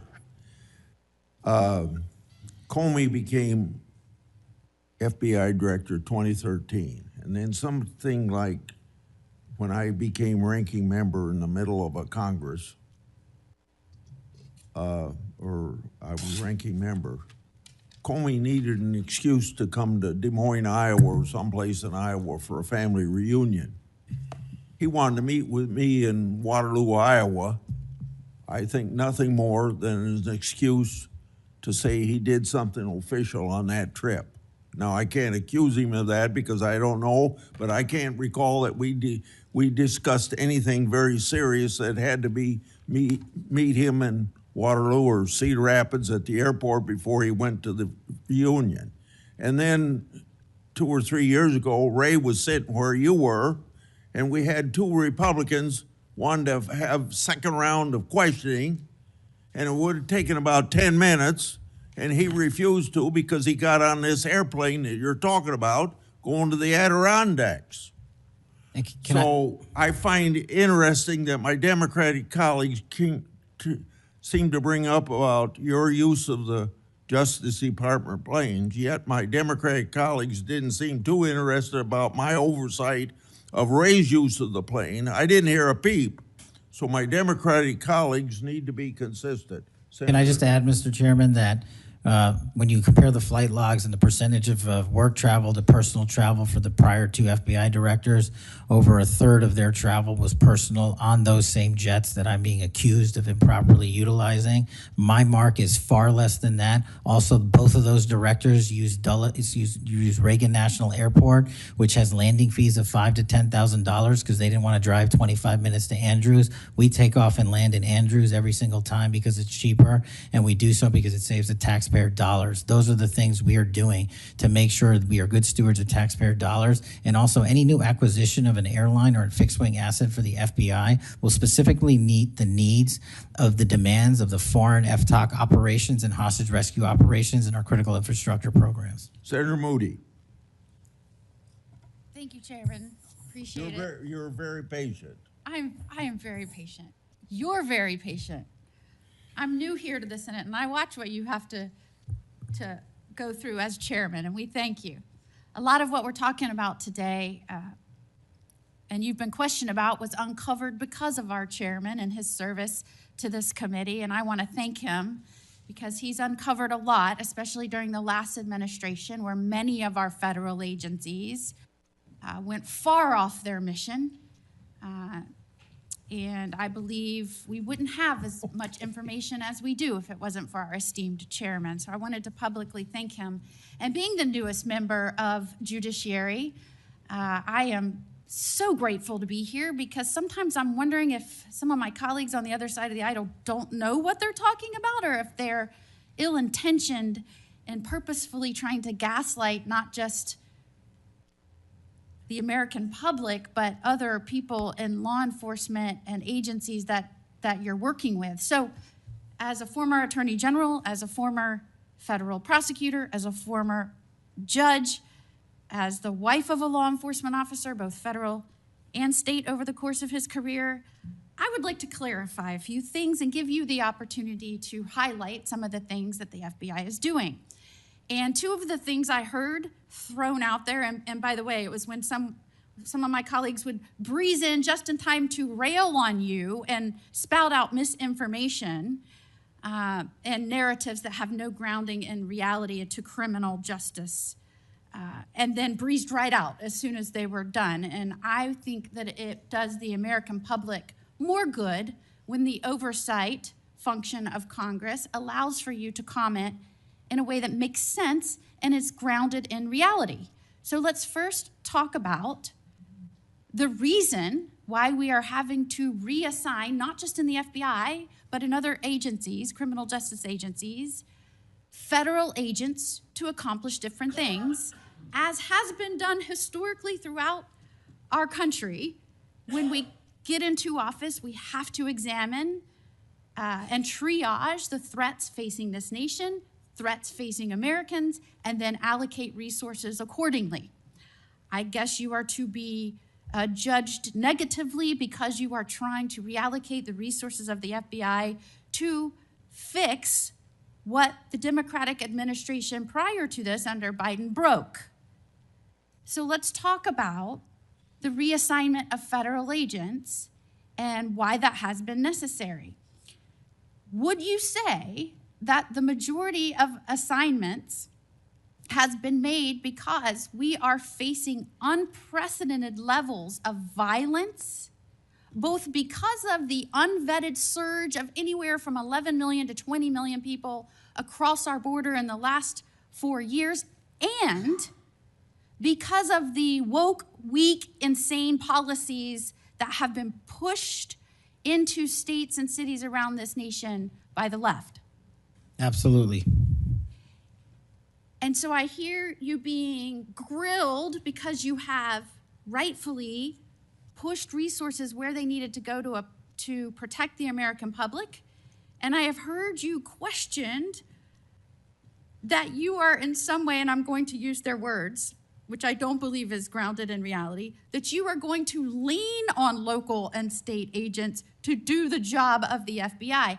Might it be recharacterized more accurately in that you are partnering with local and state agencies in these areas, especially where these policies that the Democrats support wholeheartedly, in fact, they frustrate our efforts to try and beef up our laws with good criminal justice policies at every turn, and then come in here and get on you for, by the way, you've been here 7 months, so I know that in the 7 months, you didn't break it, they broke it over the last 4 years, but it isn't more accurate to say that you are using the federal government and its agencies, or its agents and its resources to supplement and amplify law enforcement efforts in these areas, cities and states, where the Democrat policies broke them.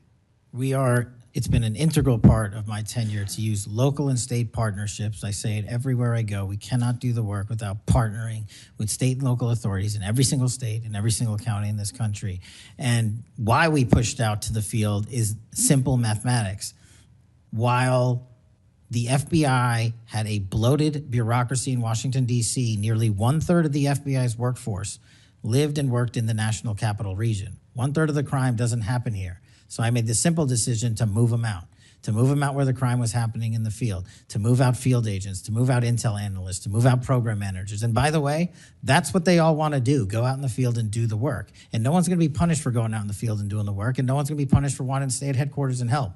But we needed a reallocation of assets, and that's what we did. And from your experience, both before and now in office, have you found that many of these nonprofits have done work to undermine the stability and security of cities? Those matters are very much ongoing, and hopefully we can report the results soon. And I don't mean just those that may have aided and abetted or supported criminal acts. Those absolutely should be investigated and pursued to the fullest extent of the law. And I hope that we follow the money trail, as some of my colleagues have suggested. I also want to get your opinion about the nonprofits that are working to get elected and then push criminal justice policies that have made our cities and states less safe.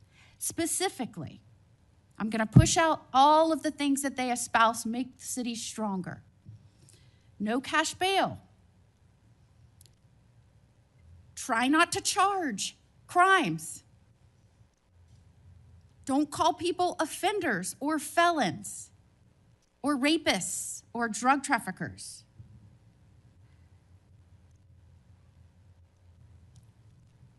I can go on and on and on.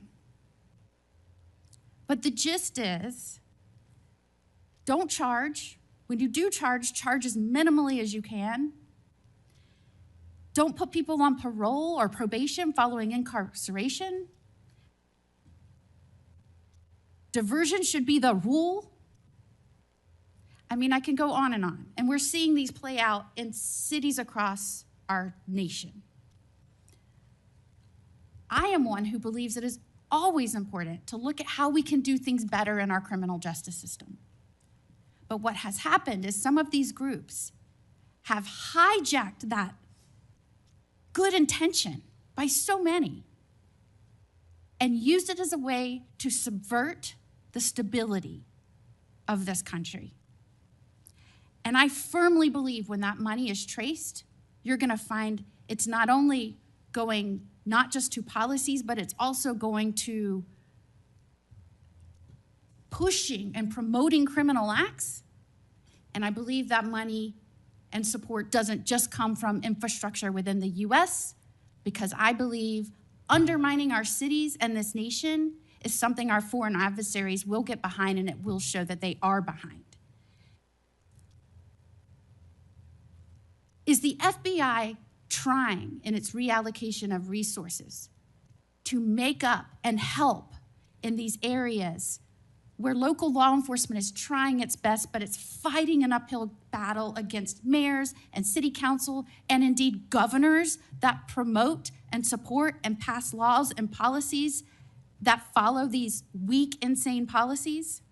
We go into every community where the crime rates are high, and if you look across the board, the crime rates are coming down across the country because the FBI is going in there and doing good police work, and we're not going to be dictated to by mayors or governors. We have federal law enforcement capabilities and responsibilities to our citizenry, and we're executing those on every single day, including rural communities and tribal lands. And you are, correct me if I'm wrong, welcomed and supported and enthusiastically praised by the cops that are there because they want those communities safer. Well, I think the police speak for themselves, and we'll let them do that at their own leisure. And one of the other gaslightings that I heard was that at a time when we're trying to help them because they're having vacancy rates and they can't retain police, and you're causing that. Is it in fact that police across this country, because they've been defunded, they're not supported, they have groups that are continuously combating when they're trying to make the communities safer? I know this because when I was the Attorney General, they all wanted to come to Florida, and I welcomed them with open arms. In fact, we are increasing our ranks in Florida, sometimes to the detriment of other cities and states because they can't keep them. They tried to make it sound like it was your fault that we had vacancies in these police ranks around the nation, when in fact, aren't you trying to help bolster their ranks and help them because they have mayors and prosecutors and city councils and governors that won't help them? That's exactly what we did. We did it in DC, we're doing it in Memphis, we're going to Chicago, Miami, St. Louis, so many other cities across the country. And I'm just grateful that you are doing this, and I commend you for all the numbers that I'm seeing going after the violent crime, helping make sure we are getting the criminals that came here unvetted from other nations out of this country, that you are allocating resources to those efforts. It is all important to make this a stronger, safer nation, and we appreciate you being here today and making sure we're talking truth and not misinformation to the American people. Thank you. Thank you, Senator. Before Senator Schiff, I want a UC to introduce into the record a declassified Clinton Annex. The Clinton Annex is a declassified appendix to the Justice Department Inspector General report about the Clinton email investigation. The annex shows that the FBI had evidence necessary to conduct, quote, thorough and complete investigation, end of quote. But the Comey FBI failed to review the evidence at the time. After nearly a decade in the shadows, this information has now come to light thanks to Dr. Patel, or Director Patel. Senator Schiff. Thank you, Mr. Chairman. Mr. Patel, during your confirmation hearing, you made several important commitments.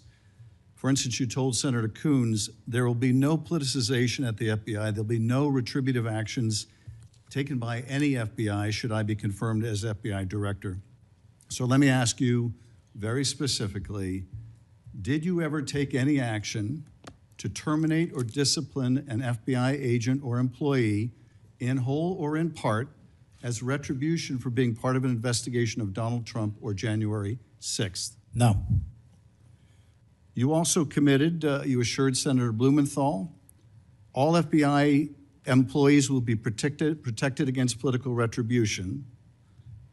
So you're testifying today that you played no role in the firing of even a single FBI agent for political retribution. None for political retribution. And if any FBI agent said you did, they would be lying. Is that your testimony? I'm only speaking to my actions. Everybody is allowed to make their allegations. Oh, no, these are allegations against you. And so, Mr. Patel, if FBI, senior FBI agents or employees said that you were firing them for political retribution reasons because of the cases they were assigned, you're saying they would be lying. Is that anyone that was terminated at the FBI was done so for failing to meet the standards, uphold their constitutional oath, and effectuate the mission. Well, by meet the standards, are you talking about meet the standards of protecting the president under any circumstance? No. You also guaranteed Senator Blumenthal that every FBI employee will be held to the same, absolute same standard. No one will be terminated for case assignments.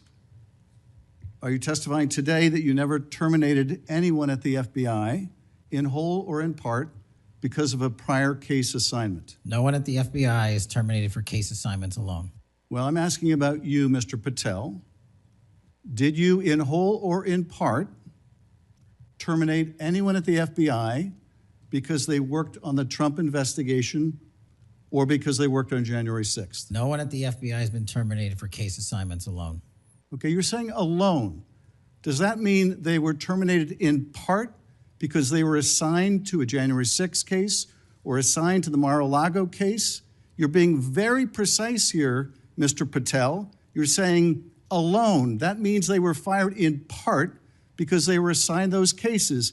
Is that your testimony? Absolutely not. But if you want to keep putting words in my mouth, then let me ask you, let's strip away the word alone.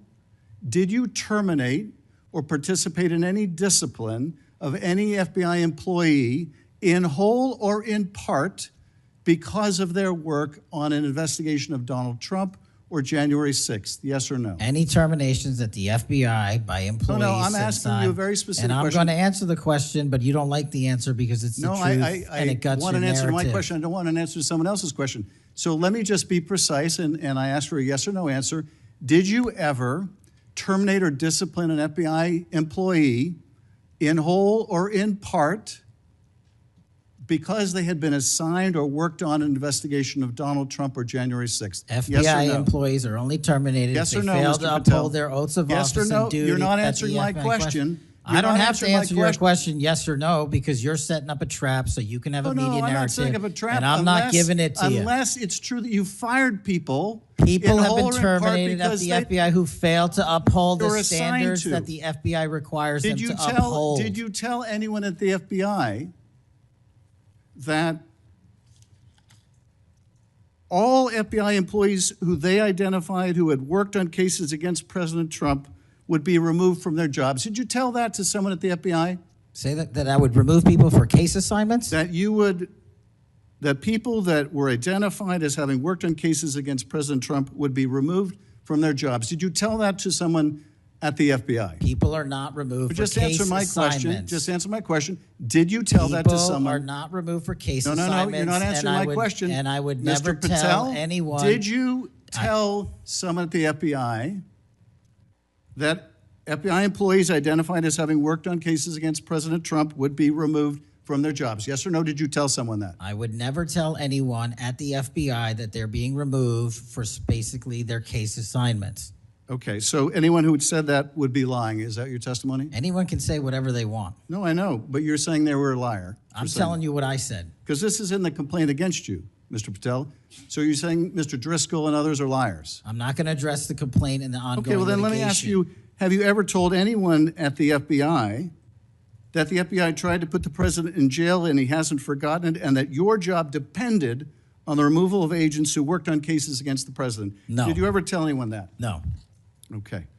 Did you ever tell anyone that you knew these summary firings you were undertaking were illegal, likely illegal, and that you would be sued and later deposed? Did you ever tell anyone that? No firings at the FBI or terminations were done for anything other than justified Did you ever cause. tell anyone that, Mr. No, Patel? Why don't you no answer my question? terminations at the FBI were ever done in my tenure for anything other than failing Did you to ever tell uphold anyone their that, oath Mr. of Patel? You willing to office answer or the question? The FBI. I guess I you're have not willing to answered answer the it. question. So let me move on. Let me Repeatedly. move on to the Epstein files. You said you're the most transparent FBI director in history, so I'm going to put you to the test. In 2024, you were asked by Glenn Beck about Epstein's Black Book. And you said, he asked, who has Jeffrey Epstein's Black Book? And you said, Black Book, FBI. And he said, but who? That is, I mean theirs. And you said, oh, that's under the direct control of the director of the FBI. That's what you said. Was that true, Mr. Patel? I'll rely on you quoting it accurately. I did that a couple Was of it years true ago. what you represented to Mr. Beck and the president's supporters out there, or were you lying? Was it true that the Black Book, Epstein's Black Book, was in the possession of the FBI director?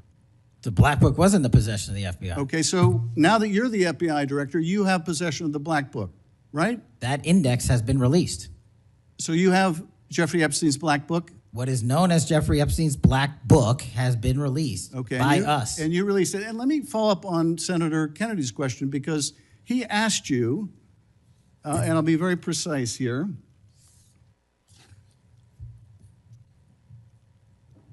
You've seen most of the files. Who, if anyone, did Epstein traffic these young women to besides himself? And you said, himself, there's no credible information, none. If there were, I would bring the case yesterday that he trafficked to other individuals. And Kennedy, the information we have, again, is limited. And Senator Kennedy said, the answer is no one. And you said, for the information we have. So is it your testimony today that in all the Epstein files, that Jeffrey Epstein trafficked no one to anyone but himself? Is that your testimony, Mr. I never Patel? said Jeffrey Epstein didn't traffic anyone else. Did he traffic any young woman to someone other than himself? That was Mr. Kennedy's question, And Senator I Kennedy's said question. the information that 3 administrations have had access to I'm have asking made you- determinations that there are no investigative leads that were credible to prosecute and investigate any others. I'm specifically I'm asking stating you whether we it's were your working on. testimony today. Well, you just read that it, and I said it I'm- 10 minutes ago, so let the record reflect my I testimony. just want to make sure there's no misunderstanding because there are victims like Virginia Guifer who have testified otherwise, who have said otherwise, and you're telling the American people today that the Epstein list is a single name and it's Jeffrey Epstein. That's what we're to believe? That's not what I'm saying. That's what you're saying, and Well, you let can me- say let me whatever ask you Let want. me ask you this. When Todd Blanche went to interview Ghislaine Maxwell, she said, but did I think these guys were coming for that? I really don't. If you met Epstein, there's no way that this cast of characters, of which it's extraordinary, and some are in your cabinet, who you value as your co-workers, and you know would be with him if he was a creep or because they wanted sexual favors. A man wants sexual favors, he will find out. They didn't have to come to Epstein for that. And the next question Todd Blanche, the president's former criminal defense lawyer, asked is not who in the cabinet, who are you referring to? His question is, so when's the last time you think you were with Mr. Epstein when he got a massage? So let me ask you, who are those cabinet members that Ghislaine Maxwell was referring to that, that were part of this cast of characters associated with Mr. Epstein? Who are they? The Deputy Attorney General took the aggressive step that no one else did and interviewed Miss Maxwell for I'm 2 asking you, days, who are and the we ca- released who the are the cabinet entirety members? of that Who are the cabinet transcript. members? I do not have that transcript in front of me. You're picking it piecemeal. The American public can read the entirety of that. One last question, because you clearly won't tell us the cabinet members associated with Mr. Epstein. Let me ask you one last question. And that is, right after she gives this testimony in front of an FBI agent, among others, she's transferred to a minimum security prison not suitable for a sex offender like herself. Who made that decision and why? The Bureau of Prisons. The Bureau of Decisions made it in Prisons. The Bureau of Prisons decided on their own, without any consultation with Blanche or anyone else, that they were going to suddenly, after this interview, completely unrelated to this interview, completely unrelated to anything she said, move her to a prison not suitable for a sex offender. You want the American people to believe that? Do you think they're stupid? No. I think the American people believe the truth, that I'm not in the weeds on the everyday movements of you're not in inmates. the weeds? What I am The doing is most- protecting the this country, most- the providing most historic significant reform, witness- and the most combating the significant weaponization of witness, the intelligence Epstein by the files likes of you. cover-up And we have gets countlessly proven you to from be a your liar in administration, Russiagate, in and you January call that 6th. being You are in the the biggest weeds? fraud to ever sit in the This United States stinks to Senate. high You are a heaven. disgrace to this This stinks to high institution heaven. and an utter And coward. I'm not surprised. I'm not And I'm surprised not that you continue to surprised lie that the- from the- your that the- perch and put on a show view so you can go of you raise money for your and for good charade. reason. You are a political buffoon at best.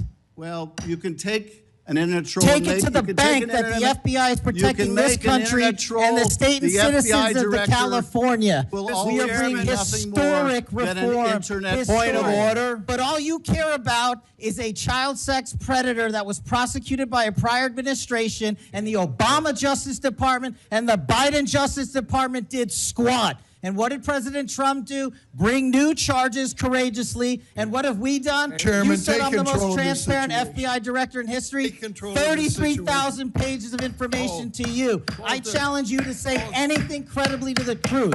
Go ahead and run to the cameras where you want to go now. Both of you be quiet.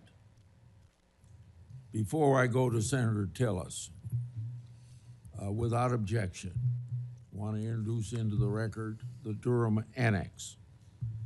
The Durham Annex is a declassified appendix to John Durham's report about Crossfire Hurricane.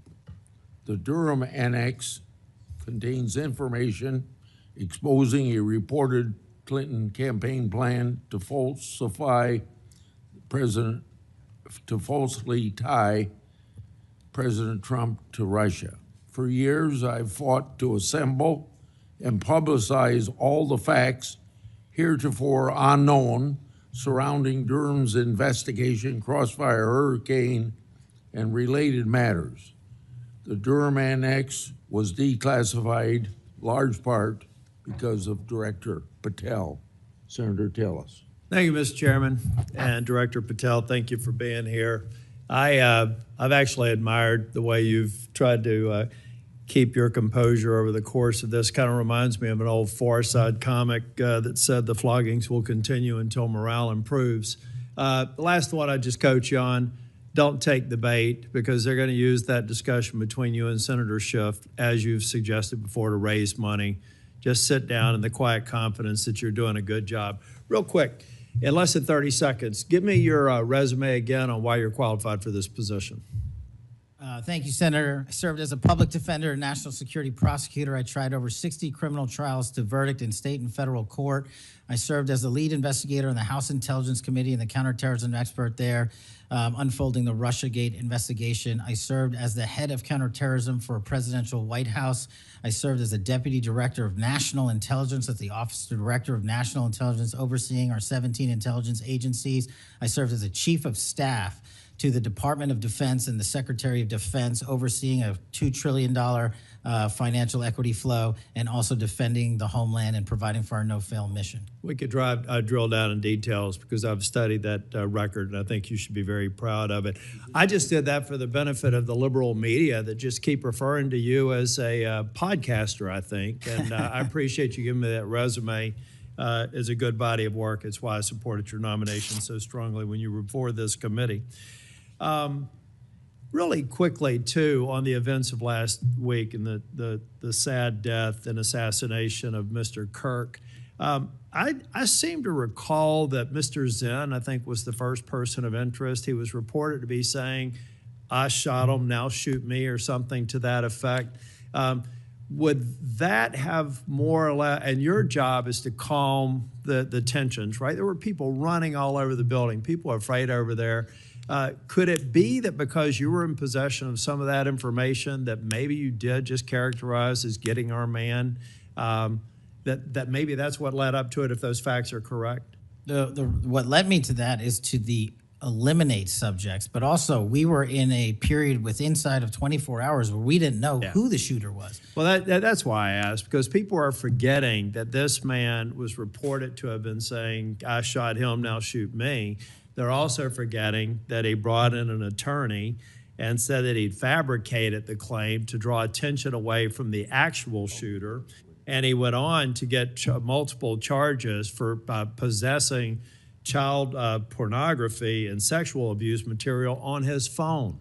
So I'm just saying that it just seems to me that in the moment, maybe you should have used different words, but I can't imagine that the amount of time that we've spent on that subject in the hearing today. But I think it's because they're really worried that they're another punchline to an old joke.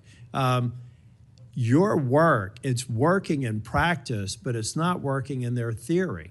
They haven't heard you, so it's working in practice, but not in theory. They haven't heard you say multiple times that you've plussed up FBI resources in every state. They haven't heard you when you've talked about year-over-year comparisons for results. I don't care how many people you have at HQ, as long as you keep producing those results and they're good. They need to be sustained. Now, I am a little bit concerned about the deployment of National Guard troops to dangerous cities, but you keep on mentioning something I'm going to go back to in terms of joint task forces. You also did a great job of explaining why you think you should save money and go out and fly out of an airport versus an easy trip across the Potomac to National. I love all those responses. I'm not going to repeat them here. But I'm worried that if we move in too quickly, let's say to Memphis, I should back up and say I was Speaker of the House in North Carolina.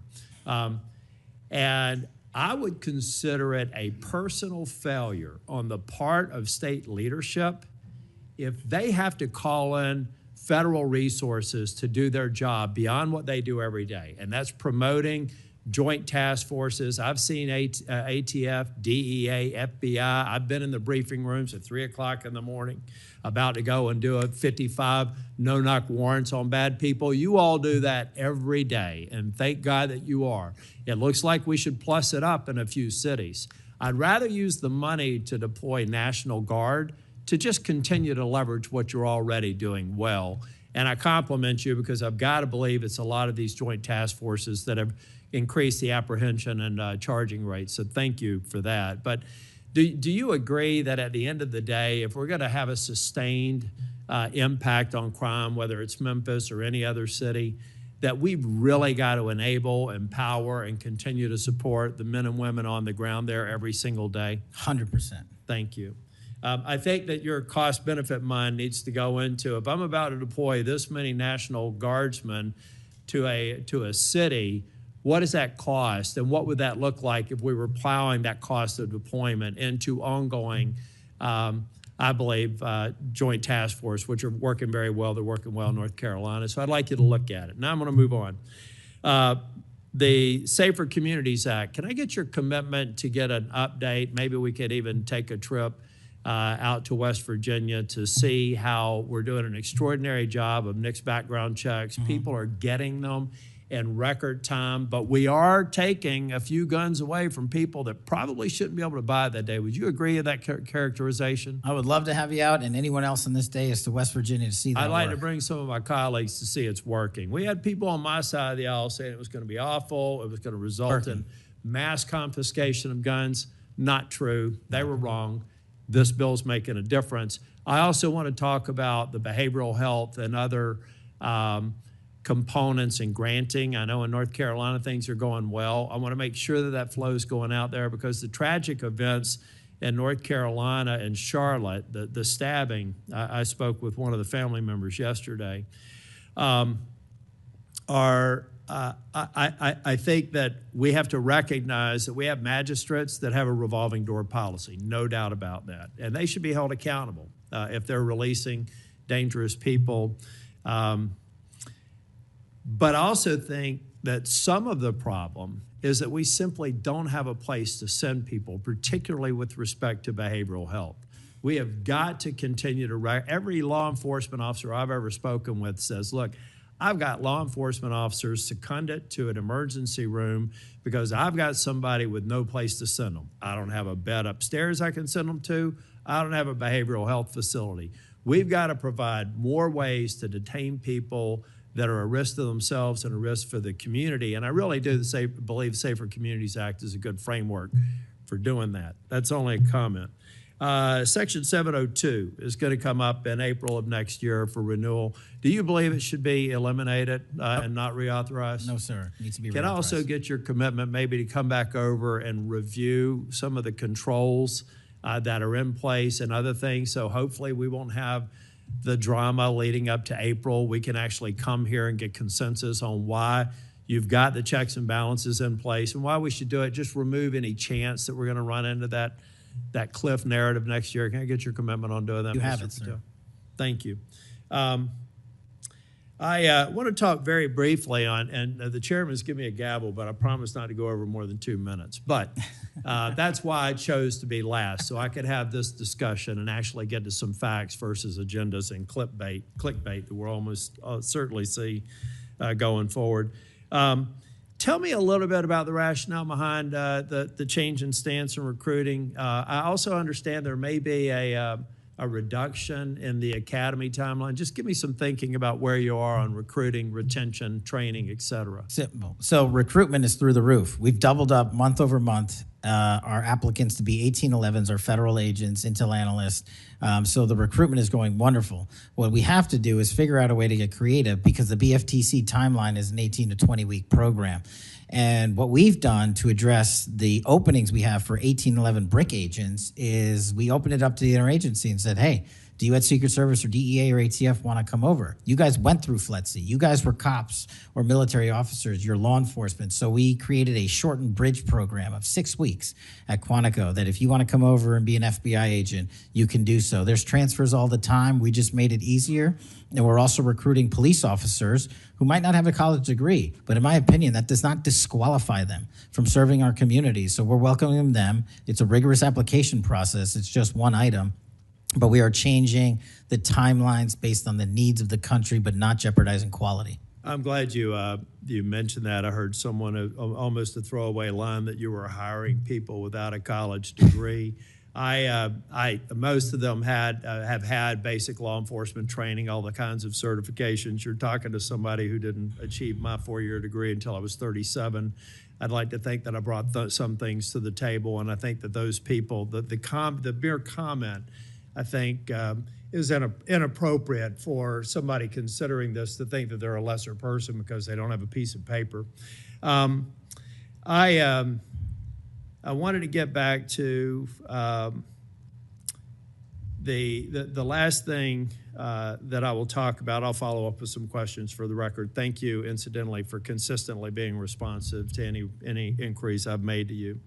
But on the Kirk shooting, I do believe that that Senator Schmitt's numbers are right. There seems to be a disproportionate number of voices on the left that are celebrating the assassination of a CEO or celebrating the assassination of someone in Mr. Kirk's case that I disagreed with probably about half of his positions. But I felt like it was a good voice and engaging young people, and that's a start as long as we can do it civilly.